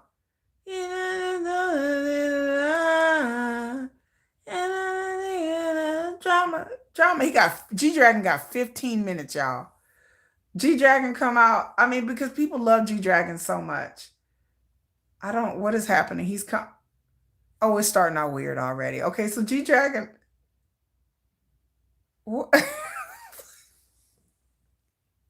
Can somebody please explain to me what the hell is going on? Like, well, I can't turn on the volume, right? Can somebody explain to me what is happening? Okay, so wait a minute, what am I looking at? So he comes out to this podium. Can somebody explain to me what is going on? Somebody need to wait a minute. Somebody need to put this video on. Somebody explain to me what's going on right here. He comes out to this podium and is dressed in a. He won the choreography award. He oh good. Okay, bye, Chunky Dill Pepper. Go to sleep. Good night, girl. Good night, Chunky Dill Pepper. I love your avatar. It's hilarious. Oh my God. Can somebody explain to me what's happening with G-Drag? What did somebody like? Am I not? Is the podium dressed in a wedding dress? I like a boy from him, but it's girl. What is what is?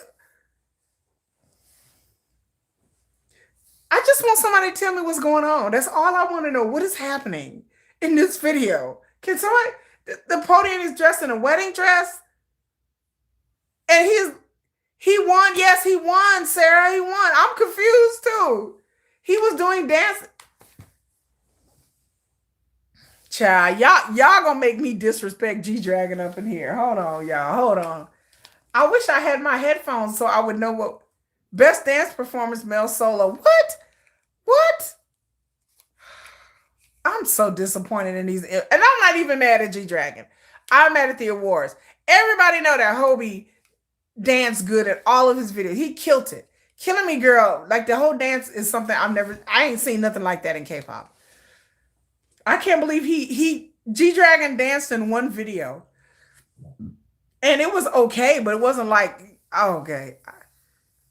You didn't like his voice during second generation and still don't like his voice. Yeah, he won over Hobie. Like, wow, wow. I didn't know that. His technique. Oh Lord, Mona Lisa is art. All of Hobie's songs were great. They killed it, and the choreography was great. I wish somebody explained me what is happening. I'm still not over the wedding dress. Like, who had to dress this podium? Because it is like this long. It looks like a wedding dress. I don't know. He's having a meltdown. He's crying. He got a fur coat on. Like, he had choreography in one song.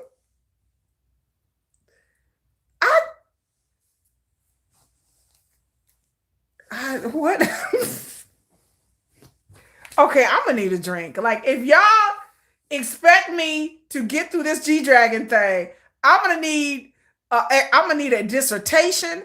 I'm gonna need some vodka, and I'm gonna need somebody to explain this to me. What is happening?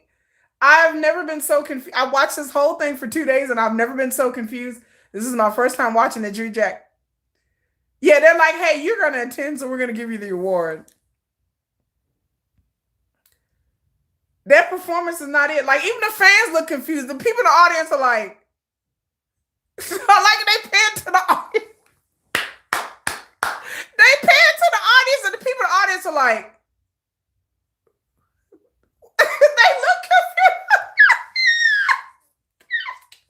They in the audience like, should we clap or should we call somebody? I don't know if this is a performance or a cry for help. I like G Dragon. Y'all know I've been on a Big Bang thing that I'm researching my video about Big Bang, and I'm trying to get like a deep dive into it.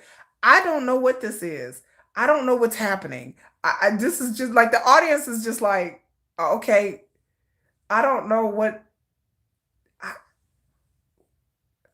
I, what is what is what am I watching? What the hell am I watching? It's a cry for help. And then they got this weird video. What am I watching? Then they okay. And I want to go see G Dragon in concert, but I don't think Jennifer would go with me. She'd be like, girl, I ain't going through this.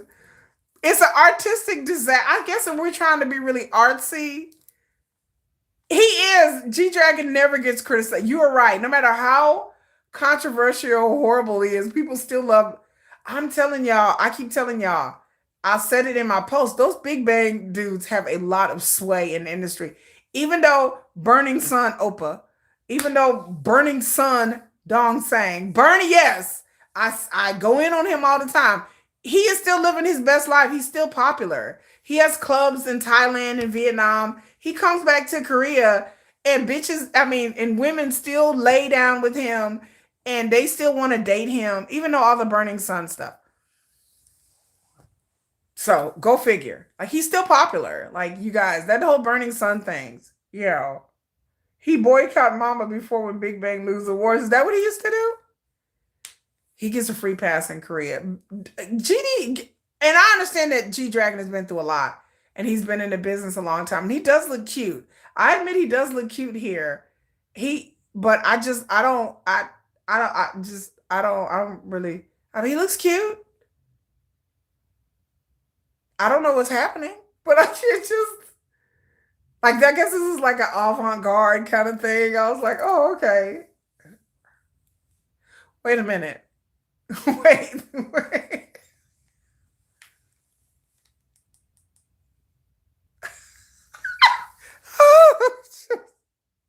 Y'all forgive me. I was about to say something really inappropriate. Let me. I was about to say something really inappropriate. I was about to say something. Okay. Okay. I'm about to say something really inappropriate right now. Okay, wait a minute. I'm watching this second part. I'm trying to see what song is he doing. He's doing Heartbreaker, I guess. And he's wearing like this jacket, this polka dotted jacket, and this shirt, and these black pants.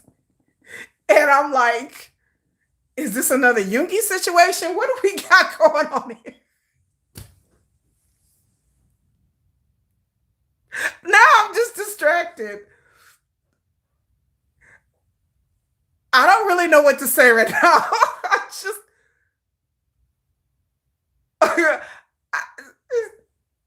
is there a reason why they call him G Dragon?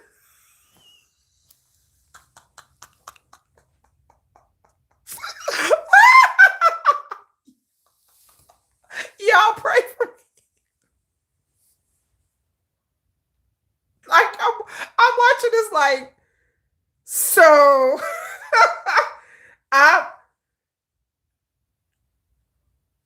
what I don't really ooh okay so whew, oh okay I oh wow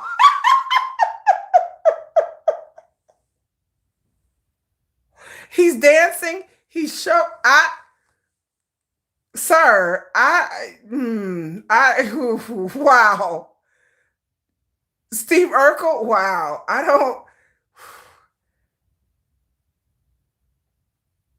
I I don't even know what them pants is too tight. That's all I gotta say. Like I'm trying to focus on the artistic value of the dance. The dancers are being very artistic. And I just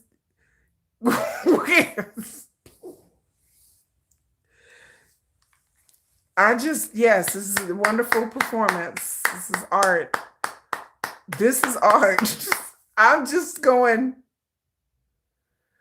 I'm like, sir, what you working with that? What you got going on down there? What do you mean, G Dragon? And I don't like G Dragon in that way. I don't find him attractive. I think he's a nice looking guy. I mean, Big Bang was talking about bang, bang, bang. And G Dragon is literally about 5'3", 5'4".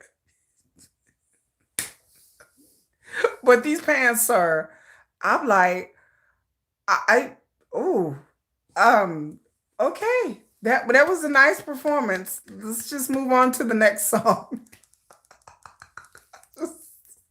I'm ready to move on. I'm ready to move on. Yes. How tight are them pants, girl? They are girl, them I'm like, they need to put him in the darkness, baby. I was like, so we is there a reason why you call G Dragon? Like, is the dragon? Because the dragon is like, like, I was like, baby, I was, I'm like, I can't be the only person that's noticing this because I'm sitting there like, that's the first thing I noticed. He danced a little bit, and I'm like, what? I'm like, wait, is that a shot? Oh, okay. I'm like, okay, G Dragon, little G Dragon, ladies and gentlemen, little G Dragon, little dragon. So it's G Dragon is little dragon. I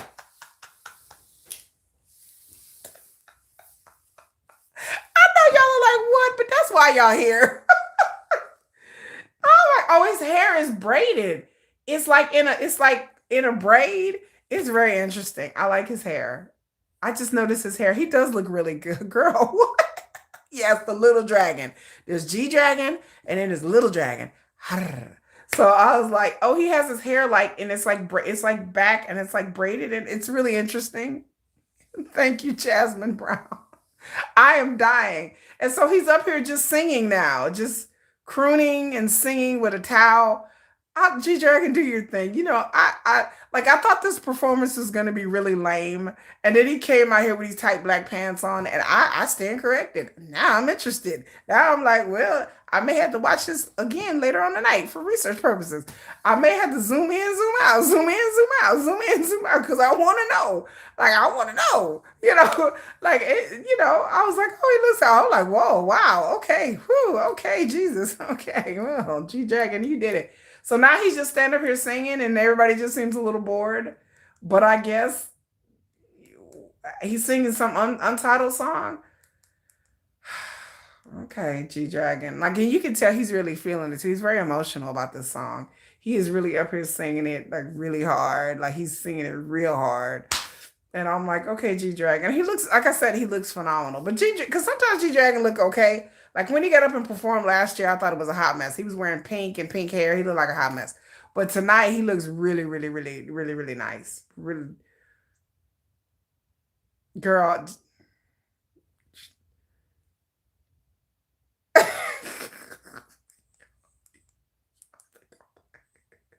not playing y'all. Like I'm being serious. What? I'm finna show y'all because I love y'all, and y'all be thinking I'm playing. Y'all be thinking I'm playing over here, but I don't know. Okay, here we go. I don't know what's going on here. Like I don't know what's going on. Like all in this area, I don't know what's happening here. I got questions. I just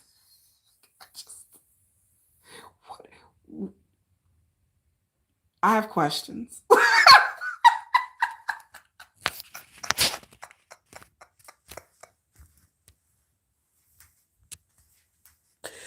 I'm gonna go back to my bed and just ponder life right now because I got questions to show y'all I'm not crazy. I know BTS. She said she said there's a moose knuckle. No.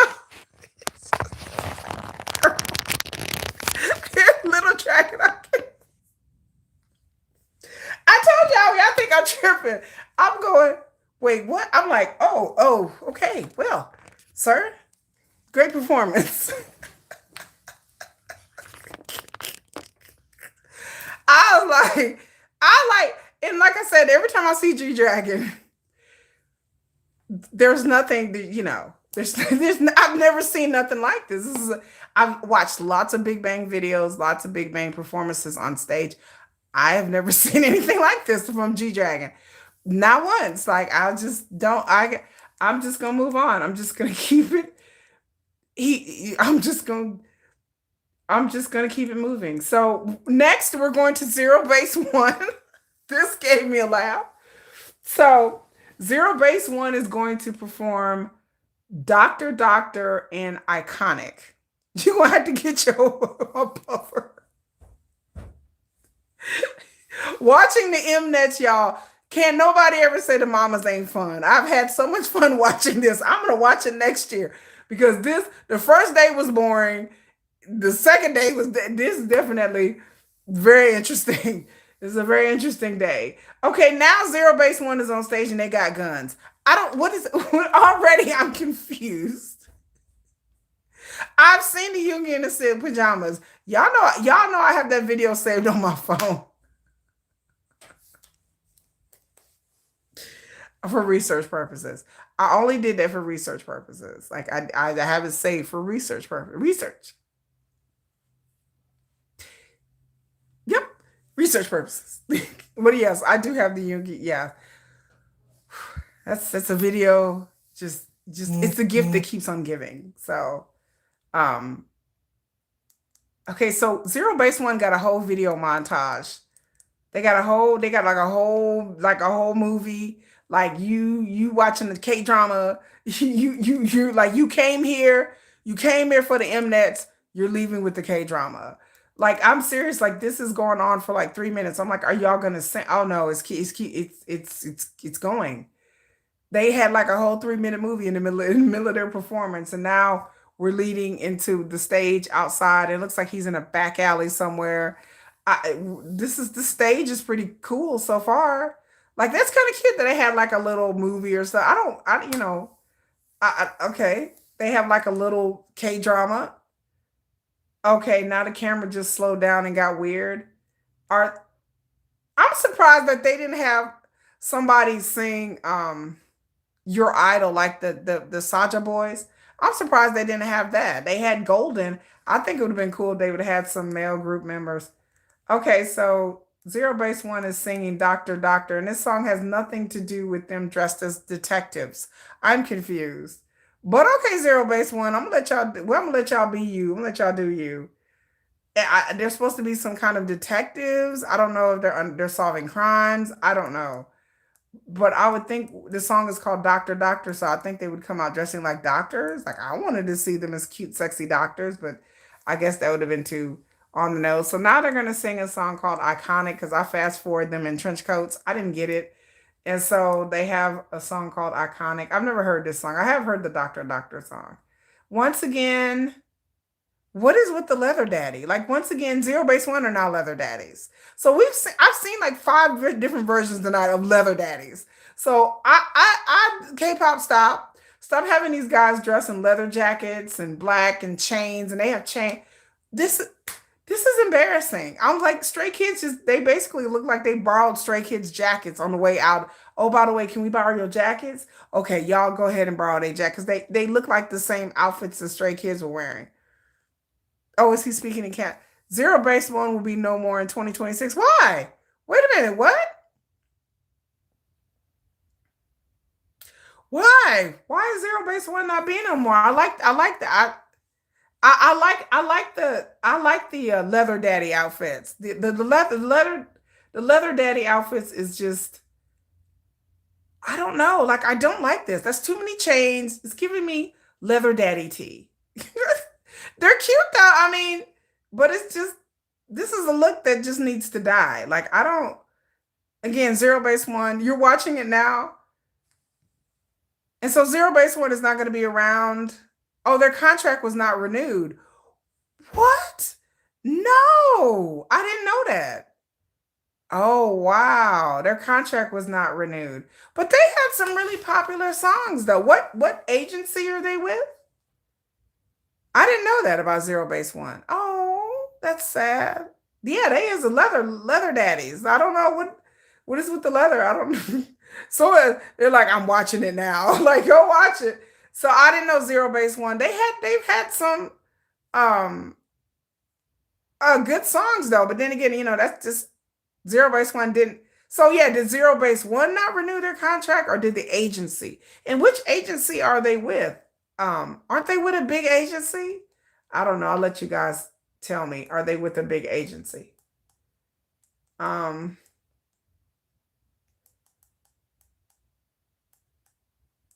oh, so did Zero? Uh, let's see. I'm making sure that I got all of the bands because Zero Base One. So did Zero Base One close the show? Zero Base One should not have closed the show. Hold on. I guess so. And Zero Base One closed the show? What kind of bullshit? Baby, what kind of craziness is that? So Zero Base One apparently closed the show. So anyway, let me go back to the list of winners just in case. Let's go over this again. So I've watched all of the Mnets and um very interesting. Okay. So let's read the India Express. We're reading the India Express, one of my favorite places. India Express. Let's see. Is it gonna pull it up? Am I still logged in? Am I still logged in on the internet? Is it gonna let me? I'm on my work computer, so let's see. Ceremony. Is it gonna let me pull it up? Okay. I don't know if it's gonna let me. Okay. Let me see. Mama Winners 2025. Let's go. Let me pull up the comprehensive list. Or am I not on the internet? I am not on the internet anymore. So while I'm connecting, I can't believe Zero Base One ended the show. Zero is with Wake One. Let's go India Express. I am. I'm trying to go to India Express. But okay, Zero Base One, they're not with the um Cacao is also supporting them. Oh, okay. Wow. Okay. I didn't know Wake One. I wasn't familiar with them as an agency. I'm trying to see is my internet gonna log in because sometimes my computer is tripping. My computer is tripping. Okay. My computer is tripping. Y'all like my singing. But yeah, I Zero Base One is kind of sad because again, they've had uh some real big successes. So that's just kind of it's kind of weird that they wouldn't renew them. But that's just that's the breaks. It's just how it be in the entertainment industry a lot. But hopefully they can go on to let me try to think how long has Zero Base One been around? For like 4 or 5 years? They're under the same agency Kepler was under. Kepler just had the number one song not too long ago. Speaking of Kepler, I'm surprised Kepler didn't perform or anything, but then again, who knows? That's the entertainment industry. Let me try to hook my computer up again. No idol can dance like J Hope, but yeah, no idol can dance like J Hope. J Hope is a phenomenal natural dancer, a hardworking dancer, and like the J Hope. Again, I've said it before. I have nothing but respect for J Hope, professionally, especially professionally. So not just his music and his songs and his dancing, but I love that J Hope knows where to go for talent. Like he understands that like J Hope personally picked out his dancers. J Hope, picked a choreographer. He could have played it safe and picked a choreographer in Korea. And like I said, I will always support and have a soft spot in my heart for J Hope because J Hope seems to really value authenticity. That he seems to like. I went back and again I'm new to BTS. I'm only over a little bit over a year in, and I went back and looked at J Hope's previous albums and stuff like that. And they debuted in 2023. So yeah, they haven't even been around that long. Wow. So yeah, I went back and looked at J Hope's previous albums and the stuff that he's done, and I just, this I become more and more impressed with J Hope when I never paid attention to J Hope before. I always thought J Hope was kind of like the throwaway rapper, and he was more of like the dancer and not really the rapper or singer. But I take it all back. J Hope is not just a dancer. He's phenomenal. Like he gained my respect with Killing It Girl and everything. I really do respect that. Like, I mean, a lot of people did not bring that up, but I did. Because when you're in Korea in the K-pop industry, a lot of Koreans, they choose a Korean choreographer, they choose Korean dancers, and that's it. J-Hope is like, no, I'm going to go online and pick out dancers, a variety, a diverse set of dancers, all different shades, all different colors. Dancers that would otherwise never have a chance to work with BTS. J-Hope is such a push to their careers and to what they want to do. Like it opens the doors and opportunities for dancers in Korea, in the Korean music industry and in the music industry as well, to put that on their resume and to be a dancer and posting videos online and to be a dancer and you're teaching a dance school and you're doing this and then have J-Hope contact you like, hey, I want you to be in this music video. I mean, that's crazy. Like that would be, I would die. Like I would be like, is this, am I being, is this, I would think that if J-Hope management team would try to contact you and be like, hey, I would think it was a joke. I would think I was being scammed. I was like, y'all, I'm being scammed. Somebody pretend to be J-Hope from BTS. Baby, I would have been like, they scamming me. They scamming me. Like I'm sure they were suspicious at first. I'm sure they were like, this ain't the real J-Hope. Like this can't be, you know. But he actually run out of his way to give choreographers and dancers the opportunity. And like I said, I'm like J-Hope. I see you. Like I admire that all the way. It's something that a lot of people, a lot of artists in South Korea don't do. And for him to do that and then take them on tour with him, not just to do a music video, because sometimes they bring dancers in just for the damn music video. And then when they go on tour with a whole different set of crew. But J-Hope took these people on tour with him. Come on, let's go. They were performing in Dubai. So he's like, I still ain't forgot y'all. So that is, I mean, I couldn't like people don't big up that enough. That he didn't have to do that. Like he, as a Korean artist, he didn't have to do that. He didn't have to be like, okay, I'm gonna go out of my way and bring these people on tour with me. He didn't have to do that at all. Like he could have just been like, do this video, show me the moves. We'll have a stand-in choreographer, and then when we go on tour, I'll bring the Korean crew with me, and y'all just stay. He didn't have to do all that. So I appreciate that greatly. I admire that, and that makes me love J Hope um, even more. Like it, I really appreciate it. And I noticed things like that. I noticed. I'm acutely aware and notice things like that. It's great, and I respect him for that. Alpha Drive One acronym ALD1. It's actually Aldi, like the grocery store. Alyssa is popular with armies. Yes, she is popular with armies. They really liked her. I like her. I think she's a phenomenal dancer, phenomenal dance teacher, beautiful girl, very talented. And she every performance that her and J Hope were in was a lot of charisma.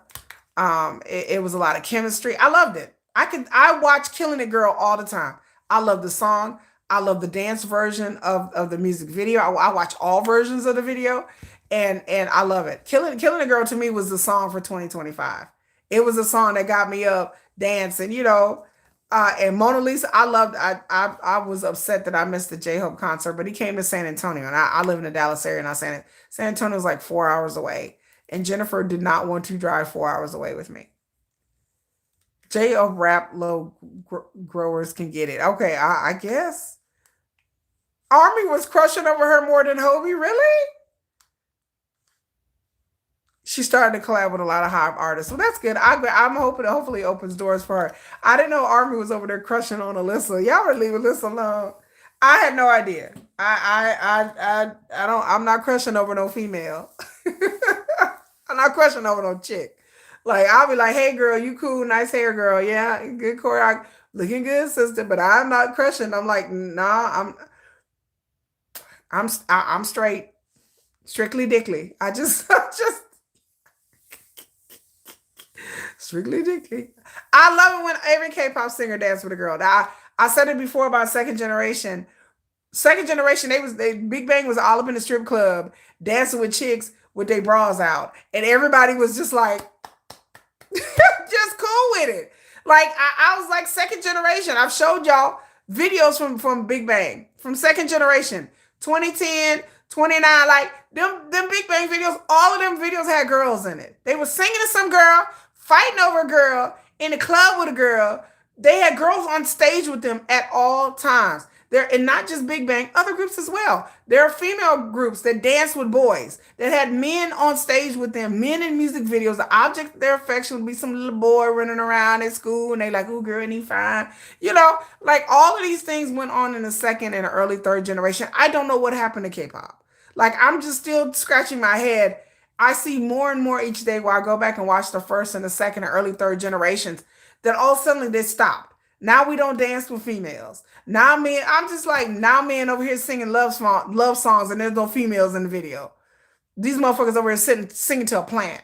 Bitch, how you gonna sing a song about love and you over here singing to a plant? Make that make sense. I saw that Subin video and I'm like, He riding in a car with a plant. You riding in a car with a plant. Thank you, Susanna. Yeah, now they don't even tell. They used to. Girl, they had a damn Big Bang had the dancers on stage and they arm around them. They was the Big Bang dancer girls was backing it up, and I was like, all right, well, this is my kind of scene. Hey, party. And now they can't even have a girl. They can't even dance with a girl. People freak out. And I'm like, let them freak out. Let them freak out. Let them. It's fine. Yes, and then they used to collab. Yeah, their mama collab is ridiculous. To see Heart to Heart and that boy group that they collab with, and they supposed to be in classroom, and they barely even danced together, barely even got close enough. They danced like one over here, one over there, like ooh do do do do do do do do do do do. Girl over here, the dude over here, la la la la, bitch, la la la. You know, I'm like, what is happening? I was like, we can't even be young people, teenagers or whatever, and y'all can't dance next to you.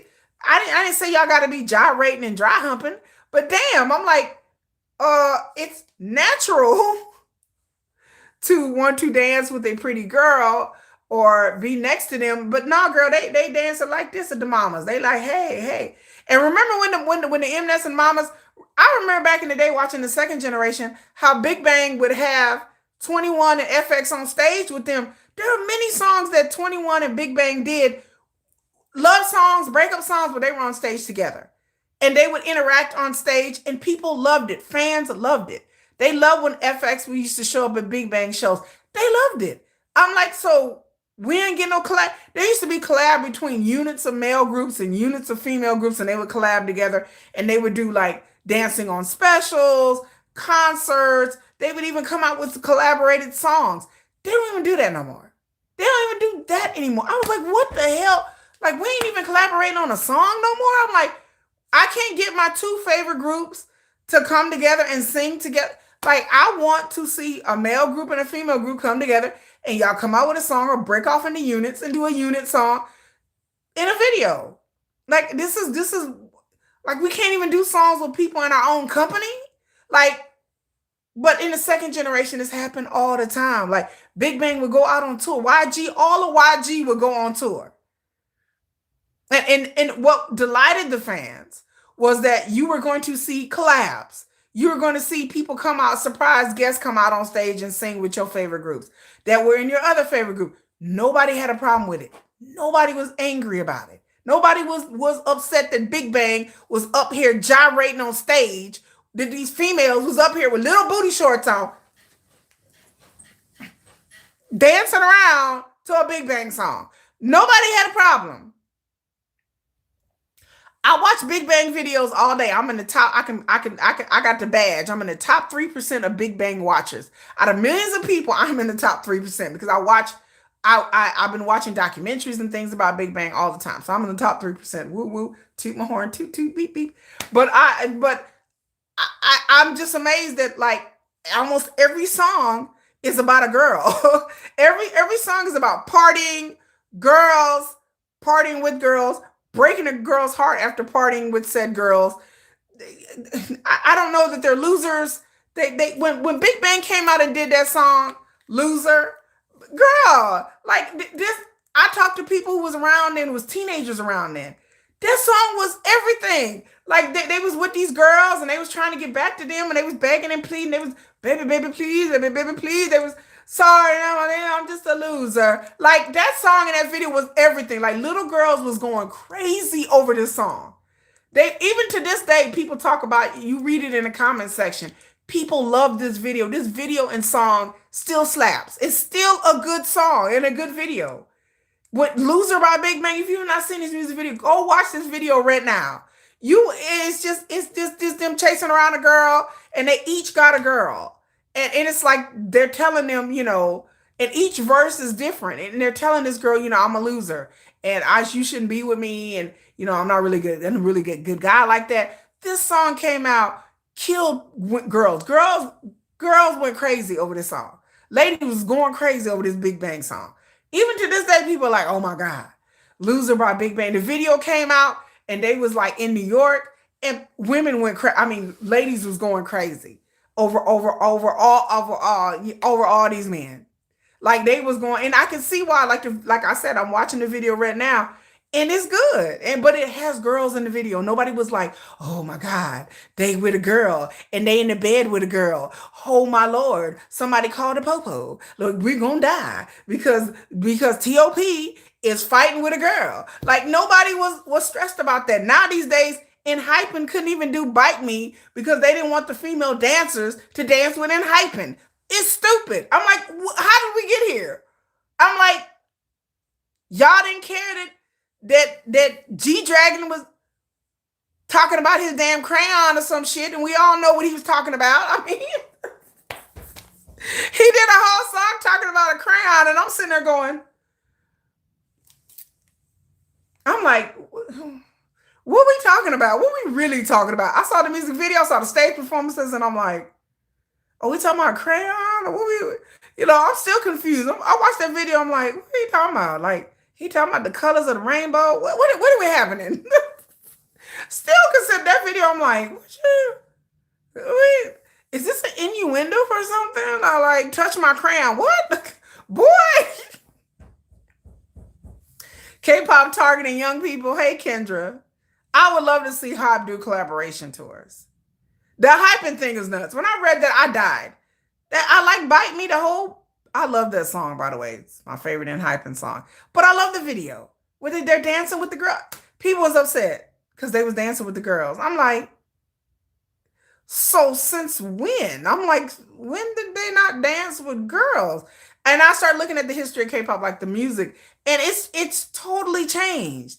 Like K-pop used to have, like I said, an element of for the young kids. I get it. I get it if the groups are trainees are 16, 17, 18 years old, and I get it. But when these groups are in hype and are in their 20s, you and me in this world, so come and kiss me and bite me. Who the hell singing a song talking about come and kiss me and bite me? And you literally damn well now 25 years old and you ain't got no females in the video? Like, that doesn't even make any sense. Why would you sing songs about love or sexual innuendos and you ain't got no females? I'm mad at ATs. ATs talking about in your fantasies. I was like, oh yeah, we finna see some chicks tied up in the back. Hey, I'm like, it's a party. Everybody get your safe word in your vodka. There's gonna be titties tonight. Titties, titties, titties, titties, titties, titties. And I was so upset that I'm watching the video and I'm like, okay, where the titties at? And there wasn't no titties. There wasn't no man titties, there wasn't no female titties, no titties. No titties nowhere. Titty, titty, titty. It was tittyless. I'm thinking in your fantasy, I'm thinking this is gonna be spicy. The hell it was. I love the song. You talking about, I know what you into. I know what you like. Baby girl got a type. I got a type. I know what I'm into. Don't look at my browser. I know what he says he knows what I like. I'm like, okay, so I'm expecting to see something a little bit titillating with some females. No. In your fantasy, you had none of that. It just had ATs looking good, wearing good outfits, dancing around, and that's it. Lemon drop, I'm like, lemon drop, ooh, I don't even know what y'all talking about. Lemon drop, ooh, lemon drop, all night till sunrise. I'm like, what are we talking about? All night till sunrise, okay. Nothing. We're just sitting in a car, swimming at night. I'm just like, Western pop target demographic. Western pop is not, but it's not teenage music though. The problem is they target very young people, and they the parasocialism. Yes, Cassandra. Fan6 idols are commodity. Yes, I talk about this in my video as to why the West does not take. So if you guys haven't seen that video, I did a video talking about why K-pop has not taken a foothold, and I said the main reason is because K-pop caters their songs and their music to younger people, and people in the West are mostly people who are listening to the music and buying the music are grown people. So even the young people don't want music targeted to them. Even the young people don't want that. Now, you're talking about 10, 11, 12-year-olds. Yes, my daughter's 11, almost 12. That's a different demographic than my son. My son is 15, almost 16 years old. My son will listen to this stuff and be like, that's corny. The 15, 16-year-olds, my son listens to a lot of rock music and so he doesn't listen to hip hop music or pop music, but he understands that his friends listen to pop music. They're listening to Sabrina Carpenter. They're listening to Billie Eilish. Billie Eilish and Sabrina Carpenter are not singing children's songs. They're not singing Ring Around a Posy, Pocket Full of Posies, Ashes, Ashes. They're not singing Head, Shoulders, Knees and Toes, Knees and Toes. Head, shoulders, knees and toes, knees and toes. Head, shoulders, knees and toes. No. He understands that, like, at 16, his friends are listening to Tyler the Creator. His friends are listening to a lot of like Moneybag Yo. Like even the 15, 16-year-olds in the West, they not listening to bubblegum pop music. Like that doesn't fly here, like in the West. Like even kids, I'm like, even kids in South Korea don't live, and people like it's Koreans. I know Koreans who are not into K-pop. They do not listen to that kind of music. They Koreans in Koreans who live in Korea who don't listen to K-pop listen to Western music. They're teenagers. Their teenagers still listen to Western music. They listen to Justin Bieber, Sabrina Carpenter, Taylor Swift. They listen to a lot of the mainstream music. There are hip hop artists in Korea that talk about hip hop shit. They talk about drinking and hoeing and girls and they finna go down. I listen to a lot of trap music. I listen to SIK, Little Mosh Pit. I listen to trap hip hop music made by Koreans. And it's real. They go to concerts and they have tours of the vibrant hip hop scene in South Korea. And there's a lot of teenagers there. Not every teenager listens to K-pop. K-pop does this. K-pop have painted themselves in a corner. Because I'm like, if you get outside of K-pop, then you understand, oh, y'all motherfuckers listen to trap music. Oh, y'all like NBA Youngboy like everybody else. Yeah. Yeah. Do y'all like Meg Thee Stallion and Cardi B talking about my pussy, just like everybody else. Yeah. They listening to Cardi B too. The 16, 17-year-olds are talking about wop, wop, wop, macaroni in a pot. Like they are not listening to sanitized versions of Cardi B. They're not sitting around in a church and praying to God on the altar, dear Lord and dear Jesus, no wop, wop, wop. No, they listen to Cardi B. They're listening. That new Cardi B album came out. It was a big deal in Korea. They listen to Beyonce. They listen to Taylor Swift. That's why they go on tours in South Korea. They not all sitting around holding the Bible talking about, oh my God, curse words, la la la. No, they listen to westernized music too. It's just K-pop fans. Like it's not Korea. It's K-pop fans. Koreans curse, y'all. Koreans say the F word. Koreans talk about titties. They talk about sexual things. Little boys do. They watch sexual things. These are the same little boys that are making adult intimate deepfakes. These are the same little boys. These are the same 17, 18, 19-year-olds who are making these deepfake sex videos. These are the same kids that are going to school. Same kids. Same kids. So don't tell me that Korean boys are like innocent and oh no, y'all are making ain't y'all making deepfake videos of Jenny? With Jenny? Have you ever met Jenny? They're like, yes, we have met Jenny in an adult film. Like we saw her. We saw Jenny. Okay.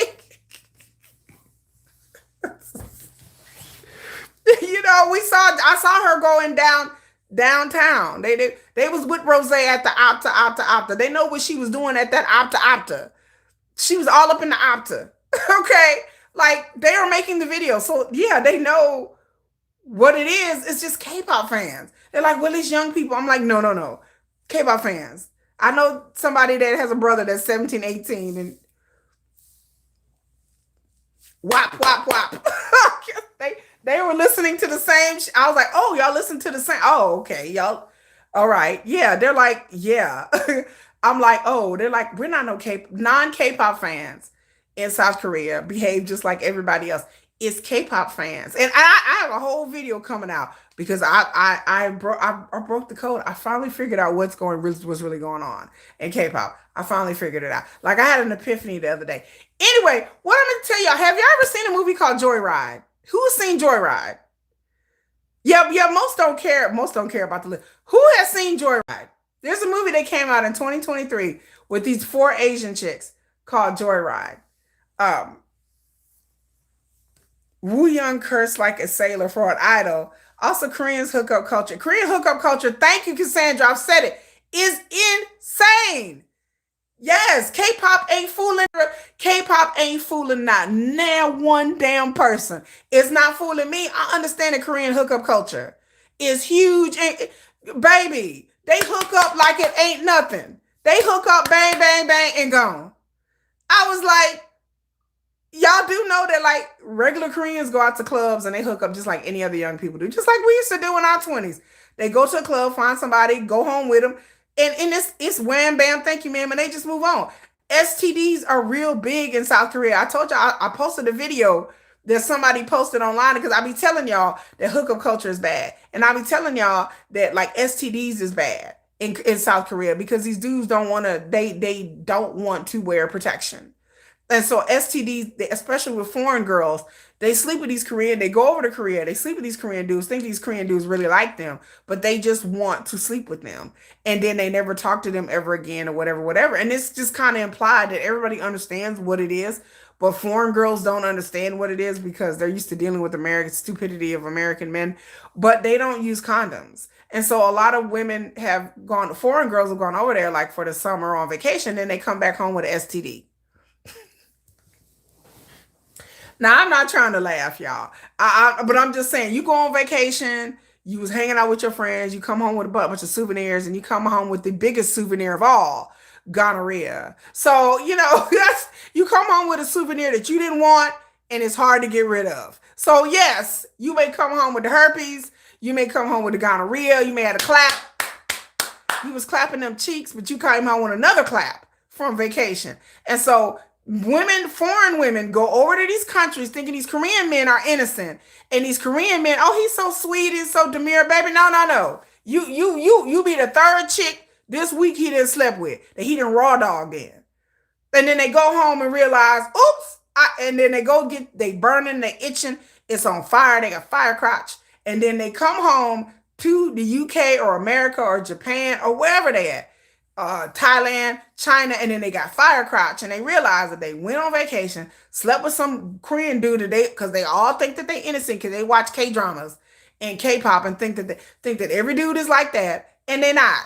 And these men are not. These are the same people with Burning Sun in the nth room, and this dude was arrested for the biggest sex crime ring in the country's history. Got prosecuted. I posted it on my thing. Y'all, if the nth room and Burning Sun is popular, then you understand what's really going on. You understand what these men are looking at, what they're looking at, what they're doing, just like men in anywhere else, just like men in America, just like men everywhere else. Like I did a video talking about the Epsteins in South Korea. It's widespread. Men are men are men are men. Period. Period. And like Cassandra say, K-pop ain't fool. It ain't fooling me. I laugh because I'm like, just the whole purity culture in South Korea. I'm like, if I look like Jungkook, if I look like Jungkook, do you mean to tell me if I had that much money and I looked that damn good and I was that famous, I would be slaying a different chick every night? That would be me. I wouldn't even know how to act. I would be like, I want one of you. I want one of you. I have one of every flavor every week. If I looked that good and was that famous and that rich, I would have a different woman in a different country every different night. Japan, China, bitch. I go on vacation. Which one of y'all want to come home with me? Which one of you chicks want to come home with me? That would be my attitude as a man. Keep telling people, if reincarnation is real, in my next life, I want to come back as a male K-pop singer. That's what I want to come back as, because they seem like they have a lot more fun than the females do, and they get away with a lot more things than the women do, and that's just it's just gender misogyny and patriarchy. But they do. They get away with a lot more. They have these women basically like at their disposal. They can literally go in a place and be like, tell that one I want to talk to her. Tell that one I want to talk to her. Tell that one to come over to my table. Give that one my cacao. Like literally that's what they could do if they wanted to. If they weren't worried about people outing them and stuff like that. That's the only thing that stops that, because they don't want to be found out and they want people to tell on them, like the whole Jimin situation. But I'm telling y'all, that doesn't stop them. They still hook up with women. They still hook up with girls. And they're good looking men. These K-pop singers are really good looking men, rich, good looking men. And women want to be with rich, good looking men. Again, Burning Sun Oppa. Burning Sun Oppa has a different chick every month. They Chinese, they Thai, they Vietnamese, they Japanese, they Korean. Burning Sun Opa could come to Korea to fucking tomorrow, and he would have a bitch on his arm like that. Even though this man had been in prison, even this man had been accused of horrible stuff, there are still women like, oh, Burning Sun Opa. You know, there's still women that want to be with this man. They have pictures on the internet of him go to places and he have all kind of women with him. That ain't stopped. They ain't stopped these women that want to be with him. They still want to be with Burning Sun Opa.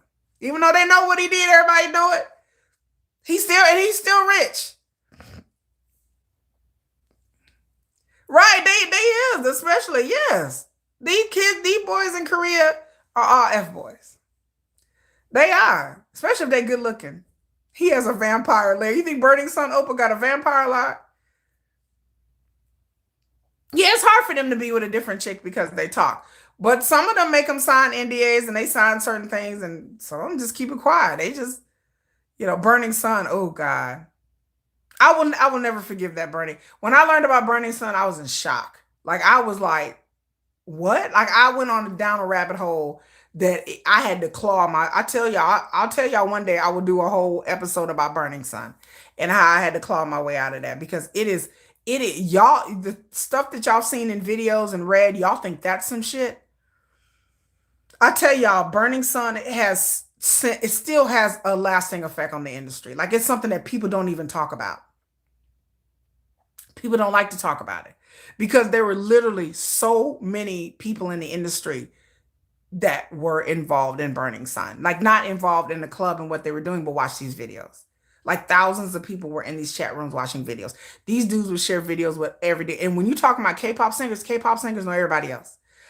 Everybody know everybody in K-pop. So if these certain dudes had chat rooms full of these videos, they were sharing it with everybody. There are people in K-pop that knew about these videos that I've heard, allegedly, that I've heard. It was like all the male K-pop singers knew some level about these videos. They've either heard about them, they've seen some of them, somebody showed it to them. Managers knew about these videos. Again, you're talking about somebody that is a legend in K-pop with the hottest club. He had the hottest club in Seoul. One of the hottest clubs in Seoul. And this person has connections all over the industry. Burning Sun Opa been in the industry for a while, and he has connections everywhere. Very rich, very powerful, made a lot of investments, even beyond K-pop. And these people watch these videos, and these people knew about these videos. Now, some people didn't know the girls was passed out. I understand it. Some of them didn't know what they were looking at. They just thought it was just sex videos. And may I add, hold on to your wigs. May I add, there are a lot of men in K-pop taking videos. Oh, girl. Oh, okay. I was about to say something, and I'm not going to say. Okay, let me just put it to you this way. If you're a male K-pop star, or even a female, but it seems to happen with the males, and you want to spend the night with somebody, and let's just say the other person is famous, what is the quickest way to guarantee this person's not going to say anything? What's the quickest way? Besides having them sign an NDA, that is one way. And that does happen for people who are actually dating somebody. But if you just say you're hooking up with another singer, what is the quickest way to make sure that they don't say anything? Take a video. I was told that. I was told this months ago. Take a video. I said, what blew my mind? They said, oh, yeah, you take a video. You take pictures. There are K-pop idols who take videos and pictures of every chick that they're with. So they won't go and tell nobody. Because if you take a video, you're like, okay, if you go tell somebody, I'm going to leak this video. They like, oh, they don't want the video leaked. And sometimes they'll take video of them without them realizing it. And then so if them and the girl break up, let's say they're dating, they are like really dating, they will take videos of the girl while she's naked and she's sleeping. They will have videos set up in their rooms. They take pictures of them having sex.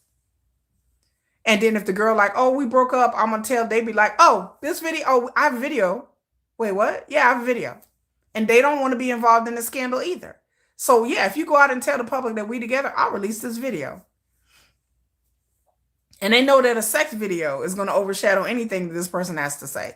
So yeah, that's what I was told too. that there are a lot of idols that take videos and pictures of their girlfriends or girls that they hook up with and use it as leverage. And so they don't say anything because they don't want, if that get out, it would ruin their career as well. So no, nobody wants a sex tape or a video out there of them. Back in the second and third generation, I was told that there were other K-pop stars that their boyfriends took video of them and were blackmailed. There's a lot, I tell y'all, there's a lot of blackmail in Asia, in K-pop, a lot of blackmail, a lot. So you have to be careful. But yes, there were stars in the second. I forgot. I learned there's 3 or 4 of them that people were bringing up that happened in second and third generation where there was female stars and male ones too that had sex tapes. They had videos that their boyfriends or people they were dating took of them. And that's the easiest way to guarantee somebody don't tell on you. You take a video. So there are a lot of idols out there that have videos of who every person that they sleep with. They have idols. What happened to Sully? She was bullied on the internet. What happened to Sully was so stupid. She was bullied on the internet. She was dating this guy that was 12 years older than her, and people freaked out over him. People were hounding her. People were calling her names because she had some pictures that she was walking around with no bra on, and she was just, and then they hounded her mercilessly and ruined her career. It was a lot of shit that was going on with Sully. But yeah, the story of Sully is just, hindsight looking at it now, it's so silly. Like you would be like, that's the reason why they were, like I was watching a documentary about that the other day, like the third or fourth. I went down that rabbit hole too, with her too, and why I still couldn't understand why people were mercilessly. There's some theories about that. Child, one day we're gonna talk about that Sully thing because there's some rumors that I heard, and it kind of made sense when somebody told me this. I was like, "Would that make sense?" So one day we're gonna don't y'all let me forget. We're gonna talk about what I heard because I didn't understand why they're mercilessly hounding her on the internet. But baby, jealousy is a motherfucker. That's all I got to say. That's another thing too. You have to be careful who you date because some of the people you date have exes. And then if they find out you're real famous and they're dating you, baby, you don't know what these people are capable of. They go online and have all their friends create accounts and spread stuff about you in the industry behind your back. They'll get on the internet and drag you. You have to be careful with crazy exes too. So that whole Sully situation, I heard that a lot of that was some crazy ex that was part of this. And it makes sense. If you think about it, then it makes sense. If the dude she was dating had a crazy ex-girlfriend, then it makes a lot of sense. Then because you're like, I don't understand why they kept picking with her and fucking with her. Like, I didn't understand either. And people were like, oh, it's because he had an ex-girlfriend. I said, what? They like, yeah, girl. I'm like, so she was part of it? They like, yeah. So you got to be careful who you date too, because they have crazy exes out there, honey. The exes be trying to set people up, baby. Especially if you dated, you famous and both of y'all famous. They may not like that y'all, baby. All I can say is, if I'm dating Sugar and I'm the hidden girlfriend, and then all of a sudden Sugar leave me and we were dating for a little bit, and then he go date a member of aespa, and these two come out that they dating, and here I am sitting like, I dated this dude for 5 years and he didn't say nothing about us dating. Then all of a sudden he go date somebody else and they on Instagram posts, they on videos together. You looking at this, a lot of people are petty and they have not moved on with their lives. So they are upset because they were the girlfriend in the shadow. They was the ghost girl. And then they get with somebody else and all of a sudden that person's public with them. And so you like, ain't this about a, and people are petty in the industry. People get upset. Well, he on Instagram with her and we were together for 6 years and then now he get with this other chick and then so people get mad. And so people be on the internet messing with people and they start spreading rumors and they start making up things and so sometimes it be people's ex-girlfriends throwing stuff out there. They jealous, they mad, they didn't get to be public with this person and all of a sudden you're public with them, child. Then things start making sense. You're like, oh yeah, it makes sense. You're like, why would they? Yeah, yeah. And some of the idols, yeah. She said, OG Soul Light, OG Soul Light. So I remember when I first got into K-pop, 11, 12, I remember one first scandals I ever actually looked, one about this boy group member getting caught in a red light district. Yeah, a lot of them go to the red light district. A lot of them go to hosting bars. Hosting bars is very popular with business people and rich people. A lot of them go to there's private bars and private clubs you can go to where you can rent out little rooms privately and not be bothered by anybody. Just like what Jim and Zex did. Yeah. She was mad. She was mad and crazy. And then you get some people who ain't mad. They're just opportunists. They're opportunists. Like I talked about Jim and ex when that came. I did 2 videos about that. And I think that she filmed him with him not knowing. A lot of the video that she released, you could tell he was walking and she was filming him. He was off doing something. She was taking pictures of him. So I think that she did this on purpose. She was sneaking, taking videos and pictures of him on the cool. And I think that you have to be really weary of that as a K-pop singer. But I think she did that shit on purpose. That she was taking pictures of him on the cool. And you can tell that sometimes he was like unaware, like, what are you doing? Like, looking at her like when she popped out that elevator looking like Jason Voorhees, when she popped out there like boo bitch, he was like startled, like, looking like, what are you doing? Like oh hey, and probably wondering why she have a camera in your hand. Why she got a camera in her hand? You gonna go down to the elevator with a camera in your hand with the video running? And then you open it up and he's like, hey, he was kind of startled, like, hey, oh, hey, like he was kind of looking like, you scared me. Probably thinking, why she got a camera in her damn hand? Child, I would have cut that off a long time ago. I would have cut her loose. Period. Because she was filming and doing things to try to build her leverage with Jimin. And then once they didn't work out, I don't think she really loved Jimin or anything like that. I just think she wanted the attention and she wanted the money and she wanted to strike a deal. I honestly do feel like that in my heart of hearts, that she was trying to strike a deal with Jimin. That Jimin, I said, you won't see Song Do-on no more. I said, I think if Jimin was smart, he would have had her sign an NDA and paid her off and called it a day. The lawyers probably signed up. I tell y'all, I be the lawyers. Ma'am, we sign here. Sign here. She probably signed and got a check. I couldn't tell you how many idols then cut exes checks. There's a lot of them that have cut people checks, had them sign NDAs and cut them checks because they threatened to go tell, they threatened to go say something. There's a lot of idols that's just come with the business. You can't know who to trust. And so a lot of idols do, the exes try to threaten them or black, they have them sign an NDA and they cut them a check. Just go away. Like, because that's what they want in the first. They want money. They want something. They want a favor. They want money. I say, y'all won't hear from Song Do-on anymore. I said, she got her check. Jimmy outside the lawyers rolled up and was like, sign here. How much you want? And just shut up. Just go away and shut up. Just go away. They just go away. They do. Yeah, fans need to stop. If fans didn't care about them dating, there would be no reason for them to get blackmailed. It's a circular argument. If fans didn't care who they dated, they wouldn't have to worry about sneaking around with people late at night or in private clubs or fucking at the Han River. Oh, I'm sorry. Did I say that? Y'all got me being messy tonight. Y'all got me up here being messy. Y'all didn't hear that. Y'all, no, I take it back. Strike it, edit the damn video. I take it back. Y'all got me up here being messy. But anyway, I said what I said. They wouldn't be up in the Han River getting it on in a car underneath that bridge in the south side of the Han River, underneath the bridge, 3 o'clock in the morning, bumping uglies, knocking a boots Gina in their car. If y'all wouldn't care.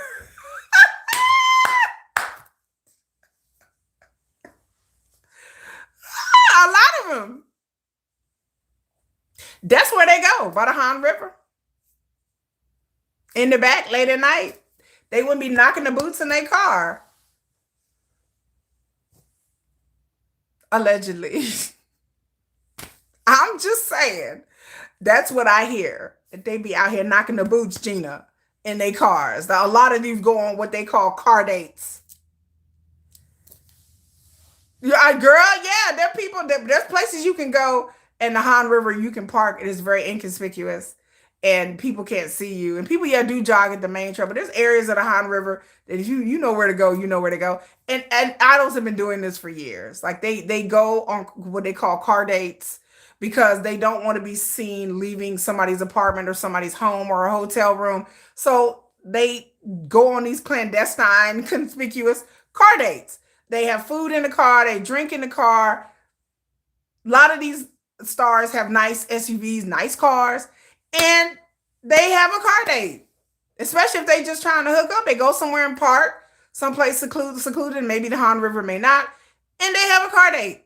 This has been going. This is not something I made up. This has been going on for decades. This has been going on in the industry for a long time.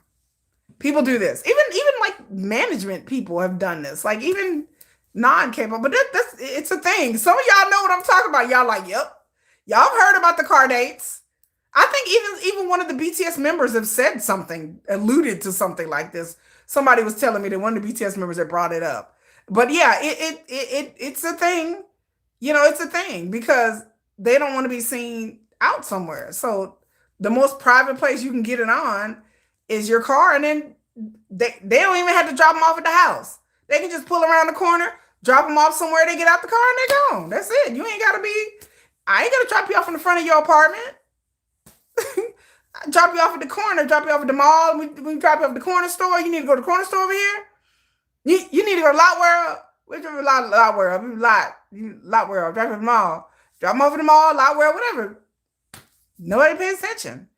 It's the easiest way to be conspicuous. You ain't got to worry about somebody following you, or just get in the car. I'll meet you around the corner. I'll pick you up at this corner, that corner. Get in the car real quick. And then they go out at night and they have sex in the car. That's it. And then they take them, drop them off at the corner, and that's it. It happens. Nothing wrong with a good old fashioned car date. Like that's what happens. Maybe that's why So Young went viral for going to Zico's place. Oh, I didn't know about that. Kai and Jenny. Oh my God, Kai and Jenny. Lord have mercy. Oh Lord. Yeah, there's rumors about Kai and Jenny too. I've heard those rumors. I've heard about Jenny and G Dragon. I've heard some that comes up a lot. Like a lot. Like anyway, we're getting into gossip territory now. But I would say the Kai and Jenny things come up a lot. The Jenny and G Dragon thing comes up a lot. Which I don't believe it. But people tell me it's true, but I don't believe it. But people say, when people say it's true, I have people swearing down to me that G Dragon and Jenny dated off and on for quite a while, which is not weird, but I'm just like, okay. But Kai and Jenny, I've heard like that. The Kai and Jenny thing is almost confirmed. Like same thing about the V and Jenny thing. The V and Jenny thing is almost tragic. Like it makes me laugh because people refute it, but I'm like, there's pictures, just video and pictures that are real of them together, and they weren't just friends. And I think there's a tragic backstory behind that somewhere. I know there's a tragic. I've heard about the tragic backstory behind the V and Jenny thing, and I have my own theories, but I don't know who to blame really, because I heard people blaming each one of them. Well, V did this and Jenny did this, and I'm like, okay, which one? Maybe y'all both did it. But Jenny was seeing G Dragon behind me, like I've heard that, and then no V was dating some Chabo era. Like I didn't heard both ways. I'm like, well, maybe they was just cheating on each other. I've heard that, well, this person cheated first, so this person went to go cheat. And no, she started it, and he started it. I was like, Lord, okay. So I don't know who started what started who in the whole Jenny V, but I feel like there's a tragedy somewhere in this. There's something sad in that, you know. Did the G? Yeah, I keep hearing the G. Kai and Jenny isn't a rumor. Yeah, they did. But people don't believe it. They're Blackpink fans who swore up and down at Kai and Jenny. I'm like, but no, it's almost like I've heard people like, oh no, they really did date, and I'm like, really? They're like, no, really. I'm like, okay, like I agree too, and it's almost like a foregone conclusion. But there are blinks out there who get mad if you bring up. But I was like, why would you get mad at Kai dating Jenny? They're both good looking. Jenny is gorgeous. Kai is gorgeous. They're talented, gorgeous people. Why wouldn't they date? Like I would date Jenny. I'm not even gay. I would smash Jenny. I was like, I told y'all, let a K-pop singer roll up on me. I was like, well, I guess I'm gay today. I'll figure it out. I don't like girls. I'm gonna figure it out today. I said, I guess I gotta go figure it out. I'll be up here reading books like a motherfucker. Okay, lesbianism. Let's see. How to eat the cat, chapter 1. Okay, you do this and do that. And then the tongue goes where now? Oh, interesting. That's how I would be. Okay. I would figure it out. I read a book. Bitch, I figured out. Let a female K-pop singer roll up on me like so. I'll be like, well, I guess I'm gonna figure it out today, ladies. I'm gay today. I'll figure it out. I mean, I'm just like, well, I don't even like girl groups. I'm a fan today. I'll be like, ooh, I'm a fan. I'm super blink. I mean, I'll figure it out. She said, girl, no. No, it's not, Gio. It's not. There are pictures out there. I don't know why there are pictures of V and Jenny. There is not, it's real pictures. It's not anything like out there. But yeah, and people hated on them because of that. But I think V and Jenny, I think it was deeper than most people do realize. I think that like they wanted to come public and they were going to come public. And I think something happened. That's what I heard. I heard something happened. Like somebody cheated on somebody or somebody lied to somebody or somebody found out about somebody did something with somebody and somebody knew about it. And then it just kind of like blew up in people's faces. But there's pictures of them. There was leaked photos. There's leaked photos. I have my own theories about that. But these so-called leaked photos. But these photos are real. I mean, I don't know if you're going to be able to find these photos. They've deleted a lot of them and scrubbed them. But there are leaked photos and stuff of V and Jenny together. Like taking pictures. You don't just take pictures with men. Like people got to understand. Like they spent a lot of time. Like Blackpink and BTS are real cool. They're real cool together. Jisoo is really, really cool with V in particular. And Blackpink are real cool. Like they had the JK thing and they were shocked that Lisa was there. So that's how the rumors that Lisa was dating JK, but that wasn't it at all. But they are really cool. Like I've heard that they are really they really like each other, like as friends, especially JK and V. So that's why there's rumors out there but Lisa's not dating JK. I don't think she's ever dated. But there was pictures that came out of him, JK having to gather him, and people were shocked because like Jenny was there, and I was like, they all know each other, like they hang out together, y'all. It's not like they invite them to their concert. BTS members were there. I'm like, why do you think they were there? Like there were other groups there, but BTS, they really like them. They really like them. The only fan wars, that's why I'd be surprised at these fan wars, because I'm like, y'all do know they like each other. Like, in a friendly, like a professional, but BTS and Blackpink have hung out together, like partied together, hung out together. There's a whole ass video of V and Jenny. That is a real video of them at a club that somebody took. That is a real video. I've seen the video. And I'm like, oh, that's a real video. It's real. It's really them. And they were kind of hugged up together. Because men and women don't hang out as friends like that in South Korea. Not like that. Not with them two together. It was an intimate video that somebody else took at the club. That somebody put it out, and that video is real. That is a real video of them together. And I don't know why people deny it, because why wouldn't they date? They good looking people. Why? They're in the same social circles. Like I said, Jisoo, I don't know how she knows a lot of them, but she knows a lot of BTS management people. I don't know what the story is behind Blackpink behind that, but they know a lot of people at HYBE, like beyond just BTS. They know a lot of people at HYBE. And so I don't know if maybe one of them trained at HYBE or something. I don't know. But I don't know how they know. But it's real. It's a real, and there's nothing wrong with that. They just broke up. V has dated other people before. If I look like V, I would date every K-pop singer that you put before me. I was like, bring one. Bring the aespa.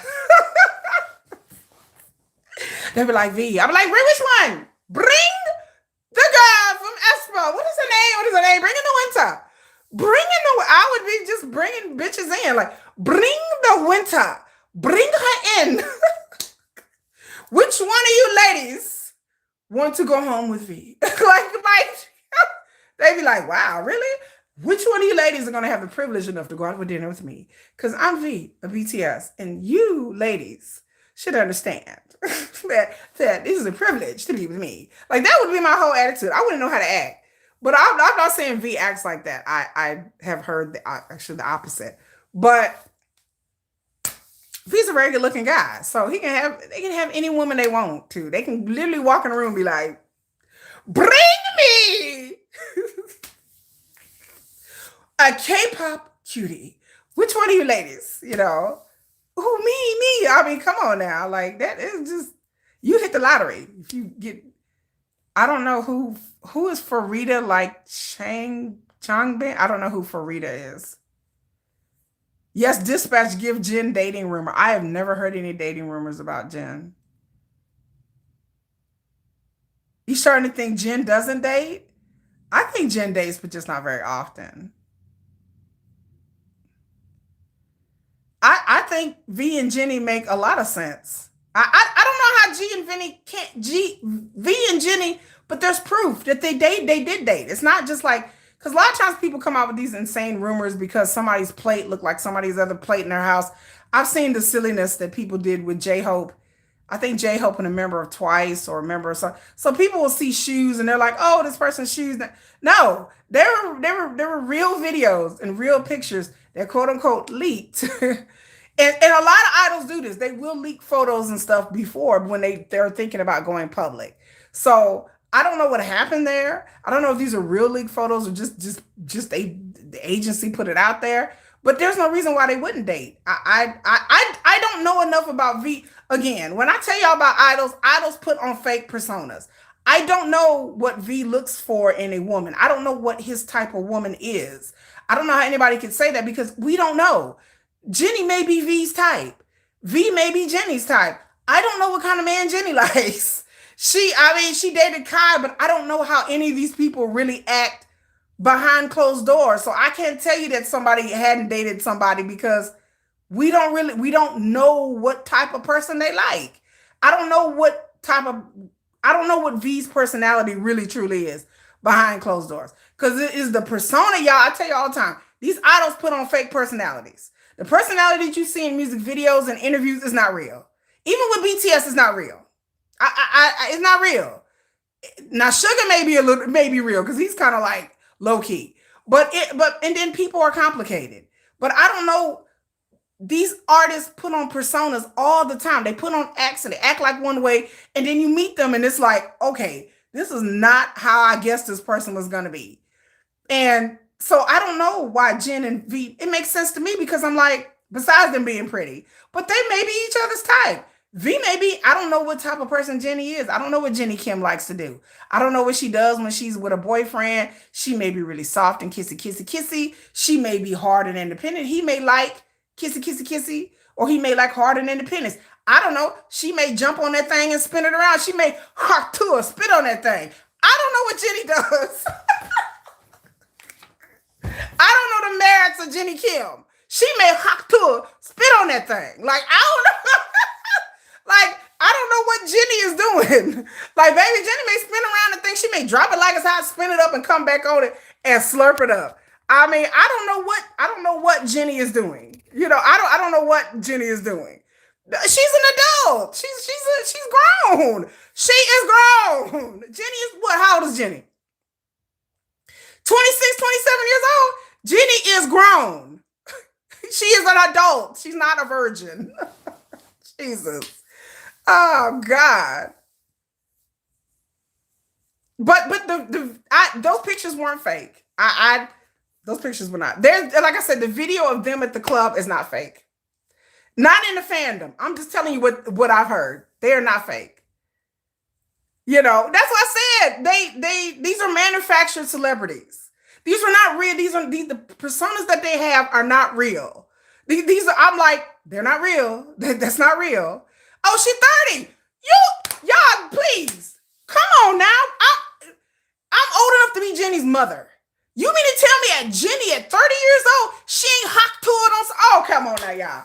Y'all are like, y'all drive me crazy with that. She's a 30-year-old woman. At 30 years old, I'm sure Jenny has sucked down something at 30. Come on now. She's 30. She's not a little girl. She's 30. She's been in the industry. She's gorgeous. She's 30. She's been with men before. So, I mean, come on now. Y'all are like, oh my God. I'm like, what? She's an adult woman. At 30 years old, she's single, she's free, she's good looking. Of course she's dated men. She's done sexual things. Like I don't understand the idea that like, oh my God. I'm like, she's a woman. You mean to tell me y'all watching this who older than 30? At 30 years old, y'all ain't suck no dick. At 30. I'll wait. I want to know who's the virgins on the line. Who here is a virgin? Raise your hand. By the time I was 30, I was a grown person with my own sexuality and my own preferences, and I knew what I liked and I didn't like in a sexual way because I'm an adult. I'm grown. If she don't know that by 30, I don't know what to tell you. She's grown. Like Jenny know what to do. She 30 years old. She's not a virgin. She's a grown woman. 30 years old, most people have kids by then. Most people in Korea are married if they choose to be, and they have children. So I understand that Jenny probably do know where babies come from. They come from down here. So I'm like, they know where it come from.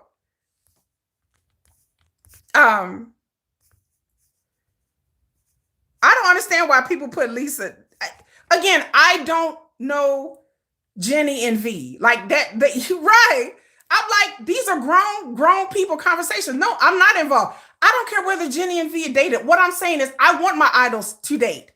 No one's living through. I want my idols to date, period. If you can't handle that idols cannot date, you're a child. These are grown people. No one's living through this. I'm saying that idols should be allowed to date. Idols, it's unreasonable to expect no love life, yes, for any of these people. These people are adults. If AGP 158, if you are a virgin, I don't know how old you are, and you've never had sex and never done anything, okay, that's on you. But at 30 years old, Jenny has done anything. And I'm saying there's nothing wrong with that. That is okay. No, I don't live through anybody, honey. I got kids. I've been married. There's nothing to live through. These people are younger than me. I don't care what they do. I'm saying we're talking about the fans. Have you not been here for the conversation? We're talking about the fans and the purity culture in K-pop industry. You are not paying attention. Have you not listened? I talk about this all the time. You must be new here. I talk about idols dating all the time. I want my idols to date. I want my idols to get it on and date. They should be allowed to. It is stupid ass K-pop fans who have parasocial relationships who think that they know these idols. They know nothing about these idols. I don't know what these idols do or don't do, but I'm saying that they should be allowed to date. This is not a surprise. So are people surprised that Cardi B dated people? Whatever happens in the West should be the same thing applied to the idols. There should be no scandals if somebody wants to date. There should be no scandals if somebody is with another adult grown person leaving their home or hotel room. It is only in K-idols where this becomes a scandal where they're ruining their whole career. Okay, well then you should understand. Well, are you a K-pop fan? You're not a K-pop fan because you don't understand what's going on. I have a K-pop channel. It is ridiculous. Do you not listen to K-pop? It is K-pop fans. It is not me enjoying my life. I'm not a K-pop fans worried about them dating. What are you talking about? Obviously, you don't know what we're talking about. If you don't like it, you can just leave. No one's talking about that. I'm talking about in K-pop. Again, you must not be. I don't understand why you're here if you're not a K-pop fan. In K-pop, it can ruin someone's career if somebody is out here dating. If somebody is caught dating, then they can get blackmailed by that person and it'll ruin their career. It shouldn't be the fans trying to force them to be pure virgins. They're not that. If you want to talk about this, exactly, girl, squirrel away. It is weird. It is weird to idols. No, they're not forcing idols to date each other because idols do date each other. And they date other people that are not in K-pop as well. K-pop fans they're too interested in their personal lives. I'm saying that K-pop fans shouldn't be interested in their personal lives. that it shouldn't ruin somebody's career, because in the West, stars date each other. Why is it weird that idols would date each other? Stars date each other all the time in the West. Stars date each other all the time. Taylor Swift is with Travis Kelce. They're going to get married. Beyonce and Jay-Z are together. Rihanna and A$AP Rocky. Why would it be odd that idols date each other? it's you date who you're in proximity to.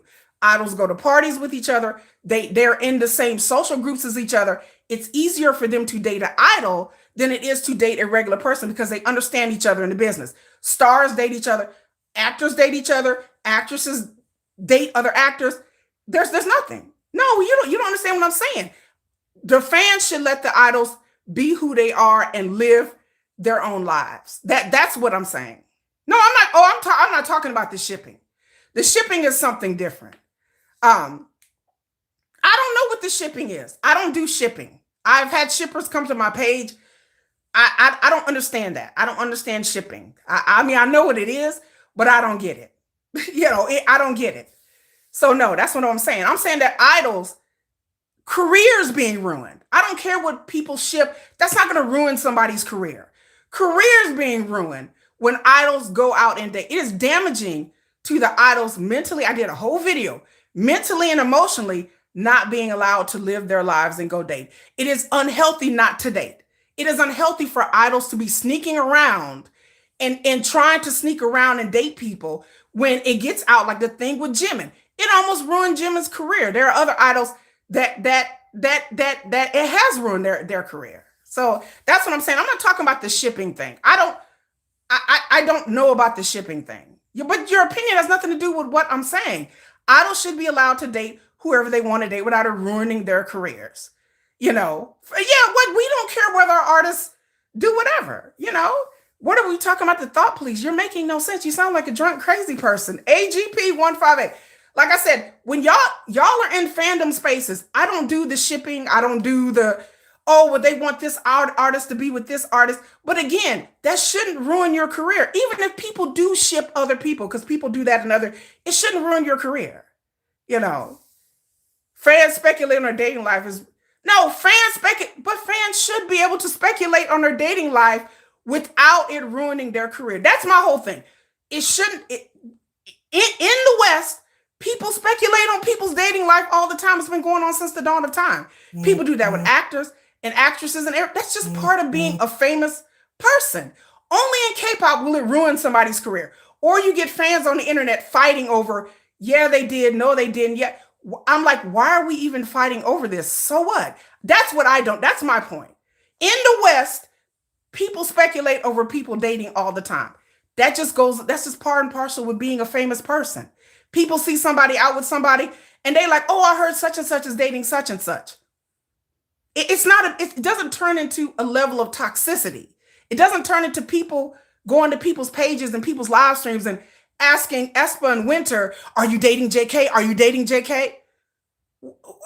Western fans don't do that. Nobody's going on someone's live stream and asking Cardi B, are you dating this person? Are you dating what?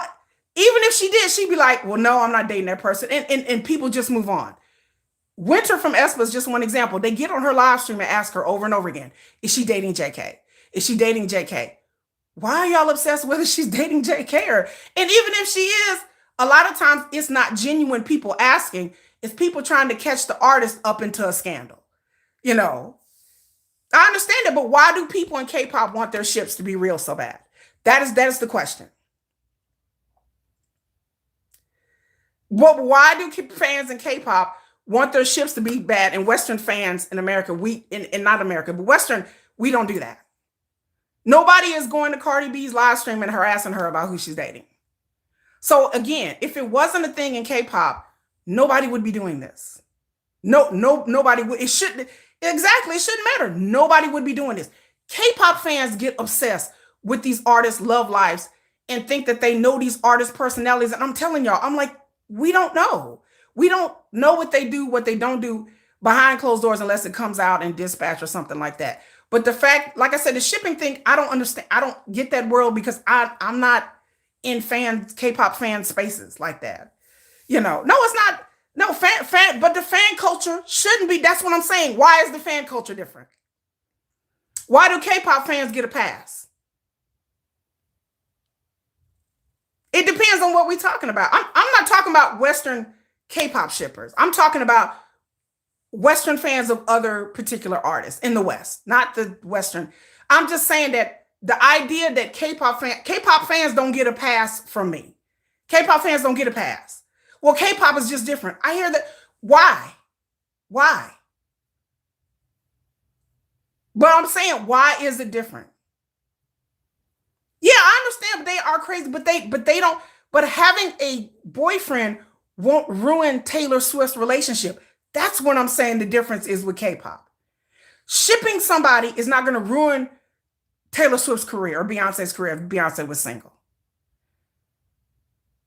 So that's what I'm saying. Why would it ruin somebody's career? Yes, I agree. The companies are blamed for that. I have a K-pop channel. This is what I talk about, AGP. We are talking about crazy fandoms because crazy fandoms is what turns off new fans. I worry about the fandom. I don't care what the idols do or what they don't do. My concern is just the fandom. It's not cultural differences. It's not. People who are not into K-pop in Korea don't care. It's K-pop fans. Mm-hmm. Yeah, it is, and it is a different mindset. K-pop is a whole different thing than Koreans, regular Koreans. So that's what I'm saying. I'm talking about the fandom because I am a content creator. I have to deal with these crazy people coming to my fucking channel. These shippers come to my channel. I have to block them. These crazy people come to my channel. Anytime I report, when I reported on the Song Do-On and the Jimin thing, because it was in the news, and I defended Jimin. I said Jimin should be allowed to date and do whatever he want to do. Here come the shippers. Here come the crazy people. I'm like, why do y'all care whether No, he's not dating Song. They swapping down. No, he's not dating Song. They're in my comment section. That's why I care. Because they're in my comment section. You're not a content creator. I'm not in fan spaces because of that delusional shit. Because I have a content, I just said it for the 10th time, for the people in the back. I'm a content creator. I have a K-pop channel. When I talk about any scandal or any issue that happened with an artist, I get delusional people in my comment that I have to block. I am not in K-pop fandom spaces because of that particular notion, because I'm grown enough to understand that K-pop idols are going to date and they should be allowed to date. No, I'm talking about the fandoms. I'm not talking about why are you here? I'm talking about the fandoms. They live, but they shouldn't. But why would you want to live vicariously through the idols? It would go away if the agencies would put up a block. Again, that's what I'm saying. It would go away if the agency would put it. Why do I have to stop talking about it on my own channel? You're going to get blocked. No one's going to come on my, thank you. You're not going to come on my channel and have the mitigated gall to tell me what I need to fucking not talk to on my channel. If you don't want to talk about it, leave. Go start your own channel. Go start your own channel. Talk about whatever you talk about. I talk about stuff in the industry. I know people in the industry. Let me back up for people to say. I have 3 friends that are in the K-pop industry. So I understand the K-pop industry very well. Right. Why do you care, AJ? Why are you here? So I have friends in the industry. So a lot of times the things that I see, people in the industry are like, no, it's not like that. Or yes, it's like that, or no. So again, I'm an adult. I'm grown. I also have family and friends who are in the American music industry. So I compare and contrast. Yes, the companies are to blame because they stoke parasocial relationship. And I've said it before in my videos, it's going to get somebody hurt. You have people breaking into JK's home. This is the circular argument. This is beyond dating. This is getting into parasocial relationships that are dangerous for the idols. You are putting your idols into danger. This is not 10, 15 years ago.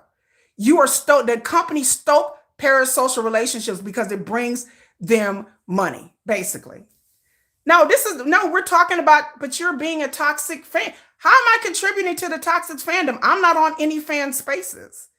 I'm here. I'm not on fan spaces. What do you mean leave these people alone? If they're idols and people have fans, they're going to have a fandom. I'm saying that idols should be able to do whatever they want to do, and it should be focused on the music. So I'm confused. Why Why do I care? I have a K-pop channel. You're on my K-pop channel. We discuss K-pop industry. I've said this 10 times. Okay, yeah, you're getting blocked, dude. It has gotten people hurt. People have got, because people are getting stalked AJP 158, because people are broken into JK's house. Because again, we care about our groups. I care about my groups. I care about BTS as my group. I don't want BTS to get hurt because it ruins the whole. Yes, they're missing the point on the purpose. Just ignore them. But if you want to put up my numbers, it ruins the industry as a whole for the fans and also for the artists.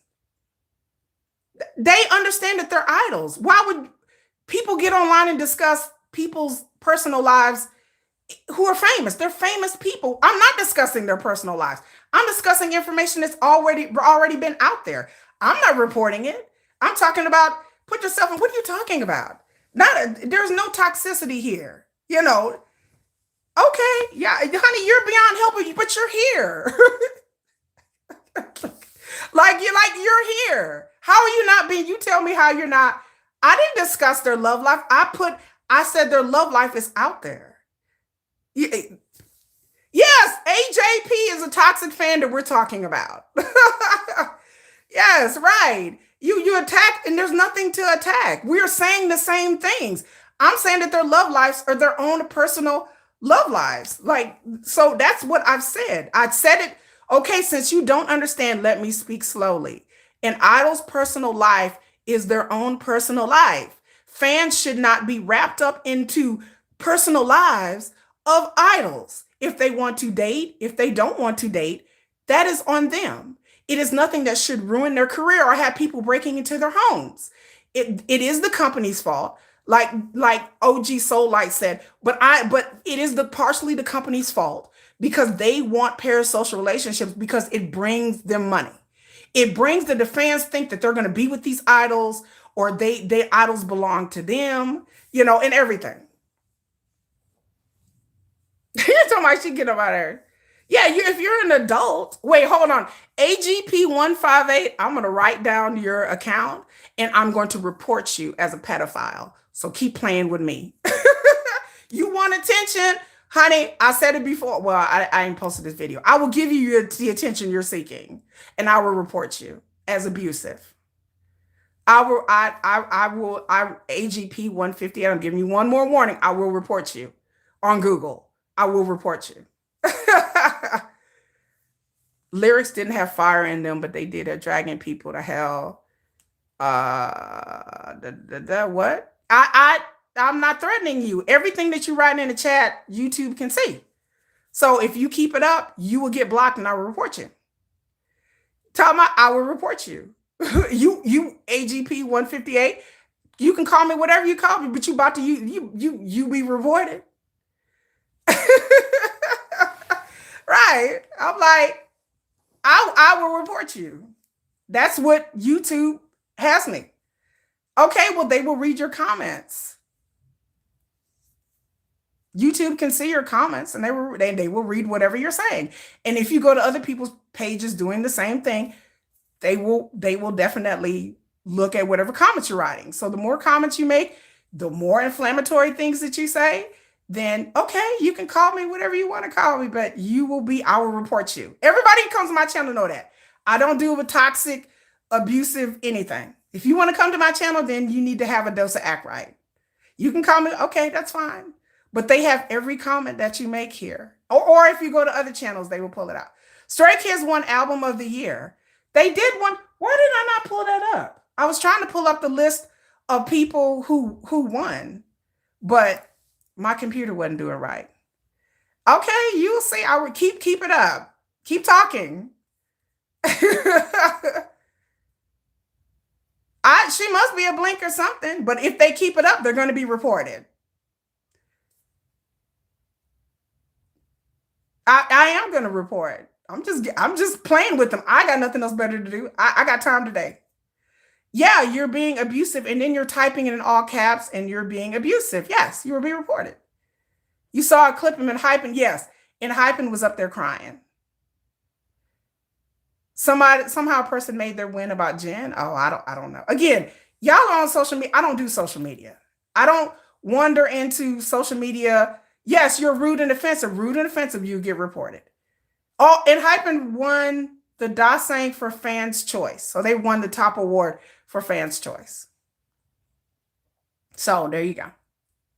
They won for Fans Choice. And they got there and they cried and they said they worked hard and blah, blah, blah, blah, blah. And they were so cute. They were so cute up there crying. They're talking about so there you go. But I have to remind people, this is my channel. I come on here and I talk about grown folk stuff. I don't talk about little. I am old enough to be these people's mother. When you talk about 30-year-olds, it's young enough to be my child. You talk about 30-something-year-olds, that's child. Okay, keep it up. Yeah, they were cute. They were cute. Okay, AGP, I don't want to hear from you. If you keep talking, I will block you. And I will report you. I'll report you and block you. Everybody that comes to my channel know that. If y'all don't know it, y'all know it now. You knew around here. You don't know. So there you go. I don't like I said, I'm confused. She can troll all day. I troll right back. I'm a troll killer. This is not the first YouTube channel I've had and deal with people. I deal with people whenever I feel like it. When I feel indulgent and I'm like, oh, I got time today. I don't care. Again, it gives me numbers. They put money in my pocket. Thank you. Chow Young Fat was there? Oh, I'm not upset at all. It's fun to me. Again, this ain't my first rodeo. Chow Young Fat, the actor. He looks good. He does look good for his age. I saw him a couple of months ago. He's pretty old, isn't he? And Chow Young Fat, like 70 something? A 70 something? Yeah, I will accuse you whatever I want to accuse you. It's my channel. If you don't like it, leave. Right, that's all you focused on? That sounds like a confession to me. AGP 158 is just something you need to confess. I love fucking with people. I love it. He's like the Chinese Jeff Goldblum is ripped. Oh my God, Jeff Goldblum is like ripped. Oh, Jeff Goldblum is ripped, honey. He is like a ripped old guy. He's like really like muscular. See you in court. I know it's all recorded. I'm a content creator. Everything that you post here is recorded. See you in court where? You don't even live in my country. AGP, what court you gonna see me in? You don't even live here. I already looked up your account. You don't even live in America. You a whole ass clown. You an attention seeker and a clown. I'm like, in what court? Bye, girl. Right, you're gonna go to proof and be like, I'm here typing in all caps and I'm mad, but I'm still staying here. Right, you just embarrassing yourself now, yo. Thank you, Jaden K. Like, you just sound up like a fool and they don't even live here. I'm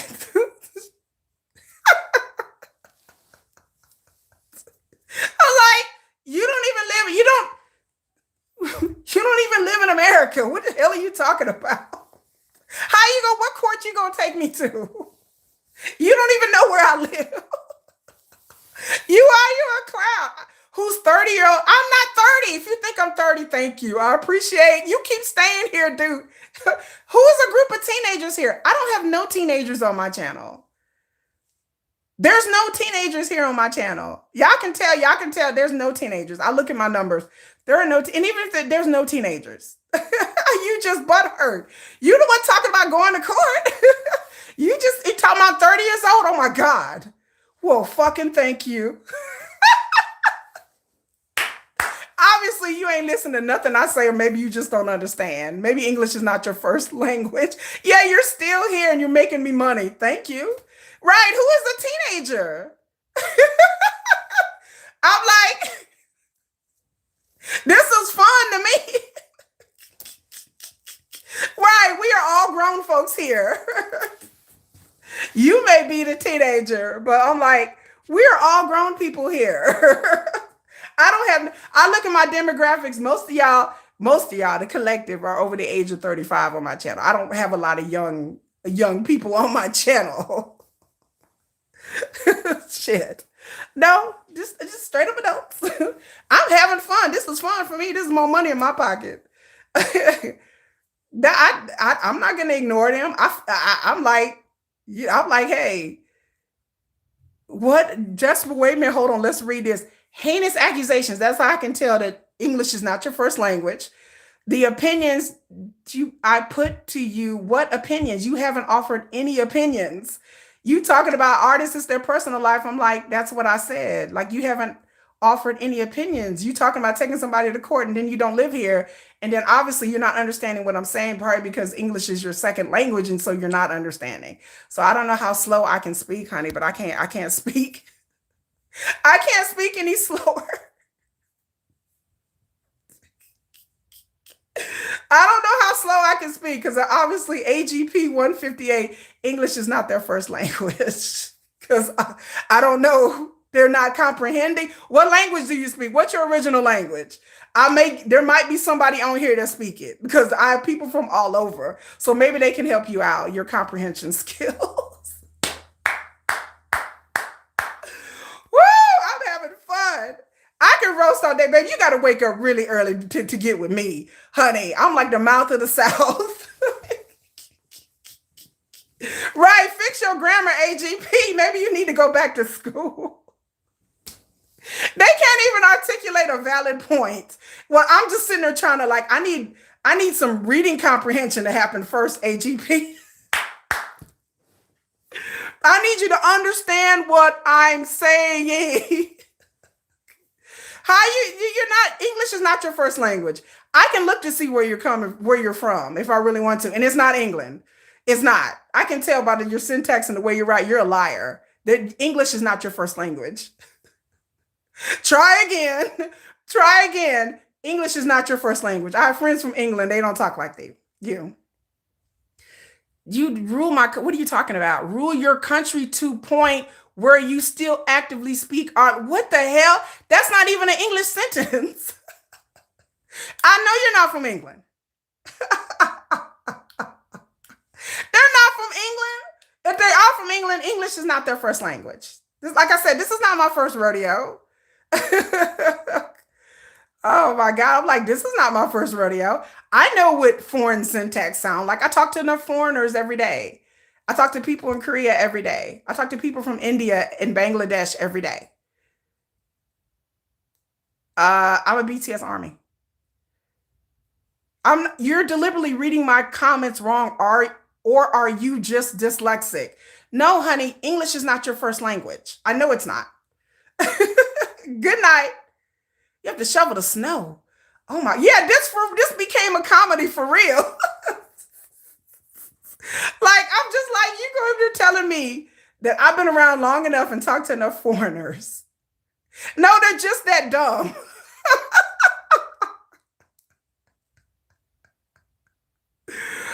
They're either a dumb Delulu K-pop fan or they're just dumb. Either way, there's some stupidity going on. Either way, it's dumb. Oh my Lord. Like, either way, it's just dumb. So I don't know if they are butthurt because they don't want they think that their K-pop oppa is going to come home with them and sleep with them. I don't know what it is. Dear AGP, your K-pop oppa is not going to sleep with you. They don't even know you exist. They are too busy banging hot young Korean girls. She said it's hard to delay with intellectual, but it's impossible to delay. Who is intellectual? I know you're talking about yourself. They're just a Korean hater. Oh my God. Good night. Good night. Good night. I don't know. Obviously, they don't know anything about K-pop. It's evidence. Are you really a dude and you just are mad at Koreans? Right, you're the more right. They're debating with themselves. I was just like, what are you talking about? No one's debating anything. Okay, so why are you here if you don't? You're okay. Let me get this straight, AGP. Wait, hold on, y'all.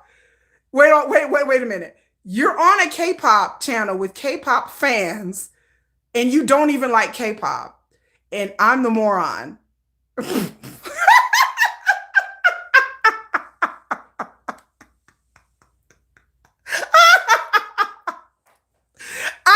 I don't like K-pop, so I don't. That's what you sound like. I'm like, you're here for what? Art? No one's arguing. Right. You're a troll. So you just admitted that you're a troll. That's another blockable, reportable offense. Harassment and bullying is a blockable. Then why are you here? And right, what are you arguing with? So you came scrolling through lives and decide to stop on a K-pop boy bye. Anyway.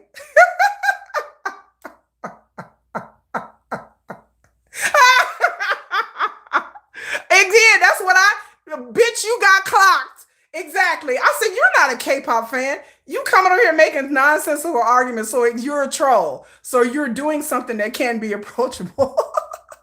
What's a moose knuckle? You got to look that one up. Like, that's just pathetic. Maybe they weren't loved enough as a child. I told you I clock them every time. I clock them every time. So in other words, you're a loser that gets on a K-pop stream to troll people because your mother didn't love you enough, or maybe your daddy whooped your ass. You need the attention. Oh my God, y'all just be so pathetic. You really, right, you had really nothing better to do in your life. You could be working, you could be sleeping, you could be exercising. There's a lot of things. And then, hello, Hyunjin. Oh my God. Okay. Lino was in the air fryer. Like I said, little kids, they must be little kids. Like, right, you're embarrassing yourself. Like, I have a 15-year-old son that don't do shit like this. You must not. And then talk about, I'm from Canada. Bro, go on one of them gamer channels, Twitch, fucking Discord, whatever that you young folks be getting on, whatever.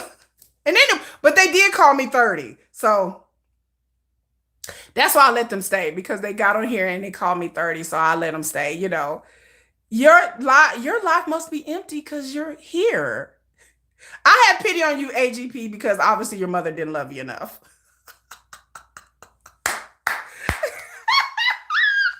AGP 158 is a troll, and go get reported as bully and harassment. And then now they talk about good night. No, stay. We need to be entertained, bitch. Like, wait a minute, don't leave, bitch. I need some entertainment. You see, you leaving just when it's getting good.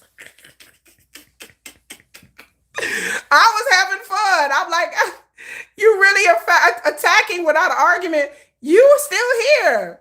If I'm attacking without argument, then leave. I thought you was going to bed. No, I need entertainment. I need you to dance for me, bitch. Dance. I'm not attacking. I'm telling you stay because I need to be entertained. How is that attacking you? Stay because you need to be entertained. I need entertainment, bitch. Dance, bitch, dance. I need you to obey like a good little bitch and stay here and entertain me. What do you think about, I did a whole video about ADP winning the Dasang. And in my video, I basically broke down what a Dasang is and then why all day project. No, you want interactions, honey. You need to stay. They didn't deserve the Dasang. AGP, do I need to show you what a real man look like? Well, hold on, y'all. Let's show him what he wish he could be. Yeah, I know. I know it hurts you that you don't look like this. You probably look like a whole ass treasure troll. You probably look like one of them treasure trolls with like a little Buddha belly. I understand this is what a real man looks like. I know y'all be coming on here, y'all be hating it. Y'all be hating because these are real men. I had to pull, but yeah, now it's pathetic. Now it's a cry for help. AGP, like, wait a minute, I'm just trolling. Yes, I got a pillow. Cause, honey, don't you wish you had one? I don't know. AGP might like men, y'all. AGP seemed like the type of dude that would go to K-pop channels because he on the low key really gay, and he really liked these Korean men. When y'all was talking about Moose Knuckle, y'all know that he showed up when we was talking about Moose Knuckle. He was like Moose Knuckle. AJP 158. Do you like Moose Knuckle? Yes or no? I told you I can clock the gay ones because they come on here. Yes, he should just watch some. Look, we can recommend some boy love dramas. I got some shippers. You know, they shipping JK and Jimin right now. So, you know, if you're really into the boy love, he is a glutton for punishment because he likes men, y'all. I'm telling there's nothing wrong with being gay. You got two kids. Well, then why aren't you with your two kids? No, it seems like you're on a K-pop channel with a bunch of women. It seems like either you need some pussy or you're gay.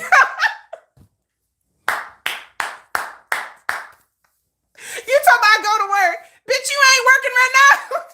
Are you on the clock? Bitch, you need to go to work. Talking about I got two kids. Bitch, you probably 12, 13 years old over here watching K-pop videos.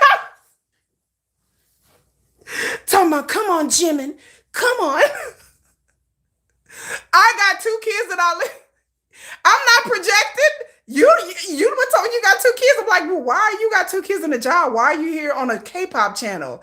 It'd be like me wandering over to a channel where they're talking about, I don't know, Playboy models or something. Why would I go to that channel? I don't want it to, I'm straight. Right. Like, why would I go to a channel where they're talking about a bunch of women, like beautiful women? Why would I be there? I'm not gay. I'm not into women. But you come to a channel where they're talking about a bunch of men. How are they beyond force? You're still here. We're talking about K-pop men. You like K-pop men, bro. You got clocked. If you like men, ain't nothing wrong with that. Go feed your kids. Exactly. Go work your job. But damn it, leave the boys alone. Toxic. Okay. You the one on here wanting to argue and admit that you're a whole ass troll. And again, you just admitted it for the YouTube algorithm and the channel to read your comments. My lives are you like that empty? You here. You want to be on the channel talking about men? You know what? Again, I don't judge. I'm an ally. I like the LGBTQIA. I have friends that are gay. It's fine. It's fine. It's fine if you're gay. Look, we're not here to judge. And he needs attention. And he's like, good night. I'm going to bed. Oh, wait, I'm still here. You ain't going nowhere. AGP 158, you must go ahead and subscribe, bitch. Because obviously you like to hear us talk. Go ahead and subscribe and bring up my numbers and give me my money. He said, I'm from Germany. I love BTS and Kpop. Like you might as well go ahead. You're pretty much a fan. You might as well go ahead and donate some money because obviously you're a fan. I didn't beg you to stay. I said you might as well go and stay and be entertaining. You might as well go, okay, I'm begging you. You might as well go ahead and subscribe. You might as well go ahead and run my numbers up. Right. You're not even a good troll. You're not even good at it. Hello. She said, Guten Morgen, Jared. Hello, Jared. I want him to stay because it's embarrassing at this point. Are you copying and pasting or using Chat GPT? You keep writing the same thing. So now you're spamming. Okay, keep spamming. I'm just going to report you. Wanted a troll for what? Right, now it's just spamming. Like you have no life. Anyway, I'm enjoying this too much. I'm just like, are people this sick out here? This is why I tell y'all to stay off social media, kids. This is one example on the coup on being serious. That's why I tell y'all stay off the social media on the internet because people like this. Because people will come to your channel, they have nothing else better to do, whether it be YouTube or anything else, and they will act like this and they will do things like this because they're either mentally ill, they have no life, and they have no life, they are mentally ill or something like that. And then they keep writing the same things over and over again in the channel. That either means they're a desperate cry to help. Again, I'm not a psychologist, But you know, this is what people do. I don't spam people's channels. I have never in my life, AGP 158, never in my entire life of social media have I ever gone on anyone's channel and spam them and troll them. I could think of a million things to do. I would rather watch paint dry. Shit. I would rather read a whole Bible. just uh, just from beginning to end, Genesis to Revelation, before I would get on someone's channel and just post nonsense. To me, that is a waste of time, is a waste of mental energy. I'd rather be making money. Yeah, you could have left, but you still stayed. Yeah, some people are really crazy. Yes, now y'all see it. I'll bake a cake. I'll go have a luxurious bath. I pop the candles out. I put on some BTS. Yeah, you're mentally ill because normal people don't come to people's channels and troll. If you think that that's normal, then I don't know what to tell you. You sound psychotic. Who gets anyone who spams and trolls somebody's channel? There's something wrong with you. I don't care who you are, because there's something broken in you for you to do that. I have never in my life ever been like, you know what I'm gonna do? I'm gonna spam somebody and call them a loser because that's what I get off on. Why? Like, and right, if it was that offensive and you really did have kids, you would left. I have children. If somebody bring up my kids or something like that in a chat, I'm leaving. Like, I don't fuck around with my kids, period. He just said bye, like, right? Okay, I'm leaving. Wait, okay, I'm like, I wouldn't fuck around with nobody talking about my kids. Like, right. Like, you don't have any children. Like, come on now. don't do that to your fake children. Where my children's father's dead. If you must know. Dead. What else? Oh, Jaden Kate speaks German. She's German. Yeah, how many buys a good nights we gonna get? Damn. Yeah, my husband's dead. Like, my husband died 10 years ago. I'm like, what else you got to say? He is dead. I've said it before. The people who've been there. Yeah. I said bye and he's still here. Again, that's psychosis. Somebody tell me to leave, I'm gone. You ain't got to tell me twice, I'm out. You still stay? And that's not weird? Okay, that's not psychotic. Right.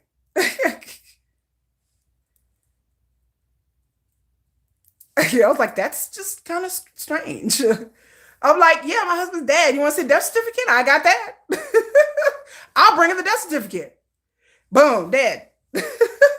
Exactly. This is not a person that's a father or a husband or nothing. This is probably a young child or somebody who's mentally disturbed.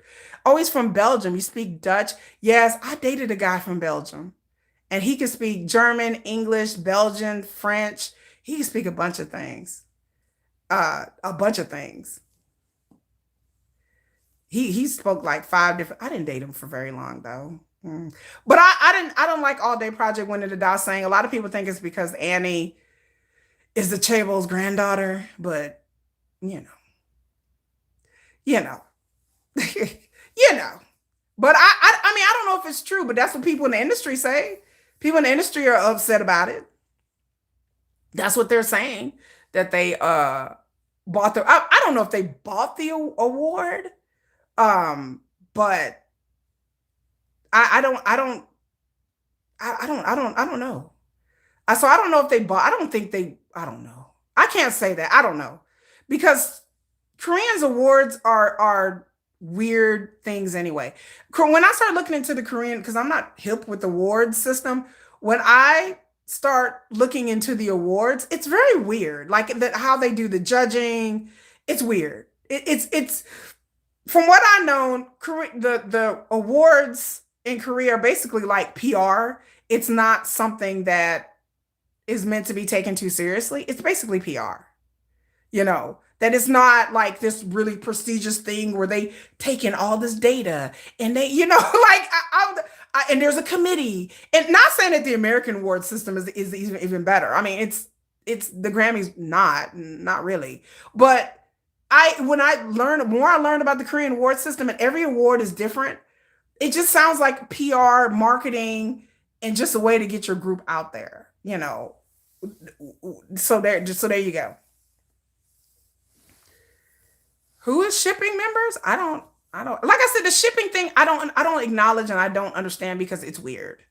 I don't like the shipping shit because shippers come to my page and they come to my channel and I have to hide them and I have to delete them because they be on that bullshit. I don't allow that on my channel. Again, it's stupid. It's nonsense. And when people start talking about shippers, my eyes glaze over because again, I am not in K-pop fan spaces. I don't do social. I'm not on social media. I don't follow my band members. I don't even follow Yoongi on social media. I do Weverse. That's it. I don't do TikTok. I don't do Instagram. I don't know that bullshit. Because all that shit is toxic. Because all that shit is fake. I'm doing a whole video talking about fandom and the internet. I don't wander into fan spaces because it's toxic and it's dumb. There's no reason for me to wander into fan spaces because my attitude is so much. When I first got into K-pop in 2022, I did go to Reddit groups and stuff like that, but I didn't fit in. That's why I started my own channel. That's why I started talking about K-pop because I realized I didn't fit in. Because I'm like, I'm an adult. I'm grown. I'm grown. I want to talk about grown people shit. And so I knew people in the industry. They're not talent. They're not in a K-pop group, but they work around in the industry. And so I understand how the industry really is. I understand what the agencies do. They work for agencies. They don't work for Hive. But I have three friends that one is a freelancer. One of them works for one company, I won't say. One of them works for another company, I can't say. But I understand what really goes on in the industry. And to see fans talk about the industry and then hear people in the industry talk about industry, it's very jarring. Because again, it's two different worlds. Because the fans are in one kind of delulu hellscape world to think that they know these artists. And then the staff who work for them see them in a whole different light. So it's I hear about what the staff are saying, and then I've been to Korea. I've been to Korea many times. I've dated Korean men from Korea. Matter of fact, while I was on this thing, somebody Kakao talked me, wanted to do them. So I've talked to Korean men and dated Korean men, real Korean men, been to Korea. And so people telling me about Korean culture, I'm like, shut up. I just want to tell them shut up because I'm like, I see what real Korean culture is, and it ain't K-pop. Most Korea don't even like K-pop. And so to hear fans talk who have no knowledge of Korean culture and no knowledge of Korean people talk about Korea like they know Korea is ridiculous to me because I'm like, that's K-pop. That's not Korean culture. It's K-pop. K-pop culture is very different than regular schmegular Korean people. It's something that's weird to them. I know people who aren't involved in K-pop and they're like, oh, K-pop? For them, it is for little children because K-pop has a lot of young fans in Korea. Now, internationally, you get into more diverse fans and diverse races. But no, K-pop is not Korea and Korea is not K-pop. There are some cultural elements, but for the most part, Koreans are not that pure. They understand that K-pop idols are idols called idols for a reason. But the thing about it is that fans have been allowed to get away with this shit for so long. And then people are like, well, that's just K-pop culture. Since when? I'm like, no. Idols used to date. It used to, and then people talk about dating bans. I'm like, there is no dating ban. I talk about this all the time. I'm like, what are y'all talking about? I don't know who put out there this dating ban. Then I heard the most craziest thing I ever heard the other day. People like, in order to be a female to work at Hive, you have to be married. That is the craziest shit I've ever heard in my life. I had to sit there and blink about 10 times because I didn't know what the fuck they were talking about. I was like, who told y'all this? Who is spreading this shit on the internet? I'm like, this is ridiculous. This is crazy talk. Well, in order to be a female staff, you have to be married. I'm like, wait, no. I know my friend's not married. She's a staffer. She's not married. She don't. I'm like, where do y'all get this stuff? I'm dumbfounded by K-pop fans. That's why I don't fuck with them. Because I don't understand where they get these. And then there's certain kind of rules and etiquette. And y'all know I don't like gatekeeping. I don't like fan gatekeeping. I don't like the rules in K-pop. I don't understand why people go by this shit because this shit is brand new anyway. It's brand new. It's stuff that people been doing for the past 5 years. 5 years ago, K-pop was very different. That's just it. Good night, Suzanne. Yeah, I don't know where the dating ban came from. I have no idea where those rumors came from. Maybe a long time ago, like in the first or second generations, there may have been some of that. But in 2025, I'm like, no, idols can date. Now, if they want to go public, that's a whole nother conversation. But for people to say that idols can't date, I'm like, that's delulu talk. That is straight up delulu nonsense talk. That doesn't exist. Idols do date. They're not sitting around at home like,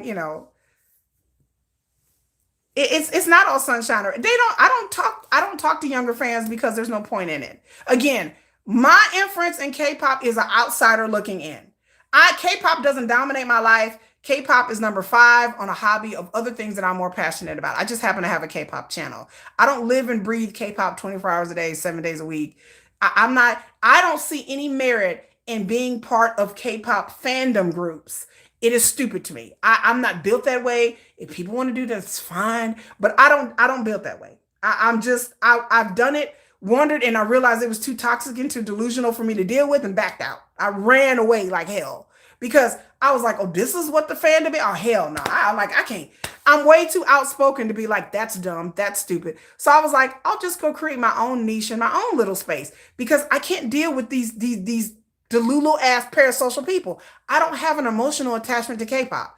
I love Yoongi. I don't think I know Yoongi. Yoongi's my bias. If my Yoongi wants to get married, he can get married. If he wants to marry a man, he can marry a man. If he wants to never get married and have 10 hoes, he can have 10 hoes. I'm like, hey, I will support Yoongi and his 10 hoes.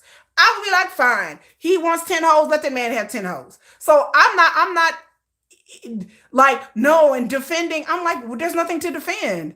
I'm like, okay, I didn't like the thing with JK when they had those fake AI videos. And I did a whole video about it.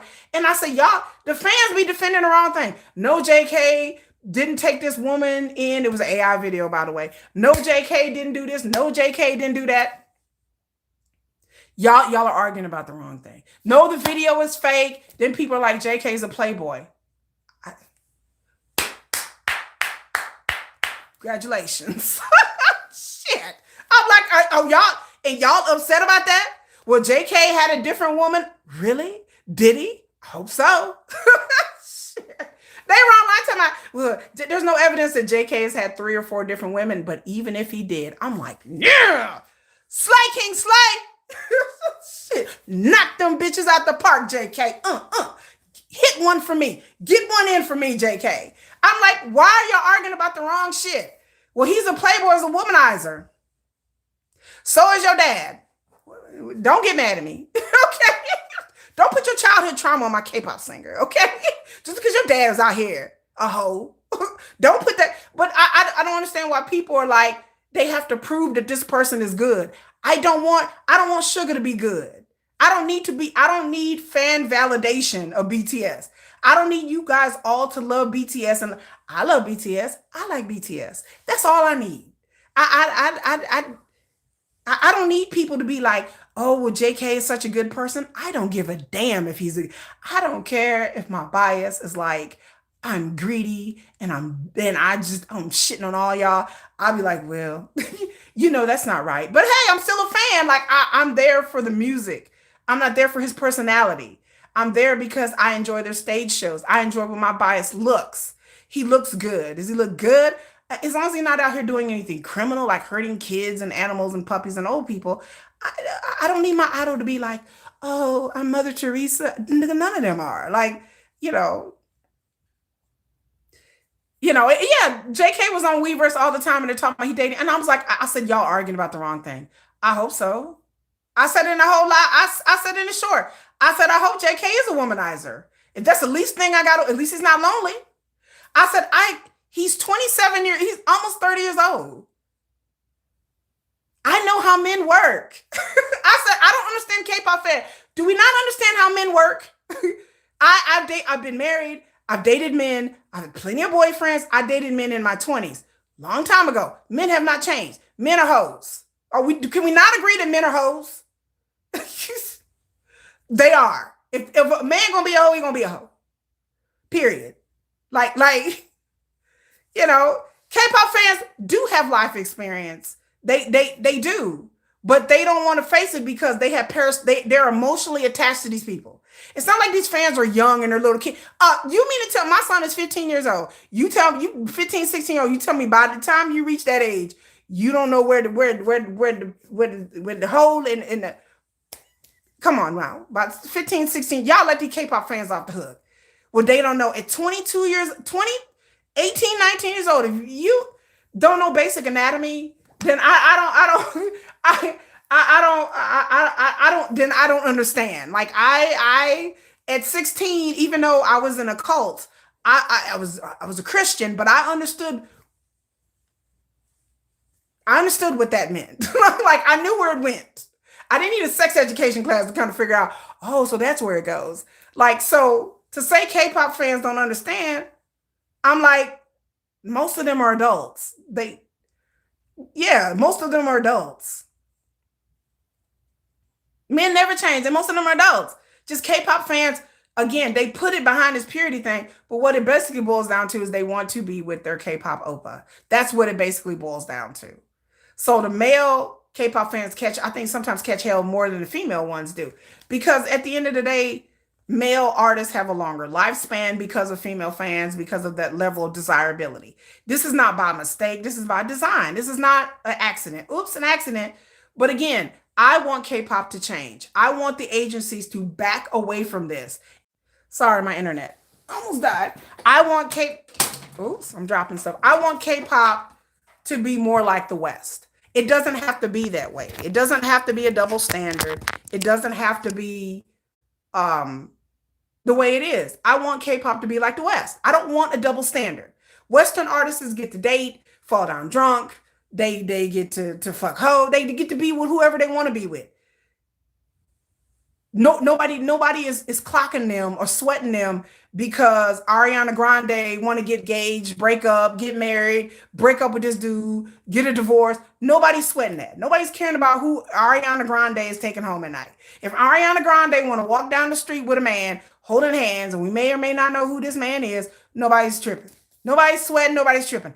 I want the same thing for K-pop artists. I want them to be able to hold hands and go out on a date and go out and drink and have fun and go to a party and twirl around on the dance floor without anybody caring what they're doing. Do I think it's slowly changing?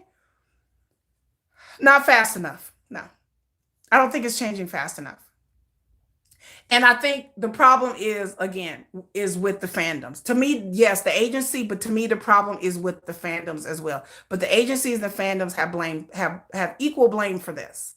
Because again, the agency wants this parasocial relationship, you know. People with no lives because they're centered their lives on these idols. Oh no, wait, I know I brought up, okay, you didn't say anything about young kids. I'm talking about people with no, but there's people with no lives in every fandom. There are people with no lives who are Swifties. There are people with no lives. I know I don't let K-pop fans off the hook. K-pop fans are not like regular fans. I don't care if they have no lives. I don't care if they're young. I don't care if they're old. K-pop fans have a sense of entitlement that other fandoms do not have. That's my issue. It's a mindset.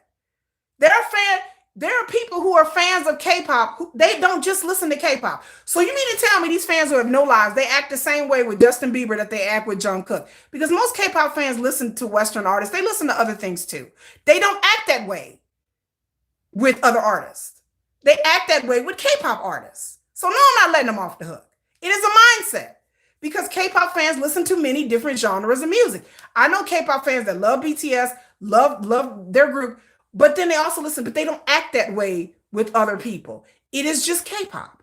And like I said, that is a mindset in K-pop that is allowed to run rampant because people are like, well, it's normal. It's not normal. It's not normal. Yes, these companies have conditioned fans, but the fans fall into it. And they fall into blame because it is a mindset. Goodbye, Moonlight. Good night, girl. Because, at stay. I'm sorry. Yeah, these people, they don't react that way around Western artists. Yeah, people react that way around Western artists, entertainment, and they wouldn't exist. The reason why they don't do it, I did a whole video, because John Lennon got killed. Because in America, they start killing people. The Manson murders happened. John Lennon happened. It changed the industry. It changed. It used to be like this back in the 50s and 60s, kind of like this, where the companies would stoke this until people got killed. Once somebody got murdered, people were like, oh, Manson murders happened. John Hinckley was shot Reagan. John Lennon happened. All these happened within like an 8-year span. Then artists got scared and they started to back off. They understood the industry had to change because somebody had to lose their life. So if you know the history of music, this is what this is not new. This used to be in America, and they used to, like, the Beatles would get mobbed and all that kind of stuff. Well, it stopped when John Lennon, pow, got shot. Stopped. They used to do it to Western artists. Yes, they did. They stopped because, yes. And why did the artists stop pandering to them? Because they were getting hurt. Because artists and their wives were getting threatened and they were seriously getting hurt. I did a whole video about it. The history of the music industry changed when John Lennon was gunned down. The whole industry changed.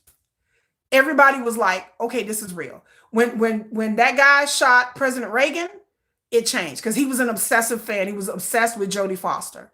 When the Manson murders happened, it really put a chilling effect on Hollywood too. Hollywood used to be the same way like that, but it stopped. When people started getting, oh, these people really crazy. Okay, well, we then Hollywood and the music industry started to do things. They started to change things. You know, they started to do things. So again, the only way to stop this, I guess, in K-pop is for somebody to get hurt. Because again, everything in K-pop is nothing new, y'all. The photo cards are not new. The dance breaks, the music, there's nothing invented in K-pop that they didn't go over to the West. Lee Soo-man created a whole trainee system from the American movie system. There is nothing original about K-pop or its fandom. The technology has changed, but the way that they operate is old Hollywood and the old music industry. It's the history of our industry. They followed it and they've tweaked it and they add certain things here and there, but it's nothing different. But again, the fans feel entitled because the agency lets them feel entitled, but the fans can stop that themselves. The fans don't have to fall into these narratives. Again, it's gotten better because Western fans have pushed it forward. Because, you know, Western fans, we don't care. We're like, I don't care about that. And we kind of push things along forward. But it need to be more push because you still have the old guard of fans who are still operating like it was 10 years ago. And so we just have to push more and be like, we don't care about this.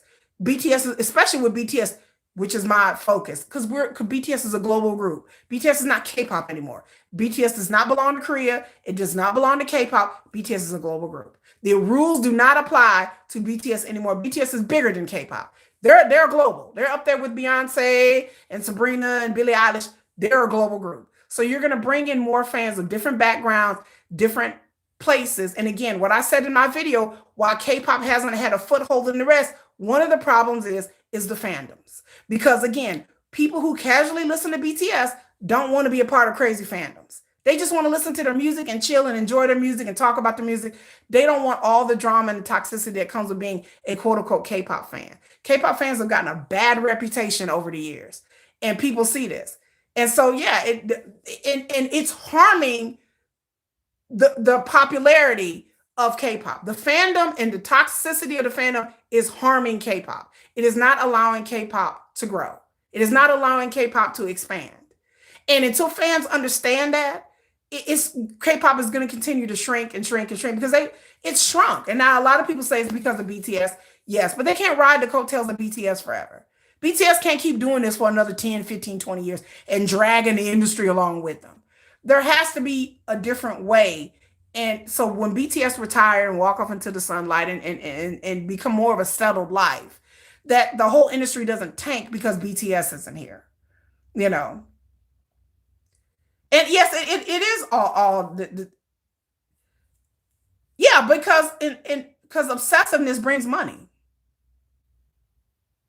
Yeah, someone's gonna get hurt at the airport, and the airport thing is a setup. It's PR. It's all of it is PR. They tell the reporters that they're going to be at the airport. All of these things are set up. The agency again has a lot to do with a lot of the things that have happened in K-pop over the years. But again, like I said, if the fandom didn't want it, they wouldn't do it. If the fandom doesn't like it, they're not going to do anything that they don't want to do.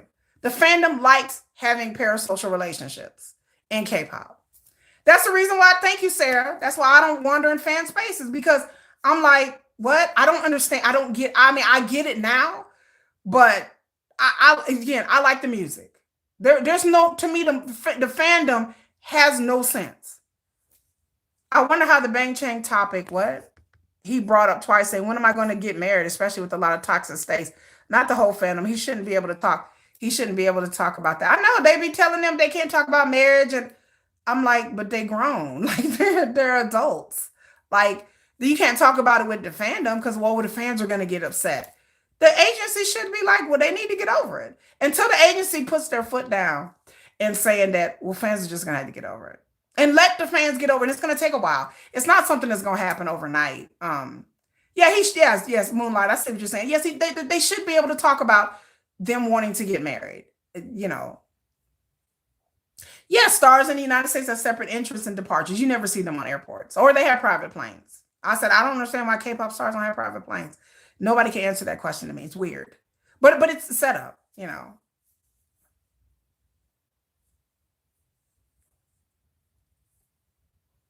I don't know about One Direction and I wasn't there. I don't know. I don't know. But I have problems with the fandom. I will always rail against K-pop fans and never get them a pass because I'm like, this behavior is crazy. Y'all are pushing out casual fans. Casual fans like me, we bring in the money. I buy merchandise, I go to K-pop concerts, whatever. And I understand the Delulu fans bring in the money too. But the thing about it is when BTS, especially BTS, my group. Now them other K-pop groups, they can do whatever they do. But when it comes to BTS, when they come out with a new album, it's going to bring an influx of new fans. And these new fans are going to walk into K-pop spaces and be like, what in the holy hell? And run like I did. I don't, because it's stupid. I'm like, well, I love BTS. I love my group, but I don't need the validation of I don't understand the point of them even being in fan spaces. I don't even understand that point. I'm like, why would y'all want to be around a bunch of toxic people? Y'all sit there and argue and bicker over what? I said, that shit ain't happening on my channel. I said, oh, no. These people try to bring that bullshit. I said, look, y'all, these other people stoking y'all egos and thinking y'all entitled. You better take your entitled ass back off my damn channel. I don't need the engagement that bad. Block, hide, cuss. I will cuss you out or kick you out or hide you from my channel. I said, no, I'm not stoked. I'm not bringing that delulu bullshit over here. That is a fandom problem. If you run as a content creator, if you have a channel or a website or Reddit group and you let these fucking people in your group, fuck off. That's how I feel. I feel strongly about that. Then what are you doing? I worded in the fandom like, who's the moderator here? Is anybody? Don't let these people in your spaces. They'll get the hint real quick. But they let the people in the spaces. That has nothing to do with the agency. That has nothing to do with the artist. That is the fandom spaces themselves. So if the fandom spaces let these people run amok and these people with the loudest voices get the attention, don't let them run amok. Have them go start their own pages. That's cool. But I've seen fandoms where you have a bunch of cool people and then here come the toxic zombie horde. I'm like, is anybody going to block these? No, we're not going to block. I asked somebody, why do you let these people, what the fuck off? No. I said, no, you know what? I'm going to start my own YouTube and I'm not going to let these people in. I don't let them people in. It's just that simple. That's what Marie. That's why a lot of people are here. I don't let them people here. People get on Jimin's video and Jimin's a F word. No, you're not. You think you're going to come to my page and talk about Jimin and talk about and cuss him out and call him derogatory or homosexual word? Bye. You think you're going to come to my page and you're mad because you're like, well, Jimin and V together? Bye. V and Jungkook? Bye. When I start doing the second season of Are You Sure? I wish those Delulu bitches would. Don't come to my channel. When I start covering the show, I promise you, they will come to my channel. Bye. Delete. That's how you monitor a fandom. But they don't do that in other spaces. That's why I blame the fandom. Because they don't do that. Y'all are like, well, toxic fan. Why are they allowed to be there? Tell the toxic fan, go start your own shit. Go start your own channels. Bye. Go start your shipper paradises. There's plenty of shipper YouTube channels, plenty of shipper groups on Reddit and everywhere. But the fact that people indulge this nonsense is where I have a problem. Because you just shouldn't be indulged. Kick these toxic people off of your message boards, off of your channels. You will be at peace. I am at peace. I kick these people out. I'm like, I ain't got time for that. No. I know. Well, they shouldn't date because gotta go. Well, they shouldn't have to monitor their own self as a content creator. It's your responsibility. If you're running a channel or a fandom, it is your responsibility to get these toxic people out of your spaces because you're trying to attract positive people. If you let these people come, they spread. They spread. You know, they spread their toxicity. That's what they do. They spread it. So if you let, so yes, I do blame the fan. The agency, yes, but I saw a YouTube channel the other day where somebody who had like 20,000 followers and they were complaining about they were complaining about the fan they I guess they run a social media site as well, and they were complaining about the toxic fans. And I put them in his comments, miss me with this bullshit because you control your pages. You control your channel. How are you going to make a YouTube video complaining about K-pop fans being toxic when you let them in your spaces? I said you control your spaces. It's not like you just I'm a victim to these people. What? What? I'm like, dude, you're making this video for clicks and views. And that's what I clocked them on. You're making a video for clicks and views. Because, you know, they don't hate they can unbehave somewhere else. Yeah, and like I said, and they can go somewhere else. That's why I said I firmly blame the fandom because if they start ostracizing these people, it wouldn't be a problem. If they start getting these people off of there, and that's why I said a lot of us we don't wander into K-pop spaces because we understand that there's always a level of toxicity there. And again, for K-pop content creators to sit here like they're helpless victims and make YouTube, that made me so mad. I'm like, why are you making a YouTube video? You're a K-pop channel complaining about K-pop fans that are in their spaces. Don't let them. You have control over your own websites. Don't let them come. Once they understand that they get kicked out and they're not wanted, they won't come back. It's just that simple. And it eliminates all of that. But people don't do that because people want the engagement, they want the numbers, they want the views, and they become a slave to the algorithms. So that's why I blame K-pop really content creators because again, I wander into spaces and I saw nothing but toxicity. And I'm like, is anybody, and nobody was monitoring it. They were just letting these people fucking run amok. And I was like, why are y'all letting people just run amok? That's crazy. But yeah, and that's why I blame the fans. Because and then if the fans don't behave, kick them out. But people don't do this. They don't. I've complained about when I was on Reddit. I used to complain about people all the time. Well, this person's toxic. They did nothing about it. Then I went to another group. They did nothing about it. After that, I said, fuck that. I'm gone. I don't want to be in army spaces with other armies. I don't. Because I'm like, y'all content creators, you have a responsibility and y'all don't take this seriously. They don't. They just let these people come on there and talk all kinds of crazy stuff to other people in comment sections. Why? Like, do y'all need the engagement that bad? Don't need it that bad. And yeah, the toxic people just want attention, but the people let them in there. And I mean, not just one or two people, but you have even BTS army sites and message boards that are full of toxicity. They're talking about all kinds of crazy shit. And I'm like, nobody is monitoring this Reddit. They're supposed to have monitors. They don't. Okay, well, y'all can do, again, people can do whatever they want to do, but they can do that over there. Like, I don't, there's no excuse for people to allow toxic people in their spaces. You will change the fandom if people will be like, look, you're not wanted here. Get out. Then people will get a dose of act right. People ain't crazy. People will get a dose of act right real quick. I don't believe that all these delusional fans are just all crazy. Some of them, yes, are off kilter. I don't know who YouTuber Angelina again. I don't go. I don't know who that is. I don't know who Angelina is. Yeah, the more the fandom grows toxic, the more the fandom grows toxic it gets. Sometimes, yes. Sometimes. I don't know who that is. I don't, like I said, if it ain't Soul Light TV. I don't do K-pop gossip. I sure the fuck don't do K-pop gossip channels. If they talking about who did this and what did who, why? I don't care about that shit. I don't care. Like, are y'all gonna tell me how I can get some BTS concert tickets? I'm not interested. Like, I don't who did who or this controversies on. I don't give a shit about it. I watch Soul Light TV, I watch High Boy, and I watch Asian Entertainment. Those are the three, and they all talk about the industry and the business. They're my heroes. Those are the people that I like.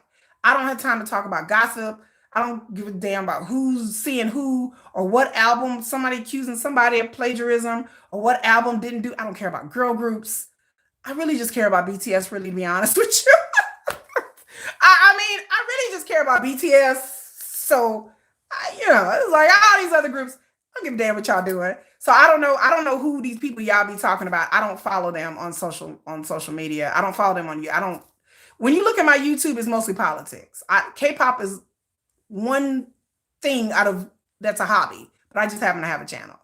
Boris City, yeah, I listen to Boris City too. But I stopped listening to Boris City because she was getting on my nerves too. Okay.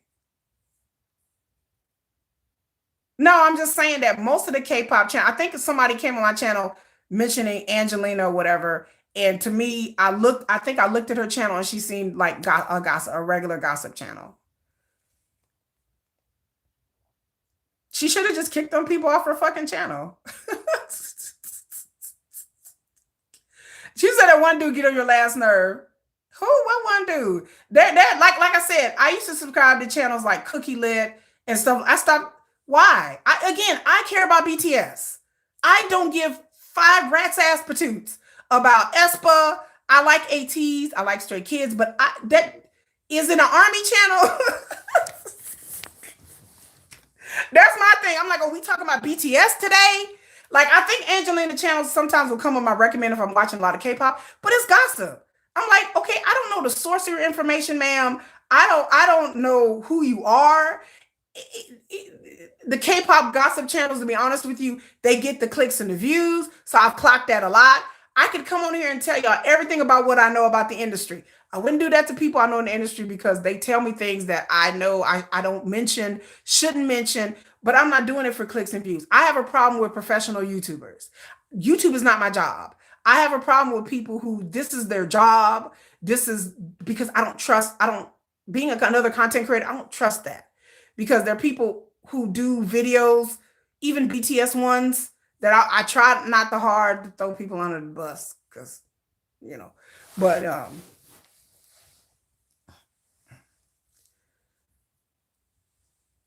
yeah, but they do that because they need to get paid though. Geo saw that's the name of the game. Voting yesterday for Jen. I don't understand how the mama's voting works, but I know Jen won, right? I don't know how to, yeah, they should flush. And if they don't, then that's on them whether they don't flush out the toxic fans or not. That's their choice. But I just don't want to hear. I don't want to hear them fucking complain about it. I don't want to hear anybody doing a YouTube channel going, "Oh my god, YouTube Spaces are so toxic," on their own channel. I don't complain about that. I just get rid of them. Yeah, they need to get paid. That's why I don't trust these people. Anybody who has a YouTube channel about anything, and this is their job, this is what they do 24 hours. That's how they make their money. I don't trust that. Again, I have a whole video coming out about the internet because I don't trust that. I don't because with K-pop gossipers, I know where they're getting their information from, which comes from the Korean message boards. So I understand they're getting their information from Korea Boo and Sonpai and all those other bullshit English language, and then they're getting their information from social media. I don't trust that either. It's full of bots. It's full of fake accounts. It's full of people that I don't know who the hell these people are, anonymous people. I don't trust none of that. I don't trust none of that. That's why I don't do again. And then another thing, I just don't care. It's not BTS. And then also another reason, for those of you who already know what I'm about to say, the Sugar Scooter scandal. I unsubscribed from many a channel. If any one of these mofos got on YouTube and was talking shit about Sugar and the Sugar scandal, bye. Unsubscribe. I didn't know any better, and I subscribed to a bunch of channels. unsubscribe. If you were on here talking about, ooh, Sugar got in trouble. What? Well, he was drunk and didn't. Unsubscribe. That's one of the reasons why I started doing, because my channel didn't start out as K-pop. Again, I've been into K-pop since 2022. I've been Army a little over a year. But when the Sugar Scooter stuff happened, I just started to get into BTS. Anybody that remotely breathed a bad thing about Sugar, they were unsubscribed. So there was a bunch of channels I subscribed to that was kind of like K-pop. They're like, oh, I'm a K-pop news channel. No, you're a fucking gossip channel. And the moment the Sugar Scooter scandal hit, these vultures swarmed on the internet and tore Sugar apart. And they were posting all kinds of crazy shit, all kinds of stuff that was just made up things. Unsubscribed. I unsubscribed from all them channels. I was like, y'all are sensationalist gossip channels that just need clicks and views. And that's what it was. Unless he, yeah, ever since that Sugar thing, nah. I hate All Day Project. Y'all know I hate them. Even Korean news spoke back. Yeah, they did. And I went on a crusade and I started hating the Korean media. Everybody knows, if you've been here before, you know I don't like the Korean media. You know I don't like the gossip channels because what they did to Sugar, because they ripped Sugar apart. And then they dummied up and then pretend that they didn't do it. It didn't say nothing about it ever again. They're like, oh, what are you talking about? No, you just posted a video like a week ago. And then they all got quiet. When they all were reposting that fake ass video, don't get me started. And then they didn't retract that the video was fake. And I was in their comment section like, so are you going to say that the video is fake? No. Oh, you're not going to. Oh, okay. So we're just going to pretend that video is real. Okay. Bye. They had a fake video and all these content creators ran with it. Fuck them. Fuck those gossip channels. Fuck all of them. They can go straight to hell. Y'all know how I feel. Straight to hell. Like, and they didn't come back and retract what they said. They didn't come back and say, well, this video is fake and this is the real video and none of it. Why didn't he call a cab? Because he was right around the corner from where the alcohol place, from where he left. He was right around the corner from the restaurant. So he just thought he was hop a scooter and just drive home. And then on top of that, if he was inebriated, you're not really thinking straight. But again, he was right around the corner. It's not like he was that far.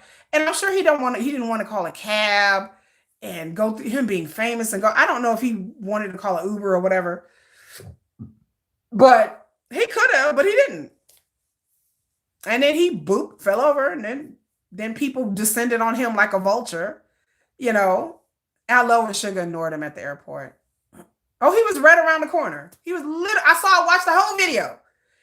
He was going like slow. He was literally right around the corner. My daughter has the same scooter that Sugar has. Like, he was literally around the corner. And that was it. No, it wasn't a few blocks. It was literally like down the street and around the corner. Yeah, and I think he just felt comfortable. He felt like, But no, he wasn't blocks and blocks. No, he was right around the corner from where his apartments were. And that was it. And he hit the corner too fast. He dumped over and got right back up. And then police were right there. And that's how it happened. And ever since then, no, I don't. Again, there's no reason for me to wander into these spaces, especially after the Sugar Scooter thing. And I was online literally fighting people online because I'm like, wait a minute, that's false. That's fake. That's false. I was literally online fighting people and I got tired of it. I said, this is crazy. And then again, all the things that were said online, all the funeral wreaths, all the OT6, don't even get me started. I understood what the fandom really was, which is a bunch of crazy fucking bullies. And from that day on, I was like, I want no part of this. None. Because people let them spread horrible things about Sugar. Horrible things were said. And then again, what am I fixing to say? People, y'all know. And then right after the Sugar thing happened, Sugar happened August the 6th, August the 16th, the Moontail thing. And Moontail was a whole ass essayist that got kicked out of his group. And everybody was all suddenly on hush mode. Nobody had nothing to say about Moontail getting kicked out of NCT. Nobody had nothing to say about that. Nobody really said, and then this man sitting in prison for him and his two friends gang raping a girl. We didn't see his police walk. I didn't see no perp walk. I didn't see no police line. He went in for questioning. Wait, what? He went in for questioning. I didn't see no police line for Moon Tail, a confirmed convicted criminal. I didn't see the media go crazy over that. NCT 127 is a very popular group. Child. But no, Sugar had funeral wreaths from NCT fans. Yeah. I was like, I'm done. And then the fandom, those of us who were trying to defend Sugar by everything that we could, trying to defend, and then all these people flooding even my little channel was just little bitty. It's still little bitty, but it's really little bitty then. And they flooded our channels. And all these NCT fans just came out the woodwork and they're on my live streams. And I'm like, what is happening? Why are y'all on my channel? I'm like, I'm just a little bitty channel. Like, what are y'all doing? Like, but they came. And so I yeah, the funeral wreaths. Yeah. The Sugar, I'll never forget that. I will never in my life. And that would have me turn on quote unquote K-pop fans because I like y'all are fucking unhinged. Because I know friends that love Beyonce.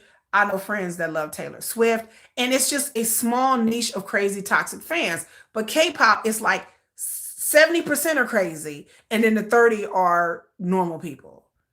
And then the 70%, or maybe a little bit less, maybe 60%, get the loudest voices and do the most, and people just excuse it like, well, I'm like, it shouldn't be excused. It shouldn't be accepted. It shouldn't be excused. It shouldn't be okay. Like none of this should be an okay thing within fandom spaces. I can't control what other people do on their own time and what people think and what people feel, but I can't control as a content creator what people do in my space. And it's not a push to do that. I just see a lot of excuses being made and like, well, this person's to blame. And I'm like, but no, if y'all ostracize these people, they would go on. They would, I promise you, people would get a dose of act right real quick. If you start ostracizing these people and being like, you're nuts, then the people understand. So when they come to my channel, I'm the first person to like, you're effing crazy. Have a good day. Yeah, because it comes the norm. And y'all have normalized this in K-pop. And for somebody who's new, I'm like, this ain't normal. Yeah, it is. No, it's not. I had arguments with people. Well, don't make excuses for this bush. This is not normal. Like, this is not, y'all just normalized it because y'all just see people, y'all are like, oh, this is normal. No, it's not. I'm like, that's not normal. That's not fandoms acting other. I'm like, I've been around Star Wars fans. I've been around all kinds of fans. And yes, there's toxicity in every fandom. But K-pop fans have a whole special grasp on toxicity. And it's rabid and it's rampant. And again, it's because the fandoms have let people just go and do whatever they want to do. And like, well, I guess you can't do nothing. I'm like, yeah. Don't it people indulge that. I said, stop indulging the nonsense. I'm like, I'm not indulging that. And then stop arguing over things. Like I said, the arguments that K-pop fans have when they try to defend certain things is bad arguments. It's always a purity narrative. And I hate that. And I'm going to do a whole video talking about the purity narrative in K-pop. It drives me nuts that people argue about personality and purity and what their bias likes and don't like. I have no delusions that I know what my bias likes or don't like or want to do or don't want to do. I don't know this man from Adam. I don't know this man from a biscuit. I don't have an emotional attachment to an idol. I don't care if I had no children and 6 cats and no cable TV and I had nothing else going on and I didn't even work and I sat around on my fat ass all day and just ate ho-hos and Cheerios and watched K-pop all day. That would not make me be like, oh, well, I'm really invested in this. That's a choice. I'm like, that's a choice. It's a choice to be emotionally invested in a K-pop. I don't want to let nobody's going to convince me. That is a choice. That is a lifestyle. That is a mindset. That is a choice to be that emotionally invested into K-pop artists. That is something you cannot do or choose to not do. And I've seen K-pop fans switch it on and switch it off. I've seen it in real time and make excuses for it because it's K-pop. Because in K-pop, they understand that the delusions are going to be fed and people are going to allow it. People allow safe space for that. Yeah, he was almost home. He was almost home. And yes, as long as they get engagement. But again, also besides the engagement, I've seen K-pop fans switching on and switching off. I've seen K-pop fans go really crazy about Jungkook, but then again, they're fans of other artists and they don't do the same thing with other artists. I see this all the time. But I'm like, well, why don't you do it with this Western art? Why? I use Justin Bieber as an example because I know some people. Justin Bieber got a lot of fans, but I'm like Justin Bieber. He can date and he get married. They have no problem. So like girl groups, Beyonce, Taylor Swift got married. I know Swifties and I know people like K-pop. Taylor Swift got married. These bitches was like, "Yay, Taylor Swift, girl, good luck, high five." I'm like, "Go, Taylor, go, Taylor." They was, but then if somebody from Blackpink would get married, they would have a fit. Can somebody explain to me that mindset? I'm like, wait a minute, hold on. I was like, wait a minute, you're a Blink, you're a Swifty. And Taylor Swift getting married, and that's okay. But then Jenny, Lisa, Jisoo, they can't get married? Like, the cognitive dissonance blew my mind. Well, yeah, but what? They're artists. They're like, no, like, this person was dead ass serious that they didn't understand like the strangeness of that. That them being a Swifty and then being a Blink, that this is the same thing. They're just one's K-pop, one's not. But they're still pop singers. They're still phenomenal artists, still beautiful ladies. And that Taylor Swift, they was happy that Taylor Swift got engaged. But then if Jenny or Jisoo, one of them bras got engaged, they would have a fit. Make that make sense. That same thing about BTS. I know people who love BTS, who are diehard Delulu fan army, and God forbid if Jimin would ever get married, and whoever he marries, not Jungkook or Kim Tae-young, they would have a fit. But then they don't feel that way about other artists, and I'm just like, huh? I'm like, so BTS members can't get married unless they're married to each other? Girl, what? I'm not a psychologist. I don't have that degree to understand that because to me, it's all the same. It's all the same. It's music. It's all the same.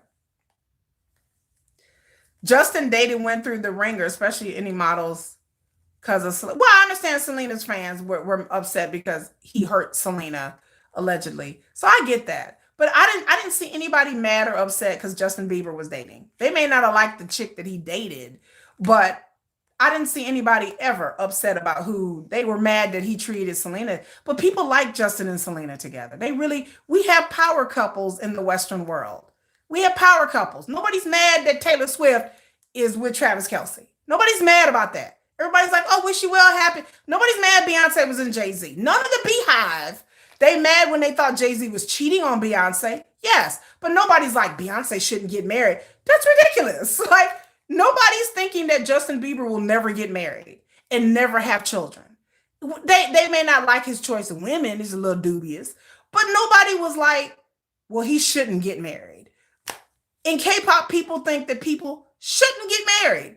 I've had people tell me this, well, they shouldn't get married. What?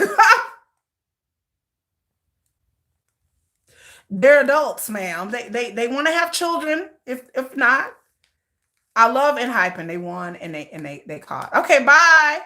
Bake Jisoo. Bake Jisoo. Bake Jisoo. Yeah, they were initially mad over, but they got over it.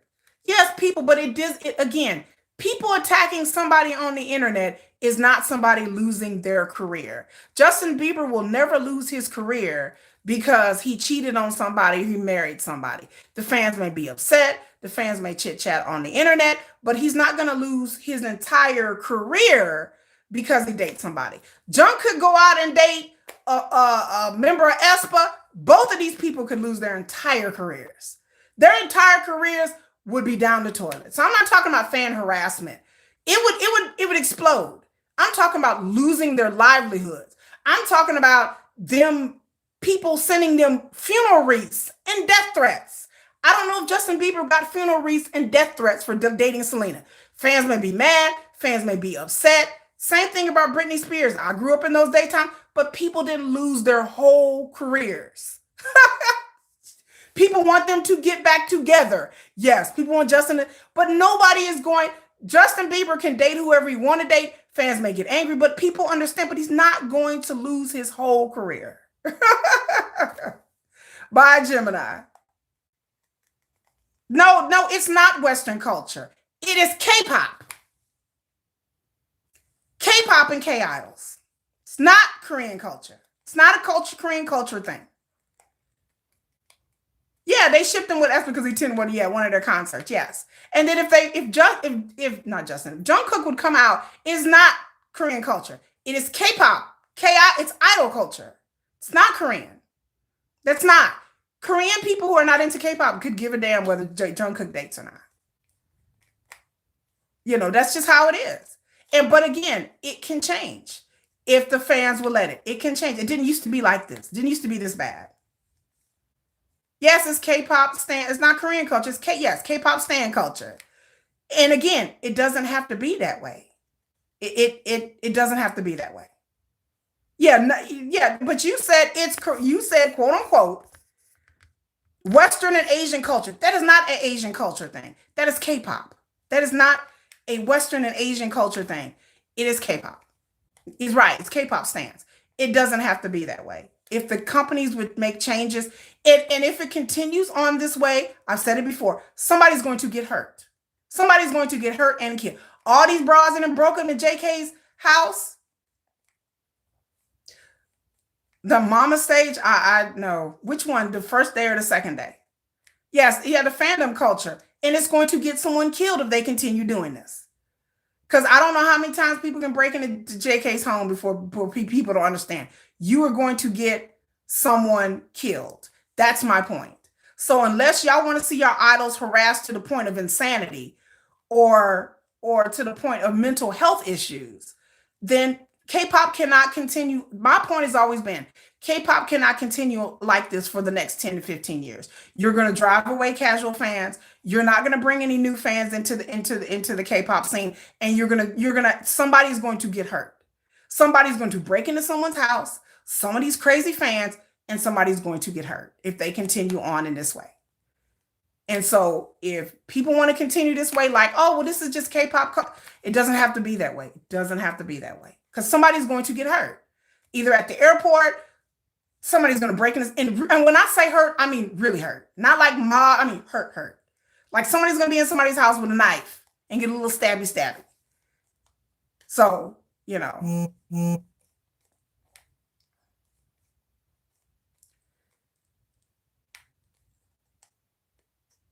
Yeah, we need a K-pop fandom cleanse.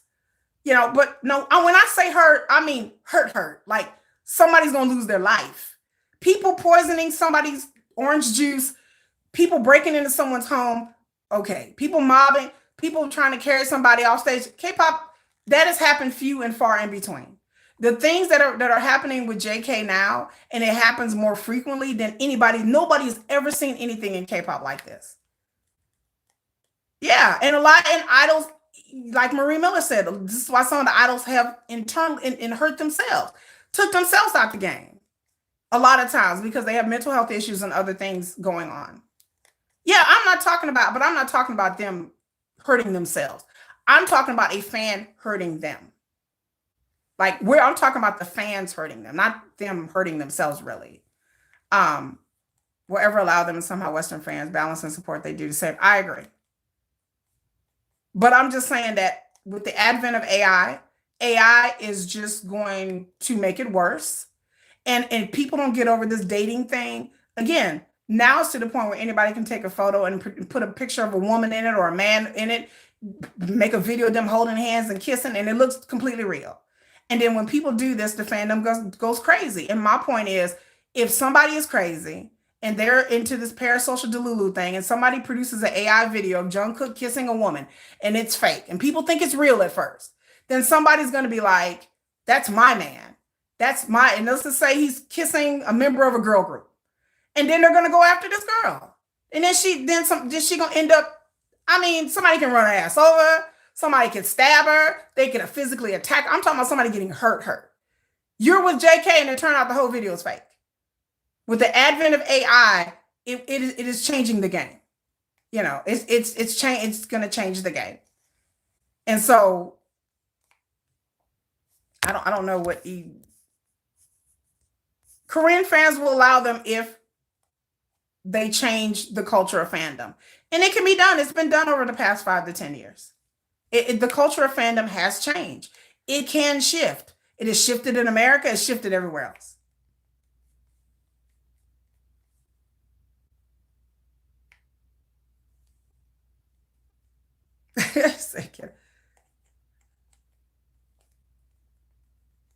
No, what I'm saying is, Geo Solar, it seems like to me you're making excuses like, well, this is how it is. I'm saying if it continues this way, some fan is going to hurt somebody. And when I say hurt, I mean murking. Somebody's going to get murked. And then the fandom is going to be like, oops. And then people are going to be sad about it. And then people are going to be like, well, perhaps things have gone too far.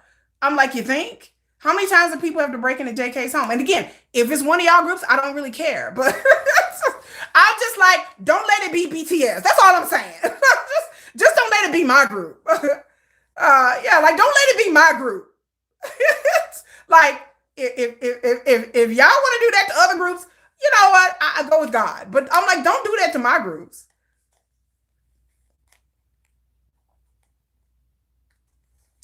I think Western fans can push things forward, but again, it's the culture of K-pop fandom that has warped the Western fans as well. But again, at the end of the day, this is parasocial relationships. Nobody would care if these parasocial relationships would stop. So the agency need to stop it, and then the K-pop fans need to stop it and police other ones as well, the content creators. So that's you like K-pop.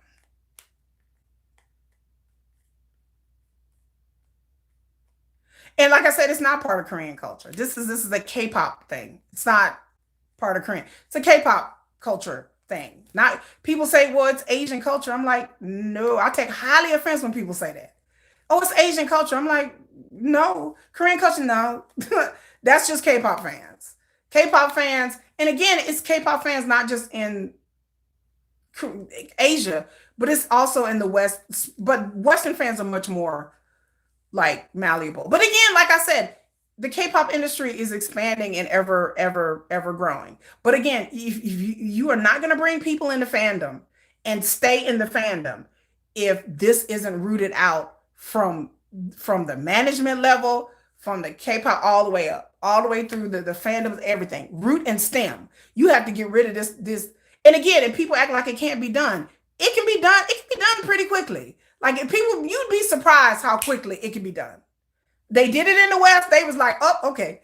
And the agency started to do things. And the artists themselves started to distance themselves from the fans. And it can change. It's not impossible. It's not hard. It's not impossible. It's not like Asian fans can't change. They can. They can. They can. Exactly. It will not end well. None of this will end well. This is not a good look for K-pop. K-pop will continue to be clowned in the West when people look at this stuff and be like, this is crazy. Like, who would want to be a part of that? People don't want to be a part of that.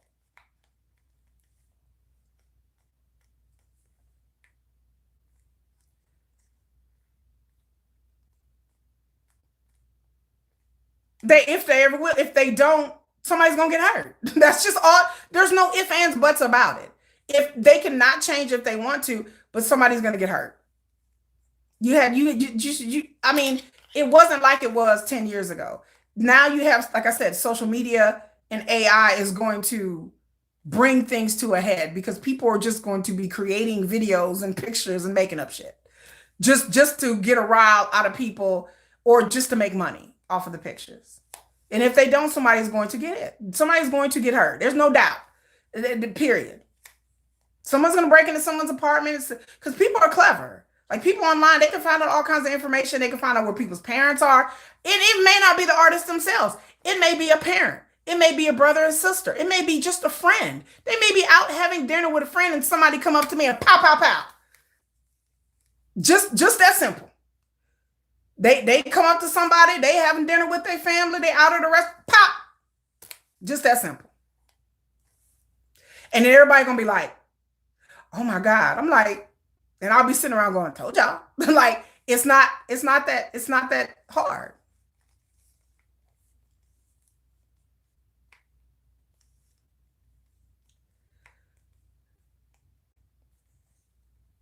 Yeah, that woman was outside JK's house trying out the numbers on his keypad, trying to get into his house. I was like, y'all, this is dangerous. And then people are like, well, fans. And I'm like, I've seen so many crazy arguments. Well, fans have to regulate themselves. They're not. So either you have to get more security. I don't understand why JK, I mean, he has enough money and resources. He has to learn to protect himself as well. So I'll put some of this on the artist as well, because when it comes to security, yes, the agency provides them security when they're doing promotions and they're doing official things, but also his personal security, when he's not doing things for the agency, um needs to be,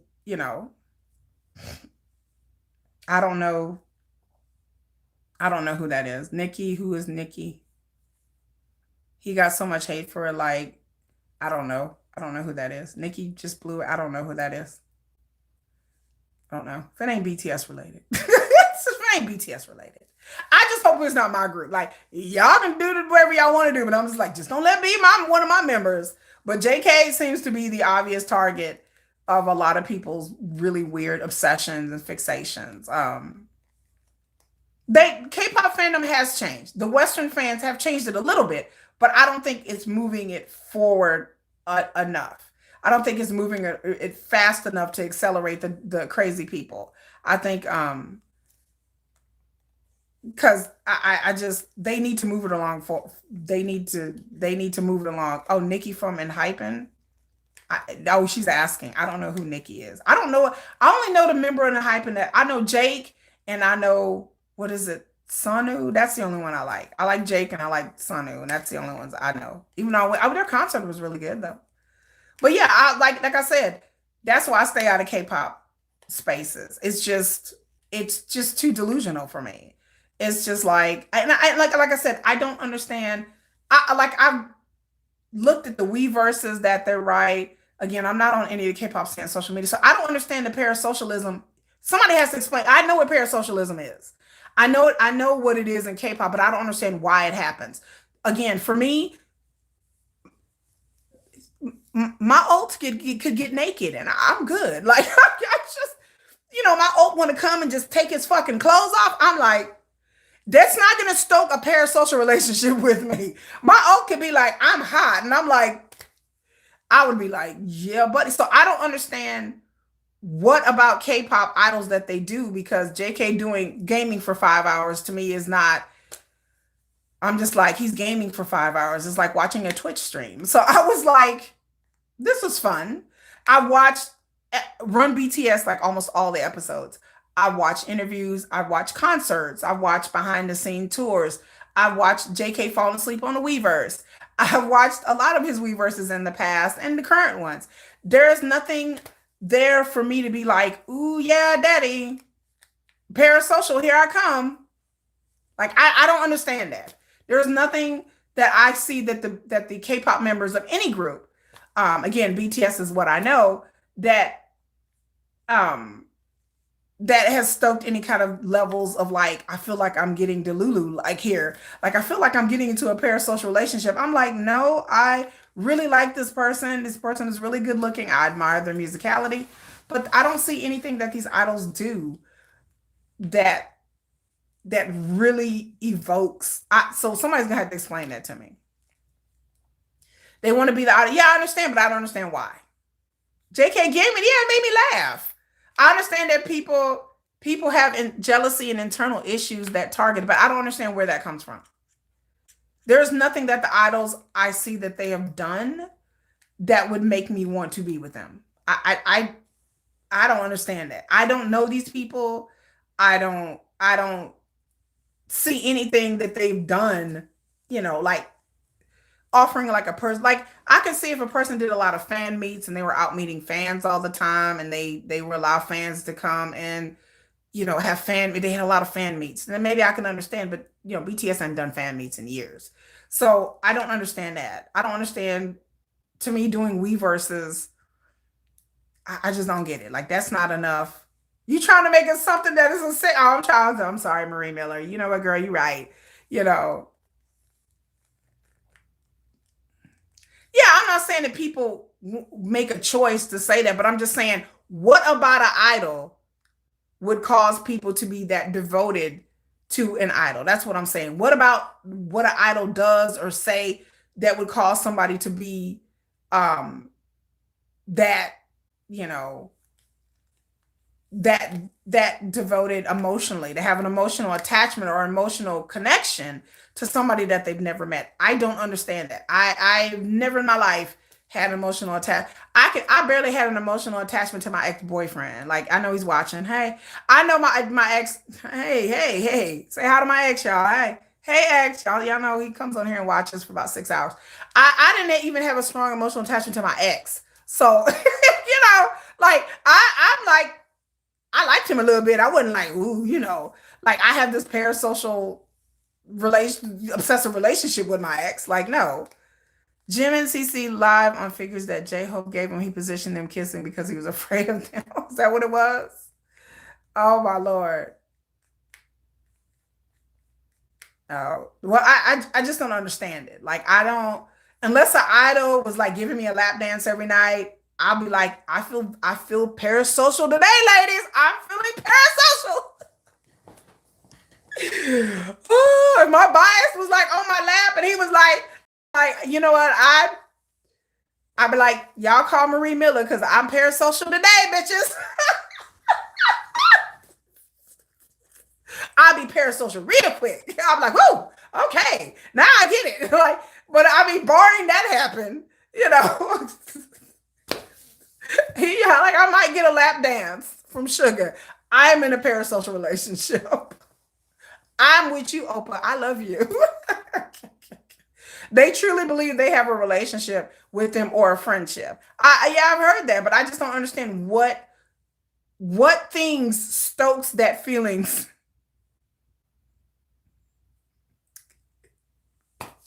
What stokes that feelings besides a lap dance? I need to know.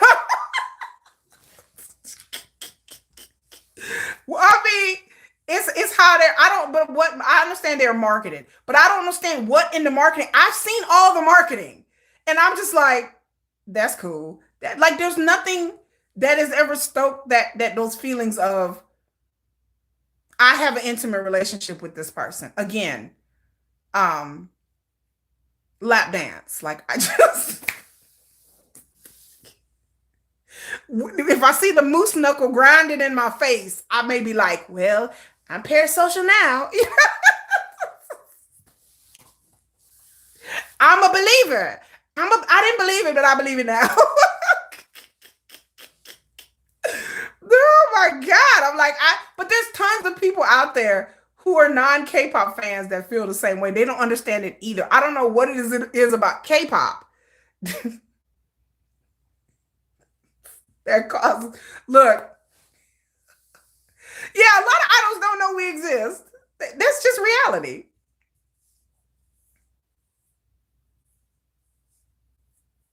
She said insecurity just always give people something to aspire to in some way.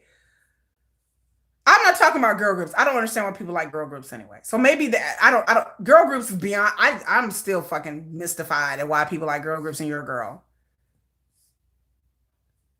Because I don't have it in me to take it that far. Marie Miller, a lap dance will get me there.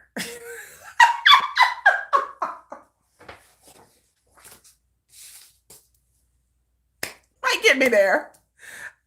Well, I'm just saying, people say aspire to. When I think of aspire to, I think of people liking girl groups. That's why I said that. When people say aspiration, that's usually somebody they look up to and they admire. And usually that's an emotion for girl groups.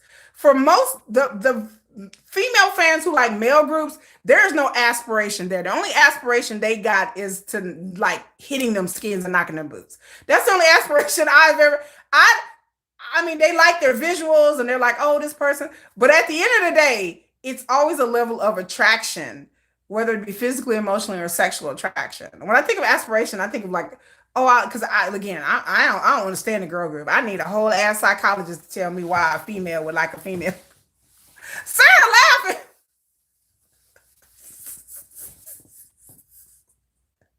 I'm just saying, like when I think of aspirational, I think of like a girl group. Like, oh, I want to be this person or I look up to them and blah, blah, blah, blah, blah, blah, blah. But when I hear about boy groups from females, that's not really in the conversation. I'm just like, oh, okay. Oh, all right. Like, it's usually,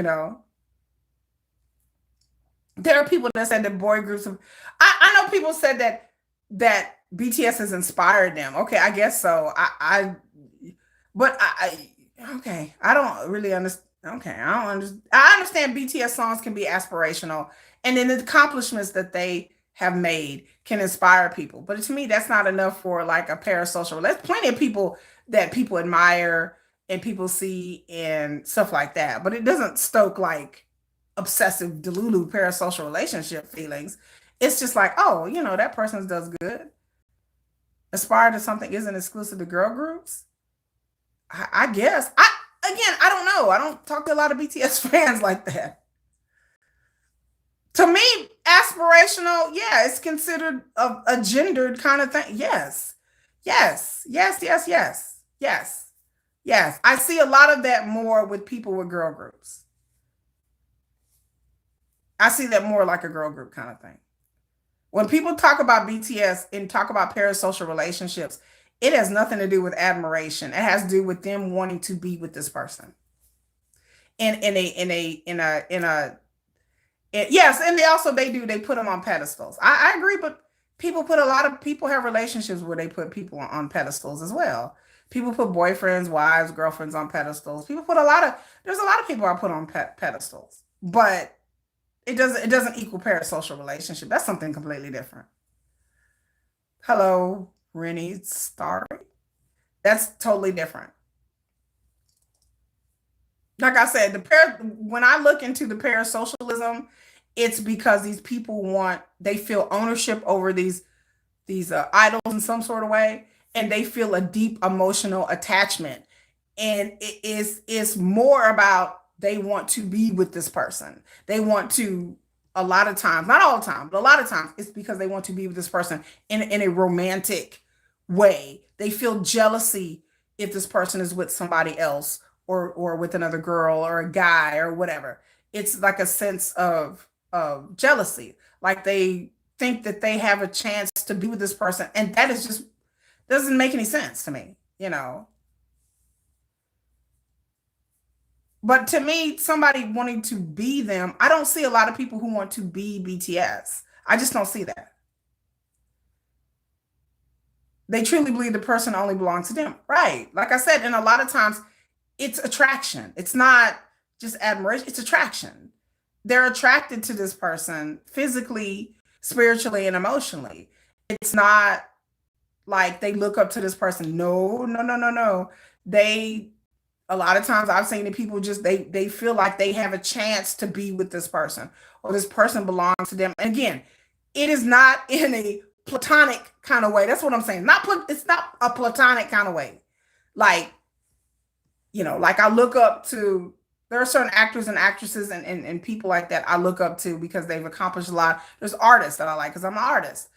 But that doesn't equal the same thing as I don't feel ownership over them unless there's some kind of heavy emotional attachment. Heavy emotional attachment is usually because of sexual romantic attraction. Romantic attraction. Like, yeah, we don't control idols. Like, yeah, idols do their own thing. I that's the psychotic part of it. But I'm just saying, what is the idol doing to where it becomes obsession? Because the reason I'm asking is because people said idols and the companies do things to stoke these parasocial relationships. And I'm saying, like, what?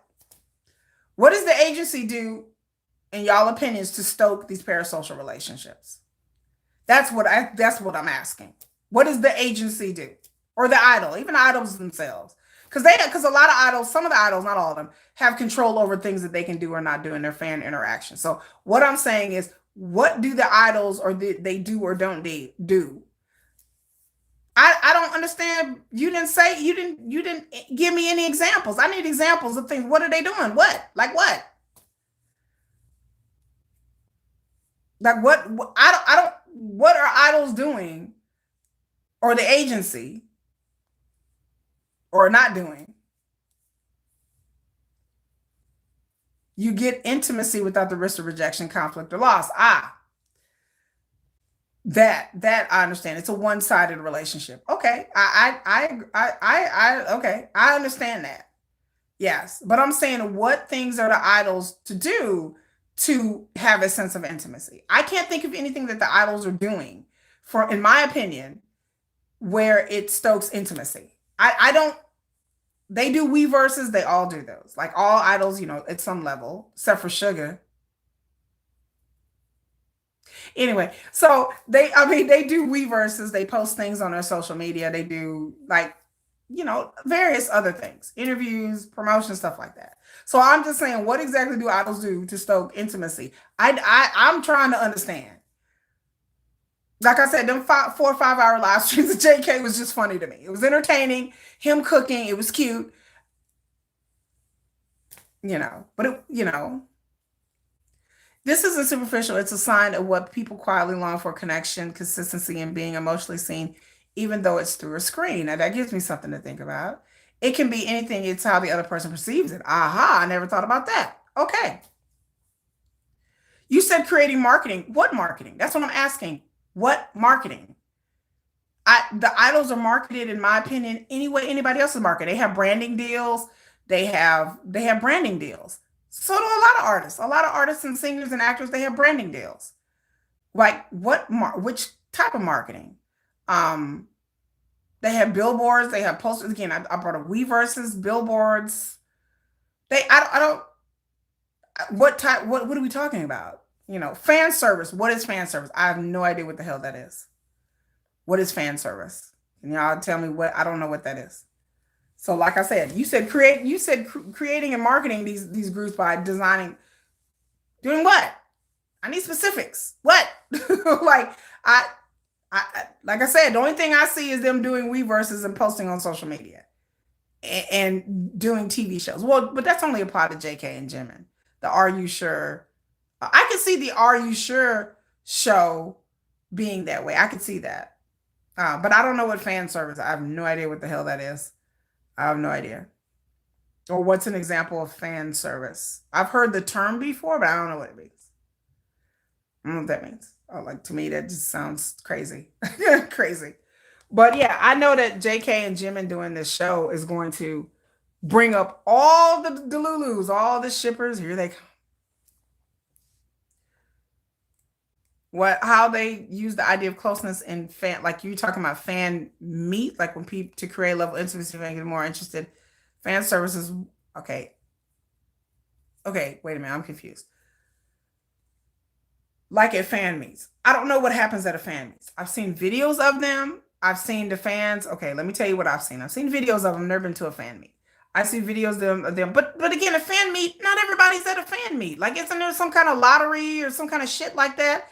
Fan meets are only a selective number of fans. It's not like there's millions of people going to a fan meet. The people who go to fan meets are, from what I know, selected through a lottery sometimes. Sometimes they pick based on what things are happening on Weverse, whether they buy an album. A lot of people are not at fan meets. Like the fan meets, yes, but not everybody's at a fan meet. Like not a lot of people. Um, like I said, fan meets. I've seen people do fan meets, but it's not like a huge section of the fans. Like some people have to pay to go to fan meets and they can't be there. They can't. Um, yeah, they do come out the woodwork. Yes, they will. I'm ready for them. Yeah, you're not giving me examples. You're like, idols do things to appease fans to get them riled up for cheering. What is that? I don't know. I'm like, okay, well, like what?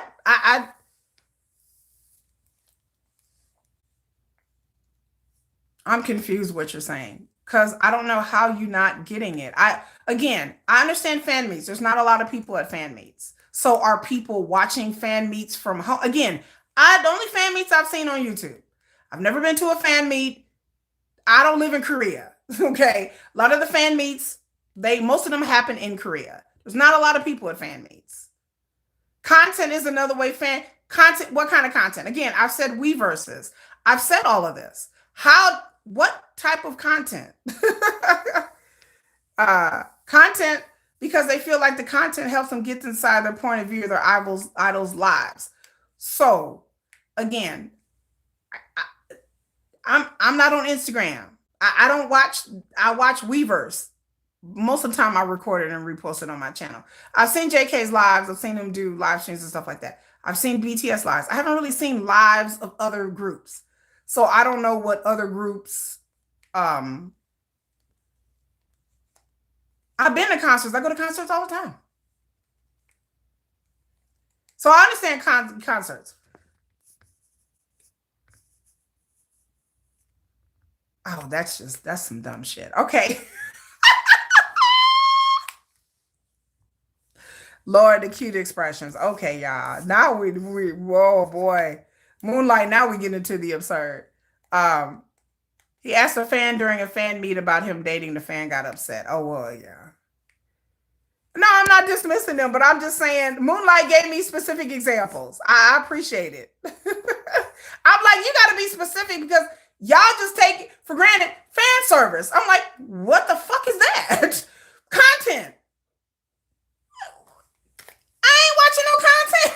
I don't watch that either. I'm like, y'all, what kind of? I'm like, what kind of content? Again, the We versus I only see is BTS playing games.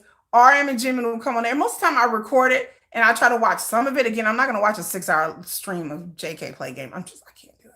Okay, but I record it. So BTS, I catch some of their content, but I don't watch all of it. I have watched things from the past, some of their content from the past, and just to see what is going on. But again, it's just BTS. I don't watch any other groups. Y'all talk about fan meets. Never been to a fan meet. Seen a few of them. Look kind of boring to me, but I'm not there. So it would be exciting to meet your idol, of course. But again, I'm not in Korea, so that is few and far in between. So when you say content, again, my vision of content is what I've only seen from BTS within the past live since they got out in June. So June to November. So you have to understand context. The things that you're talking about is for people who've been fans of K-pop for a long, long time, over years and years and years and years. I have not. Only been Army for a year, a little over a year. And again, there's so much content out there with BTS. You could live a lifetime and probably not watch everything because there's so much, you know. Oh, I didn't know there was a word count on there. No. What is this? I'm confused. I'm confused. I watch many concerts and do certain things on stage. I've been to many concerts. I go to concerts all the time. I just went. I went to Jin. I went to Stray Kids. I went to AT's last year. This year I'm going to see Twice in January. I went. Yeah, I sent Twice in January.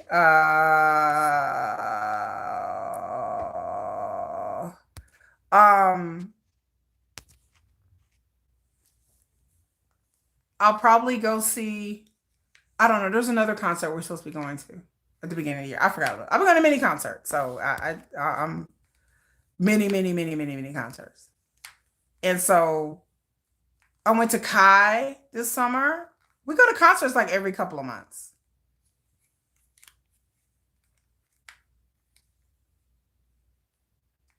I've seen people do the holding hands and the things at fan signs and fan meets.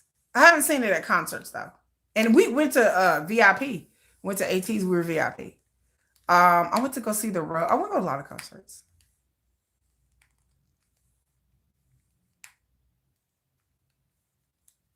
Yeah, because Moonlight is explaining it. Like that's what I'm asking. Yes, she's breaking it down. Like this is what happens at again. It's a lot of assumptions that like, oh, well, you know, no, I don't.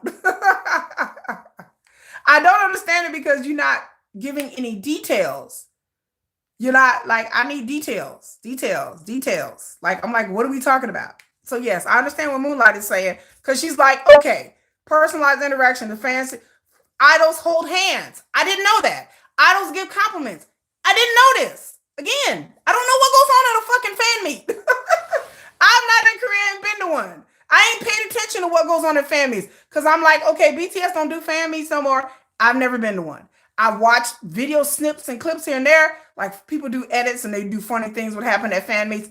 That's it. I've never really watched a fan meet from beginning to end. So I don't know what happens at a damn fan meet. I didn't know they was up here holding hands. But again, fan meets is limited. It's not that many people there. So people at the fan meets, I understand there's a level of intimacy. I get it. I go to concerts. I see what happens at concerts all the time. It depends and varies with the group, but they do songs and then they talk to the fans and then they do songs and talk to the fans. But it's not like they're walking out in the audience with the fans. That's a bit dangerous. I did have one. I went to BB and BB did that. She came out there and walked through the audience. And some concerts they may, artists may or might do that, just depending on security in the arena. But I didn't know people were holding hand with people at fan meets. Didn't know that. Sorry. I never paid attention. And again, I haven't watched the whole fan meet from beginning to end. I see clips, funny clips when they're up there talking and the fans come up and they sign stuff and they talk to them. That's the only thing I've seen. I didn't know that's what they were doing. Yeah, you just gotta have money. You gotta have money to go to those. And then sometimes they have a lottery. But again, those are the people, a lot of times the fan meets are in Korea. And so for those of us who are international fans, it's like, have you been to a fan sign?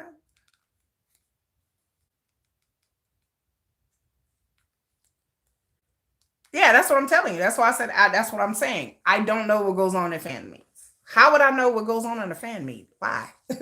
I know I'm never gonna go to one, so I'm just like, I don't give a damn what they're doing at a fan meet. It's like I'm not gonna go to one, so it's like, why do I care? But like I said, I understand that people they odd be to my girl, I'm broke. Girl, I ain't got $300, $400, $500 to spend at no fan meet. I heard these things was expensive. And then I'm not in Korea, so not saying that they have had ones in the United States, but not in Dallas that I know of. Not here. Like I heard about LA and New York. I think AT's had one in New York or LA or something like that. But I don't know. I mean, I don't know. And then, like I said, sometimes you got to buy the album and then you got to buy a certain limit of merchandise. That's what I heard was going on. But I ain't going to do that. I have no delusions that I'm going to go to BTS is going to have a fan meet. I think BTS is beyond that now. Like I said, I never pay attention to BTS fan meets because I understand that BTS probably won't have another one. Like they are beyond that. It's okay. It's emotional. Wait a minute, hold on. So it's emotional closeness. Idols may share personal stories, gratitude, struggles, heartfelt speeches. This creates the feeling of a deeper bond, even though it's one-sided. Okay. So the idols are sharing personal stories, struggles, and stuff like that. You're talking about like during Weverses or posts and stuff like that. Again, that goes over my head because I mean it's cute. I like when RM does that. No, I'm just missing the point. I'm like, okay, I need details. It's like get to the point. Chop chop. I'm like, just get to the details. I saw some pictures that fans took with them and they were really close and I heard they paid thousands of dollars. I bet they did. I bet they paid lots of money. I mean, this shit ain't cheap. Stray Kids, yeah, probably, yeah. I mean, it's not cheap to go to the fan meets, but like I said, the people at the fan meets, I get it. It's a once in a lifetime chance to to meet your bias or your favorite group. I need you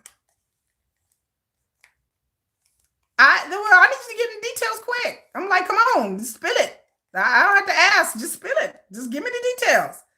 But yeah, that's what I said I went on. But again, I still none of this is to me equals parasocialism. But again, if I ran the agency, I would cut. I mean, the fan meets I would continue because fan meets happen even in the movie industry. They have fan meets and stuff. Even sci-fi, they have fan meets and stuff like that. So I don't really mind autograph sessions and fan meets and stuff like that. But the idols going online and sharing their personal lives and details, I would cut all that shit out. You know, I would cut like 7,000. Ooh, ooh, that's a lot. Ooh, yes, and concert interviews, a catalyst. This was for Run BTS. Yeah, I've watched Run. I think I watched almost all of it. Again, None of that. I've watched hours and hours and hours of interviews, and like I said, I'm still like, I don't feel like me and Sugar is besties. Like that's my best friend. 7,000 is crazy. Oh my God. 7,000 is crazy. I don't think I it 7,000. I better get a night. I better get we better get a night together for 7,000. Like I'm really,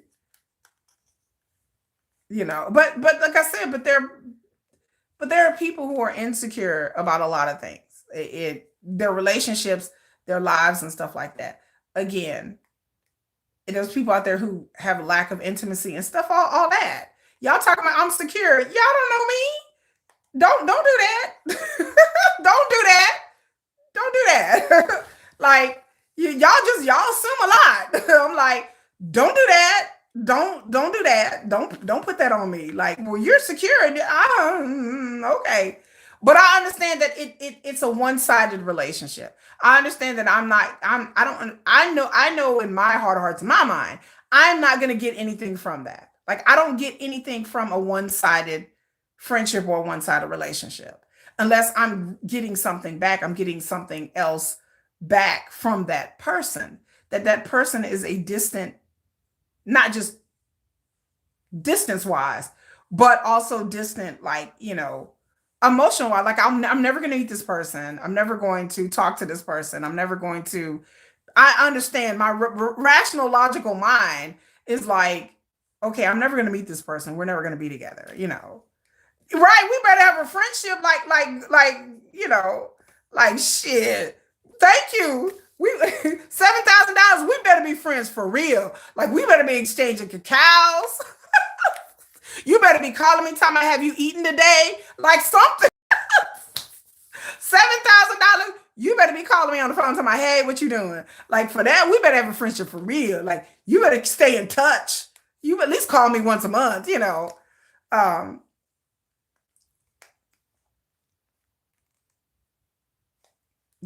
okay, they said that you don't have to rely on that for your personal strength or happiness. K-pop fans act like their favorite group are their lifelines. I have your own identity. Okay. But I didn't clean it up secure. I'm like, what does that mean? Again, you don't know if I feel like I have my own identity or not. That's an assumption. It's a leap. It's a leap. Look at Jimin and JK. Ask anything. You get a small portion. Was there an L interview? Ask anything. Never seen it. You get a small portion of what they own, have, and what they use and how they feel. I've never heard that.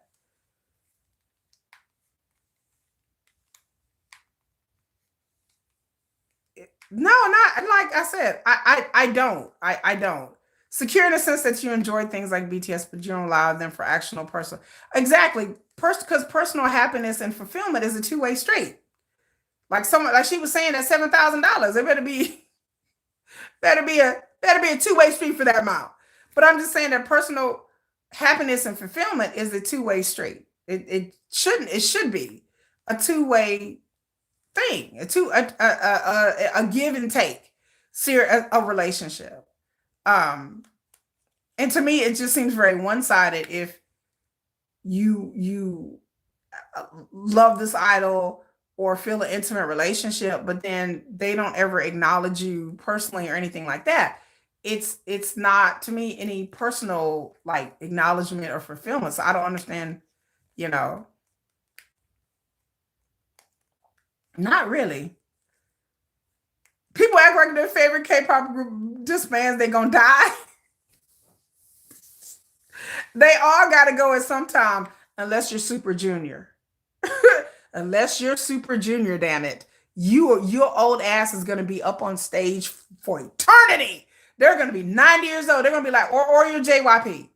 JYP gonna make a comeback, y'all. I feel like my Opa's gonna make a comeback. I feel it. I feel it in my spirit that my man's gonna come back. My man's gonna come back on stage. He's gonna wear a clear suit.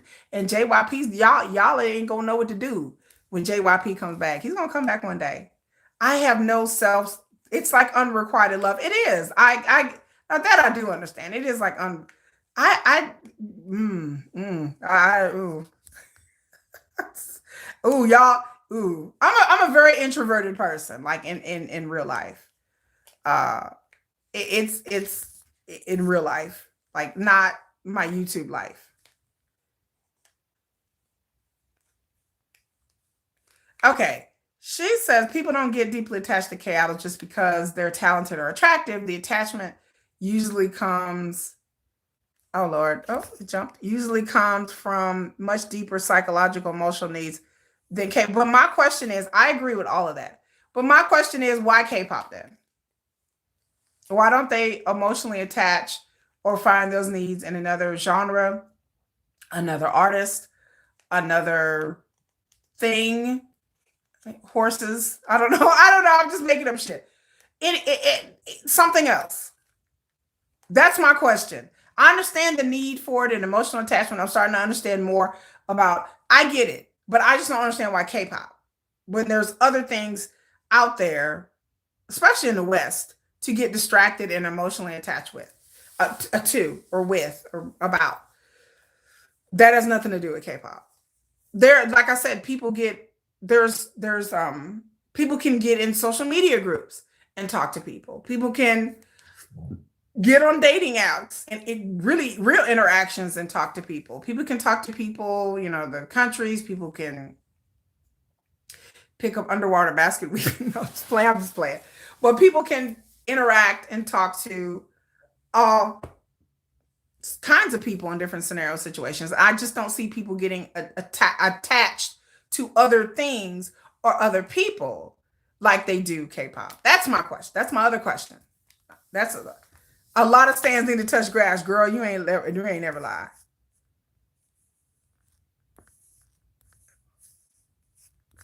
They say because they want to feel special. That's why they want to feel. They want to be different. They want something that gives them again. There are. I can think of many other things out there. Tell me they need to go out there and touch grass. She said Korean people was fine as hell. I'm like, um, yeah, these companies do. They studied psychology. K-pop offers root connection, live post updates, emotional consistency, community belonging, a feeling of being a part of something in a lonely era. Idols feel like reliable companionship.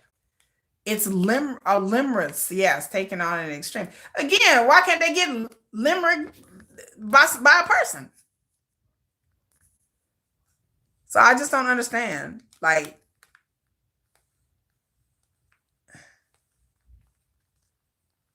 wait a minute.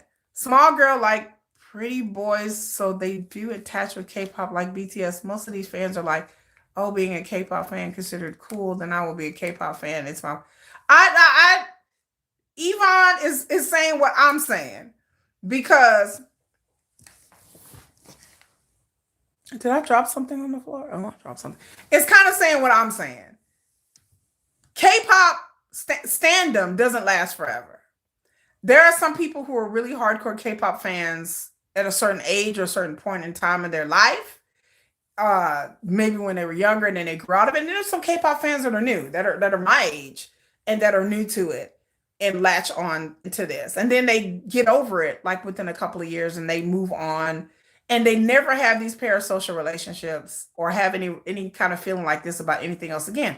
I know plenty of people tell me, "Oh, I was into K-pop when I was 20 and I was really into BTS for 4 or 5 years and they were like really attached to BTS." And now you talk to them, they're 35 and they're like, okay. They thought it was a foolish time in their life. They didn't understand why they were that emotionally attached to it. And so they just move on. And I'm like, okay, well, it can't be that much of an emotional attachment because all of a sudden you just moved on real quickly. Like it'll be real quick. Sometimes it's gradual and slow. Sometimes it's real quick. But I'm just like, people do move on. So I'm thinking if this is a long-standing, deep emotional attachment, why is this not a lifetime thing? Why are people K-pop fans for a couple of years and then they over it? And then some people will be over it, go do something else, and then come back to it. And then they back in it again. Or they like it, but they're like, "Oh, I wasn't like I was couple of years ago, like 2020, girl, I was really into it. But now I'm just not in. So I'm like, if this was something that was a real deep emotional thing, you would think it would be something a lifetime or a long-term parasocial relationship. I don't see a lot of long-term parasocial relationships in K-pop.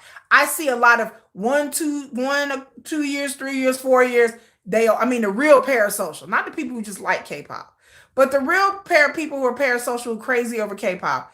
I've not seen any parasocial fans for a long, long, long, long, long time. Not saying that they don't exist, but it's usually something that'll last for a couple of years and they get it out their system and then they're over it. So that's what I'm saying. I'm not understanding like 1 minute they own it, then the next minute they off it, then they back on it again. And I'm like, y'all lonely? Y'all ain't that fucking lonely. Because 1 minute it's there and then the next minute it's not. I don't understand that level of inconsistency. It's kind of like, wait a minute, it's like, come on now. Now I understand afraid of rejection and stuff like that. Um, and stuff like that. But oh, you know, I'm not a K-pop fan, damn it. I'm a fan of BTS. There you go. Like we have, yeah, people. I understand people have actual lives to live. But yeah, there have been some long term fans. Oh, the TVXQ fans, yeah, they long time. But I'm talking about deeply parasocial relationships. I understand people stay fans for a long, long, long, long time. But yeah, it's an emotional crush that they use for a time for just a period of time. But then why is that? Why is it they own it one day? And it just seems to me it's like this is the cool thing to do right now. But then when K-pop isn't cool anymore, or it's gone out of favor, it's not as popular anymore, then it kind of seems like some of this parasocialness kind of ebbs and flows based on how popular the group is or how popular K-pop is and maybe in their social circle, you talk about Stray Kids fans, and y'all leave them stays alone. Um, you leave them stays alone. Leave them stays alone. You know. She said, I'm 20, a medical student. You be real people rather than wasting on front of the screen watching K. There's nothing wrong with K-pop. There's nothing wrong with liking K-pop. It's just like liking anything else. There's people who like sports.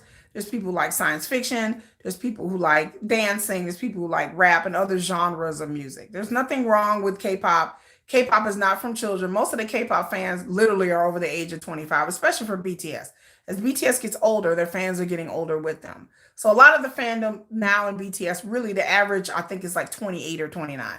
They've literally grown up with BTS over these 13, 14 years, and stuff like that. So it's not like a bunch of kids like that. I'm talking about grown ass people. These are adult people. These are not like a bunch of little kids. I understand. Little kids ain't got nothing. They ain't got nothing going on. She said she kind of army girl. You close enough. We. I love my stays who come here, so I understand that. But I just thought, to me, I agree with the other person was saying. To me, it seems like a popularity thing. It seems like my friends are into K-pop, so I need to be into this too, and they're crazy over it. So I want to be crazy. Like, to me, there's a tinge of, to me, a popularity and peer pressure underneath the parasocial relationships that I kind of find curious. Because like I said, people wandered in and wandered out the fandom based on circumstances, but a lot of times it's like BTS is real hot in 2021 and 2022, and people were going crazy over them. And then when they went around to the military, all those people was crazy over BTS. They didn't stay. Like, a lot of people did stay, but there are contingency of fans that didn't stay, that had parasocial relationships when they were here. Then they went to when they went to the military, they didn't follow the solo stuff. They didn't follow them online anymore, and and now BTS are back, and they're like not even interested in going back to being army. But these were like hardcore people in 2021 and 2022 and 2023. Like, they were all in, and then BTS went away, and they're not as popular anymore. So it's like, okay, well, I'm done with it, and I'm just like, okay, so you were that hardcore, and then all of a sudden you out of it. Because to me, if you want anything hardcore, it would be lasting. And a lot of times what I see with K-pop fans, it's not a real lasting type of thing. I, you know, dying over like I'll die for Jungkook. I didn't know what his name was. These people are too lonely. They need some person in their life to fix their loneliness. I don't mind the solo stands at all, unless they get toxic. But anything can be toxic. I don't mind the solo stands. I know people out there who just like Jungkook, and I was like, okay, but just don't be crazy with it. Just don't be hating on other members of the group because you solo. But like I said, the parasocial thing is something have I've read stuff online about. I've read watched videos, read papers from psychologists, and it's something that I can wrap my mind around almost any psychosis. I understand the narcissists, get it. I understand the people who are psychotic, get it. I understand the sociopaths, get it. I understand the psychopaths. I understand like all of these kind of. I understand these people. I get it. I'm like, yeah, I can understand. Parasocial, I'm like, okay, I don't get it. Like, I be just drawing a blank. I can understand the serial killers. I'm like, I get it.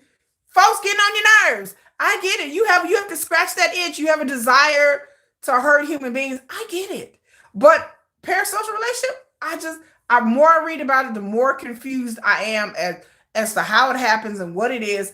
And it's different for different people. And I'm just like, and I just find some parts of it very questionable in people's sincerity. That's all I'm saying. I just find some parts questionable. I'm just like, are they?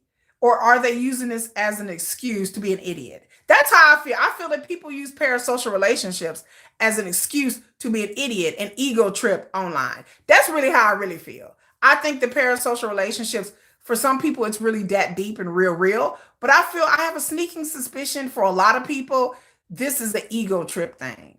This is them feeling dominant that they ego trip over being able to make idols' lives miserable or unhappy or support them or unhappy. To me, this is a power dynamic. This is a power trip thing in my point that people enjoy being able to having control over other people's lives. That's the part of it that I find crazy and evil because I think there's a lot of that. So it's not like, oh, I just really love my idols and I really love my bias. I'm like, but do you really? Because I don't think they really, a lot of these people have a misguided judgment of love, but I think it's a power thing. I think it's a power trip for a lot of K-pop fans. And these type of power trips are allowed in K-pop. It's not looked upon when people going, okay, sis, that's crazy.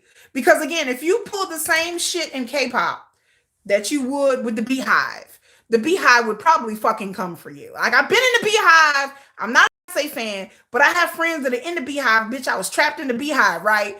And these fans will go online and post some shit, and these people are like, what you say? Like if somebody would ever say anything about Beyonce's children or Beyonce's marriage, the Beehive will come for you. Because they're like, that's her business, leave her alone.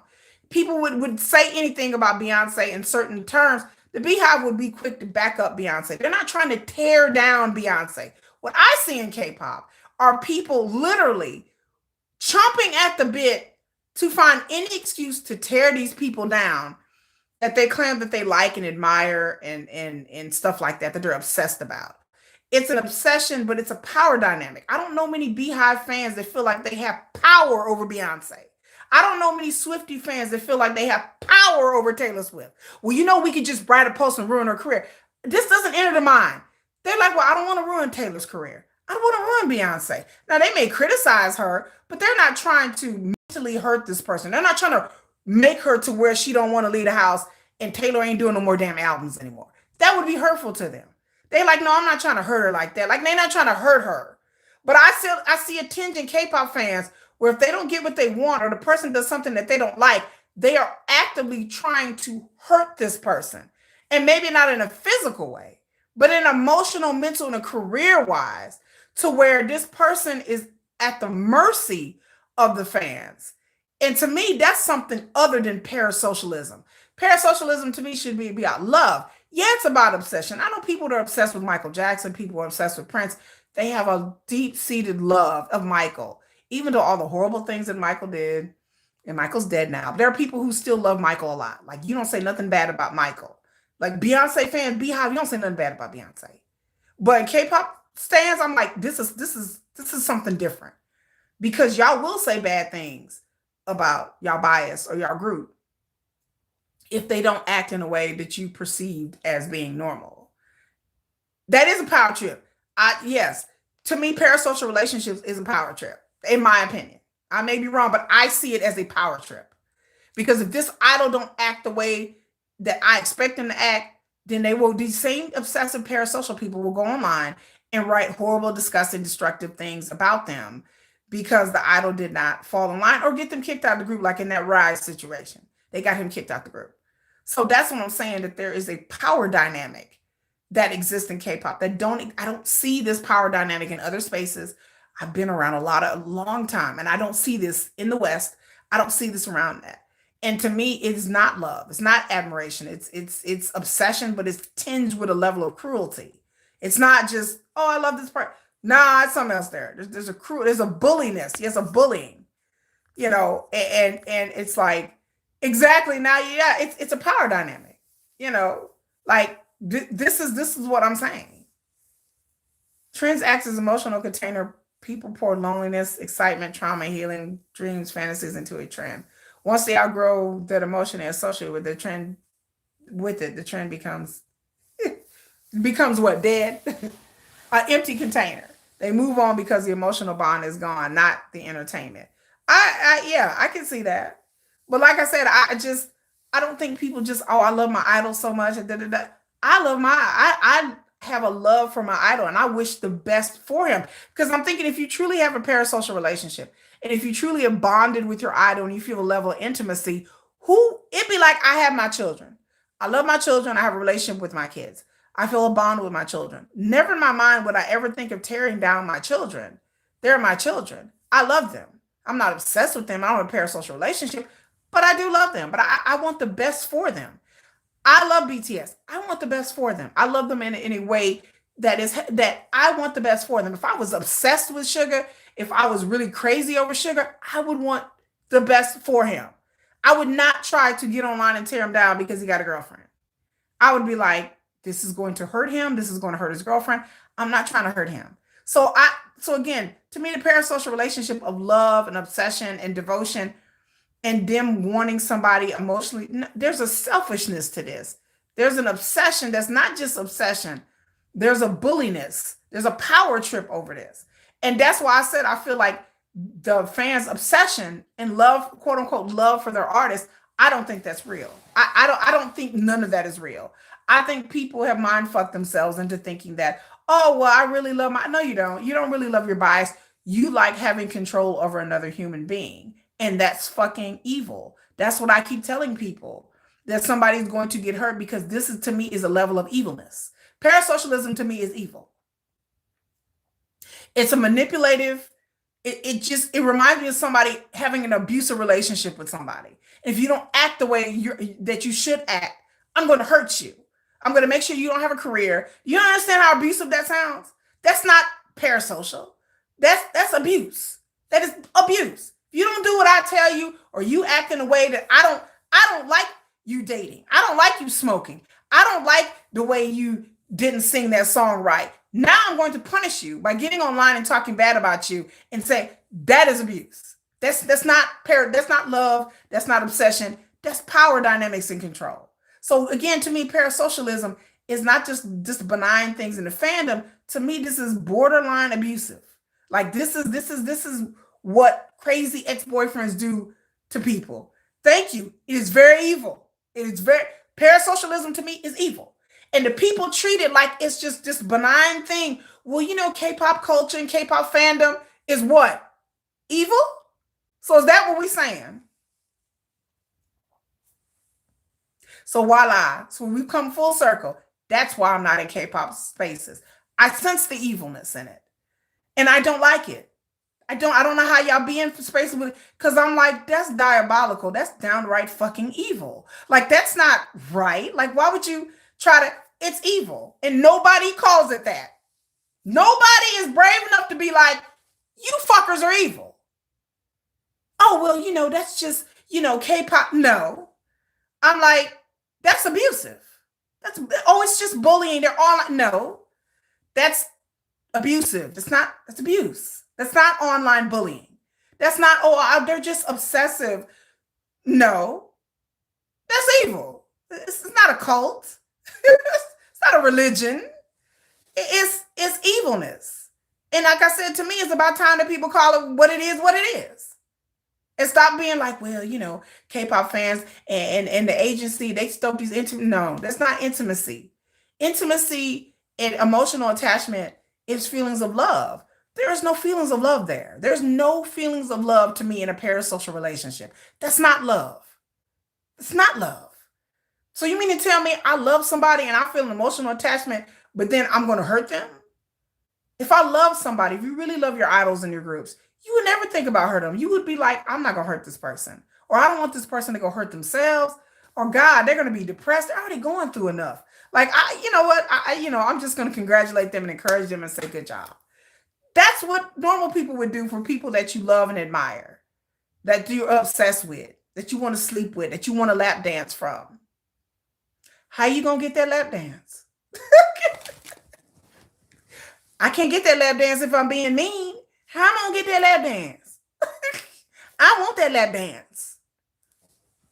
Like I can't get that lap dance by being a total jerk. Like I need this lap dance. So, again, these two, the math ain't mathing for me. Something is wrong. Doesn't add up to me. Oh, it's intimacy and they feel emotional. No. If it's intimacy, if it's love, if you feel like this person solves my loneliness, this person is everything to me. If they're everything to you, then you treat it with care and you treat it with love, just like you do your spouse or your partner or your kids. A lot of these people have kids and relationships and partners or have had kids and relationships and partners. They have families. You mean to tell me you don't know how to love somebody? You mean to tell me that you don't know how to care for somebody? You mean to tell with K-pop all that goes out the window? You all of a sudden don't know how to treat people? That it's okay for me to treat this person that I love so much. I love JK so much. But then I'm going to hurt this person. That's psychotic. No one has the guts to tell them. I guess I'll look. Luthando said, ain't nobody got the guts. You tell him, girl. I said, nobody has the guts. I will. It's evil. And I tell people, I don't go where evil walks. I don't want no evil. I don't go where evil go. I stay out of evil folks' business. I try to run away from evil. So when I go in K-pop says, I know evil when I fucking see it. I know evil. Like I said, when the sugar scooter thing happened and all those supposedly people who love sugar, that was sugar ults and sugar stands, I'm a sugar stand, and all of a sudden it turned on them just that quick. But you love sugar? No, you don't. No, you don't. You like having control. That is abuse. I've been with enough men to know what it is. That's control. That's power dynamics. That's abuse. That's abusive. That's somebody, I want somebody to be with me on my terms, and I want somebody to be with me and where I'm good to you as long as you're doing right. But then the moment you step out of line, bitch, you got to go. That's abusive.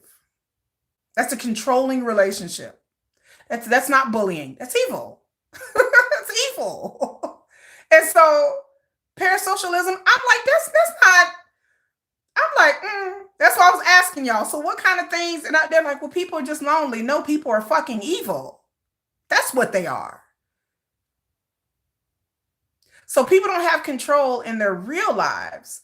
And they understand that they can't do people like this in their real life. You can't talk to people and ruin people's life if they don't do what you say, unless you're a real psychopath, okay? But normally, you have a spouse or a partner or kids or family members, and you can't talk to them because they're going to be like, I ain't talking to you, or they break up with you, or they start talking to you, and they just walk away.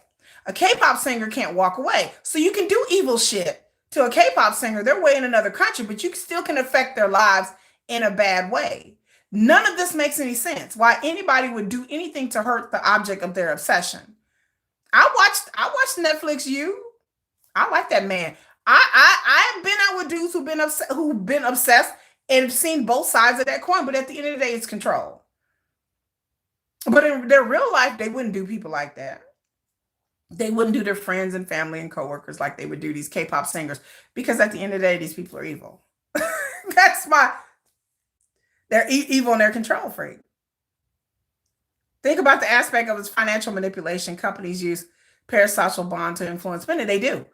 Fans are told they help the idol by buying albums, streaming, and I understand the financial incentive behind it. And fans do help the idol by buying albums, streaming, and voting. They put money in their bag. They win awards and they get prestige and stuff like that. So yes, they are helping the idol's career. And that so I can understand the companies saying that, but this is some evil shit, y'all. It's just, I mean, you call a spade a spade. It's evil. That's why I'm not in fan spaces, and nobody wants to call it that. And I clocked that a long time ago. I said, "Well, y'all doing what? When they did that Rise boy like that, and people were signing petitions to get him out of the group, people who formerly before all this happened, they were all over him and was like, oh, he was wonderful and he was one of the best singers, good looking guy. People were all in love with this dude. The moment they found out he had a girlfriend, he was smoking, then people turned against him that quick. What? You don't admire this part. You don't do that to things to people that you admire. You don't even do that to things to people you like. People do things to disappoint you. People do things that, okay, I did this a long time ago. I made a mistake. The guy came and wrote a letter. He apologized, but the fans still couldn't accept that. This is one example of many. The fans couldn't accept that, so they set up funeral wreaths and ruined this poor kid's life. When these same fans were the same ones cheering him on a year earlier. And they were like, oh, he's so wonderful. And how do you don't turn that quickly if it's love. If it's truly genuine feelings, emotional attachment, you're not gonna turn like that. That's something else. That's diabolical. It's evil. It's just evil.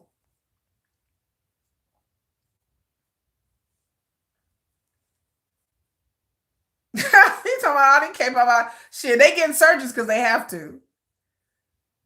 Yeah, if they did that to real people in they real lives, they would cut them off, right? You know. Somebody talking about I'm supporting them spiritually. like, look, I ain't got the money right now. I'm gonna support you from a distance. That's how I feel. I mean, I spend money on going to concerts. I feel like that's my contribution. And I do have merchandise. I'm not gonna lie. Okay. But I don't have a lot. Like some people go overboard with their spending. I don't understand that either. But hey, I know people who collect baseball cards. I know people who collect sci-fi stuff. I know people that collect all. I don't really hate on the people for buying a lot of merchandise because I know people who collect things. I know people who are really, really into sports. And so they collect like jerseys and things on the wall. They have a whole house full of, Pittsburgh Steelers stuff. Like I know somebody who's into the Steelers. So I don't really hate them for that. It's just a different coin to a different level of fandom.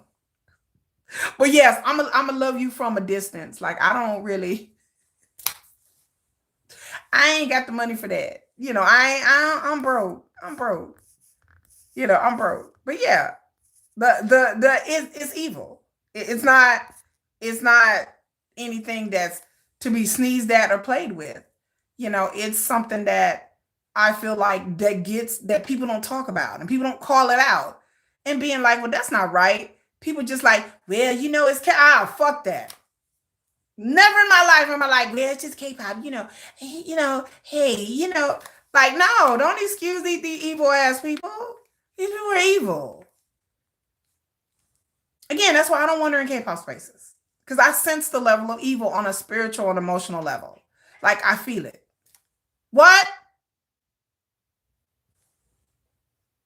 Mickey? Mickey? Y'all hear Mickey? Mickey! He's at my door talking about, Mickey! Child, Mickey and my daughter talking about, oh, y'all like my alphabet glasses? I got the. I broke JK's record. Woo, 7 hours. I didn't think I was gonna be here for 7 hours. I thoroughly apologize, y'all. I didn't supposed to. You hear Mickey? He talking about Mickey.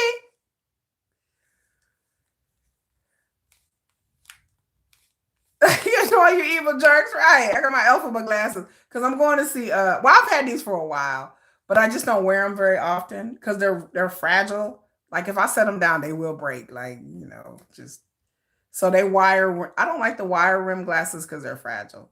So I don't wear them very. But I should wear them because this is my new prescription. But um yeah, my alpha bus. I'm going to see Wicked on Tuesday with my kids. So, but yeah, y'all hear Mickey? I think I better feed him. I don't even know what time it is. What time is it, y'all? Y'all know what time it is? God, it must be late here.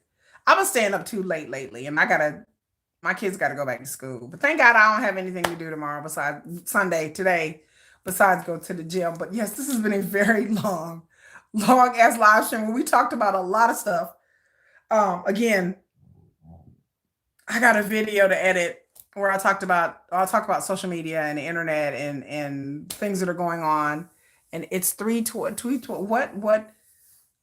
where are okay, Marie Miller, where are you at? Are you Eastern or Central? I'm Central Standard Time. I'm in Texas. Yeah, I'm in Texas. Can't speak Korean. 안녕, 안녕하세요. Mashita. What else can I say in Korea? I was taking Korean language for quite a while. That's how I met the people who work for the K-pop industry. But this is before I was into K-pop. So I wasn't into K-pop at all. And then when I met them, I met one guy and he told me what he did in a vague kind of way. And again, I wasn't into K-pop. So I guess he kind of felt like out of everybody in the Korean language, oh my God, Central. Okay, oh my God, it's 3 o'clock in the morning. No sleep for me tonight. Woo! No one is making me out of my door. He's like, "Where's my food at, mama?" But like when I start talking to somebody, like he doesn't being in a Korean language group with international people, it's always a fear for him that people are going to find out that he works for a K-pop company and then they latch on to him. But me, I was a safe space because I was like, K-pop, like who listens to that? Like I'm not into that. I wasn't into K-pop. So after a while, he's like, "Oh, I work for a K-pop agency." And I said, "Agency, what is that?" And then he was like, "Oh, it's a K-pop company." And I was like, "K-pop, like Korean music?" Like I knew what it was. I was like, I knew what it was. But again, I don't know people. I only know one person. I said, "Well, I know one person that listens to K-pop, but I'm not into it." And so that's it. I knew Jennifer, and that's it. And so he felt like, oh my God, finally I can talk to somebody who's not this crazy American who's like going. Because he says any other time I tell an American I work in the K-pop industry, they go crazy and they start asking them all these questions and they're like, "What agency?" And I was none of that. I was like, K-pop? I'm like BTS? And he's like, yes. And I'm like, Korean? Like K-pop? K-pop? I was just like, okay, cool. Like I didn't think nothing of it because what did I care? I don't like K-pop. So he's like, oh my God, finally an American that doesn't like K-pop in a Korean language. I was like, yeah, I like Korean culture. I don't like so I was not enamored, not impressed by none of that. So eventually, it's like, oh my God, you're cool. And eventually I'm gonna tell y'all something. It's funny to know a Korean in Korea because if they know somebody in America, you are like a whole y'all need to go out and get y'all some Korean friends. You're a whole ass flex in Korea. Like once they know Americans, like it's like they'll introduce you to your friends and they're like, I know an American. And they're like, what? I know an American. Like I'm a whole flex. I have to introduce you to my American friend. You know an American? Oh my God. Like to them, it's a real big deal to know American. Like in some social circles, they're like, you know like a real American? Like no, a real American. Like she lives in the United States. She's from the US. They are like, like they're like, they come across Americans here and there like it's tourists. But to actually know, like talk to an American, know an American, interact with an American, it's like a flex with Korea. It's like, yeah, I know an American. And so they be like, here's my American friend. And I'm like, I know, I'm gonna say, oh, they're like, oh my God, where do you live? Where are you from? What do you do? Like it's a flurry of questions because they never actually get to talk to somebody who's an native English speaker and then talk to somebody who actually lives in America. Like who's from America, lives in America, is not a tourist, not visiting, like not trying to ask them for directions because they speak English. Like, so it's a flex, like for them to be like, let me introduce my English friend. And I'm like, yeah, hi, I'm the American friend. Like, hi. Oh my God, do you speak English? Yeah, okay, yeah, I'm American. Oh my God, like it's like oh my God, it's like you're like just curated oddity. You're like I have I have an American friend, I have an American friend, and I'm like, so yeah, I was studying Korean, but stopped because I got too busy. But that's how I met my person in the industry. And then he introduced me to two other people that are in the industry. And again, I was not impressed by any of this. And they were like, wait a minute, you're an American and studying Korean, you don't like K-pop? They're like, they're like, bitch. They're like, you are awesome. And so they were like, and they would tell me about stuff and it would go over my head because I'm like, I don't know nothing about. Well, they like, have you heard of this and have you heard of that? I'm like, I know BTS. They're like, everybody knows BTS. Well, do you know this group and that group? I'm like, I know Blackpink, kinda. I kinda. So they thought it was so cool that they could actually talk to an American without them trying to get their way into their K-pop land and space. And then time went on. Time went on.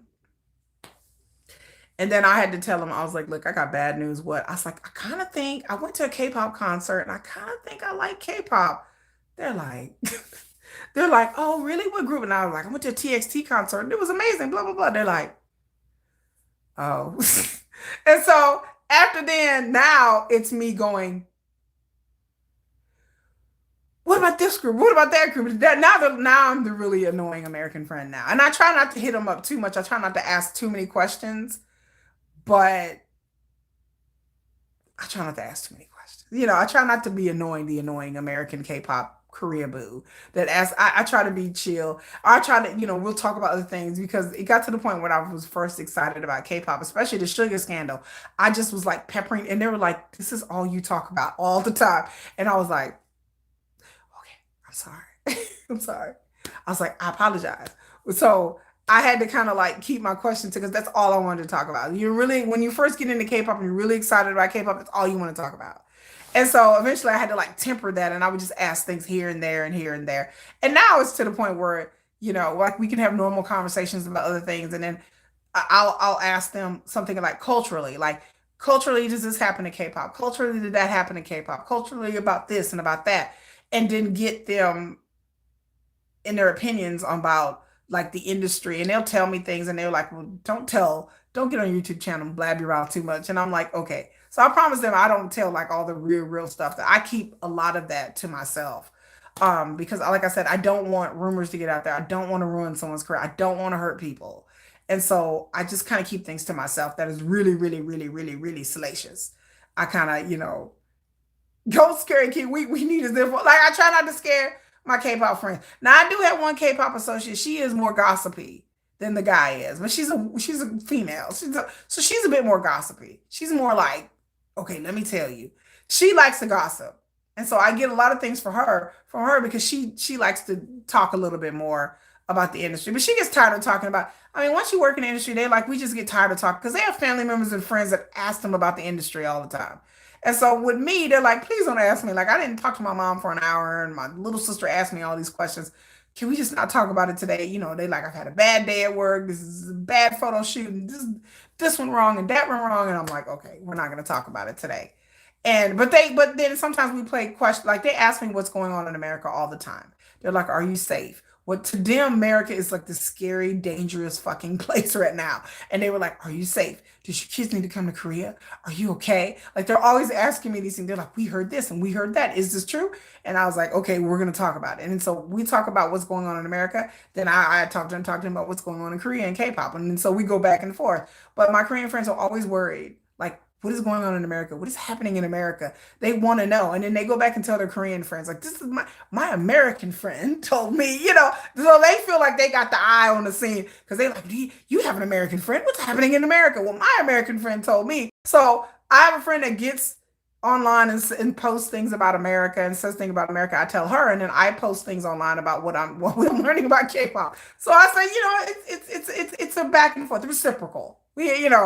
I'm like, you get to post about what's going on in America. I get to talk about what's going on in K-pop in Korea. So it works. We're having a mutual benefit here. And so again, like I told people, I wish everybody had a Korean friend because it's like a flex to have a Korean friend in Korea. They like to be able to talk to you in English to practice their English skills. And they also like to flex on their family and friends that they actually know in American. It's still I don't understand why it's a big deal. I don't know. I'm like, why is this? I'm just a person. And they were like, she's a YouTuber and she creates content. And like they tell everybody, oh my God, she creates content. She is a YouTuber. She's great. And I'm just like, please don't tell people. You people gonna get, I'll be like embarrassed. Like, don't tell it because they're really gonna think more than what I am. And I'm not all that. I'm like, no, I just have a little channel. Y'all just, no, no, no, she's being modest. Oh, she's so modest. I'm like, okay. I was like, it ain't that big a deal. And so it's just different. Like I said, I've learned so much. And again, my whole shift of the industry my perspective has shifted in time. And it constantly keeps shifting. I learn new things every day. I learn things that I didn't think I wanted to know, and I do know. And I feel like it's brought me closer to K-pop. Like knowing the certain things that I found out, it brings me closer. It makes me appreciate K-pop a lot more.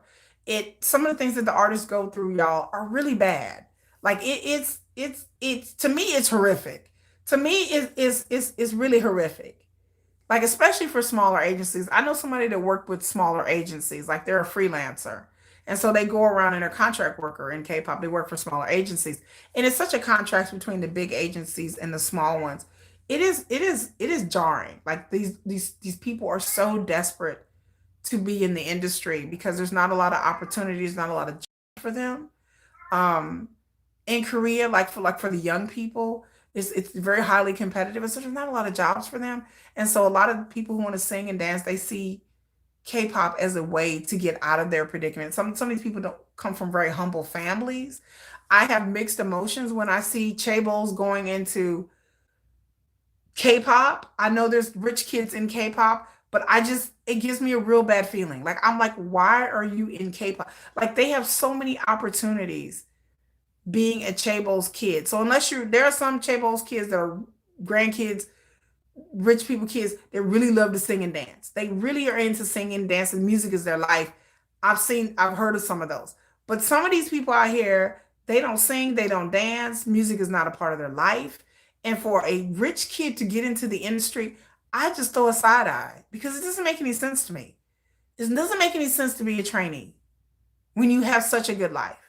When you have YouTube followers, you have all the money you have access to. Why would you throw yourself in a trainee life when a lot of times these trainees, their goal is to be rich and to be famous, is to set their families up for life, to be able to have a future for themselves and their future kids, or to create businesses. It doesn't make any sense. It doesn't make any sense to me. I know, I understand. Hello? Jonathan? Emma? I keep hearing noises out there. Mickey? Roll call. Jonathan? Emma? I keep hearing something. I don't know what it is. I think my cat. I keep doing roll call. My cat's just meow meow. I think my kids are asleep. But yeah, I don't understand why would anyone go through all of that if you have all the money and the fame and the wealth. I don't. I find that curious. And again, if you love music, you're very talented. You sing. You've been singing since you were a kid or rapping, and music is your life. You're like, mama and dad. I want to sing. I want to dance. I want to entertain. I want to be on the stage. Then I'll be like, go. Like I said, there are some rich kids in some groups that are very talented. That's all that they've ever wanted. They were in theater. They sang in school and college. They danced. They studied dance. That's all they wanted to do. But other situations, there is no reason. There is no reason. Like All Day Project for Annie to be in this group. She's not a strong singer, sometimes I'm thinking, is this like a novelty thing? Is this like an ego thing? Did you have some friends in K-pop and they convinced you that this is the way to do it? And do you think the lifestyle is glamorous? I don't see why somebody who doesn't have a deep seat love of music and being a talented person would ever be a trainee and go through the things that K-pop, everybody in the sleep. Everybody sleeps except for me and Mickey. You know, there's music, then there's business and music. That's true. It's two different things. I just don't understand. Like it just doesn't add up to me why a Chaeble's kid would ever, or grandkid, especially Samsung. You are set for life. There's nothing else for you to do but to sit around and be a pretty socialite. Unless, another thing I can think of, some people said they're doing things to spite their parents. Some people said that some Chaebo's kids, they get into industries to spite their parents. Their parents have controlled their lives, their entire life, and this is their way of seeking independence. And this is their way of doing something that they want to do or think that they want to do in spite of their parents. And this is their way of seeking independence. Somebody put that forward, that a lot of rich kids society, that they, some of them, not all of them, but they decide that they don't want to follow the path that their parents want them to follow, that they do something totally. Mickey? Mickey's cutting up. I'm fixing to have to go, but they do something totally unexpected. And this happens with wealthy kids, privileged kids all the time. So maybe they see this as an act of rebellion. Like, I'm going to be in the K-pop industry and I'm going to do my, and they like, what? Like, I couldn't see how this would go over well with her parents. I cannot see Annie where this would be something that her parents would be like, yay, her parents are like, what? You in college? Like, what would you, what? But like I said, kids get to be rebellious.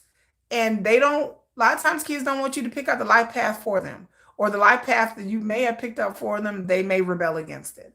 They may be like, I am finna go feed, or they want to do something independent away from their parents. They want to be able to cheese and do something great on their own without their parents. But anyway, y'all, I've talked long enough. It has been 7 hours. This beat my record.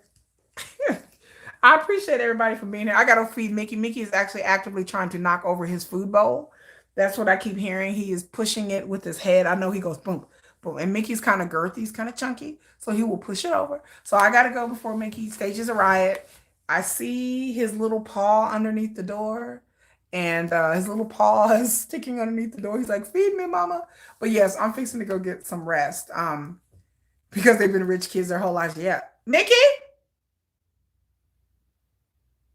Yeah, everybody else is asleep. But anyway, y'all, and I'm fixing to lay down, take my clothes off, take a shower, feed my cat. Well, feed the cat first, then take a shower. And finish editing this video, and then I'm going to bed eventually. Yeah, I'm gonna try to go to bed. I've been up late lately. But anyway, y'all, appreciate everybody from being here. And you just silence is plot. Mickey? Okay, yeah, I gotta go. Bye. Mickey!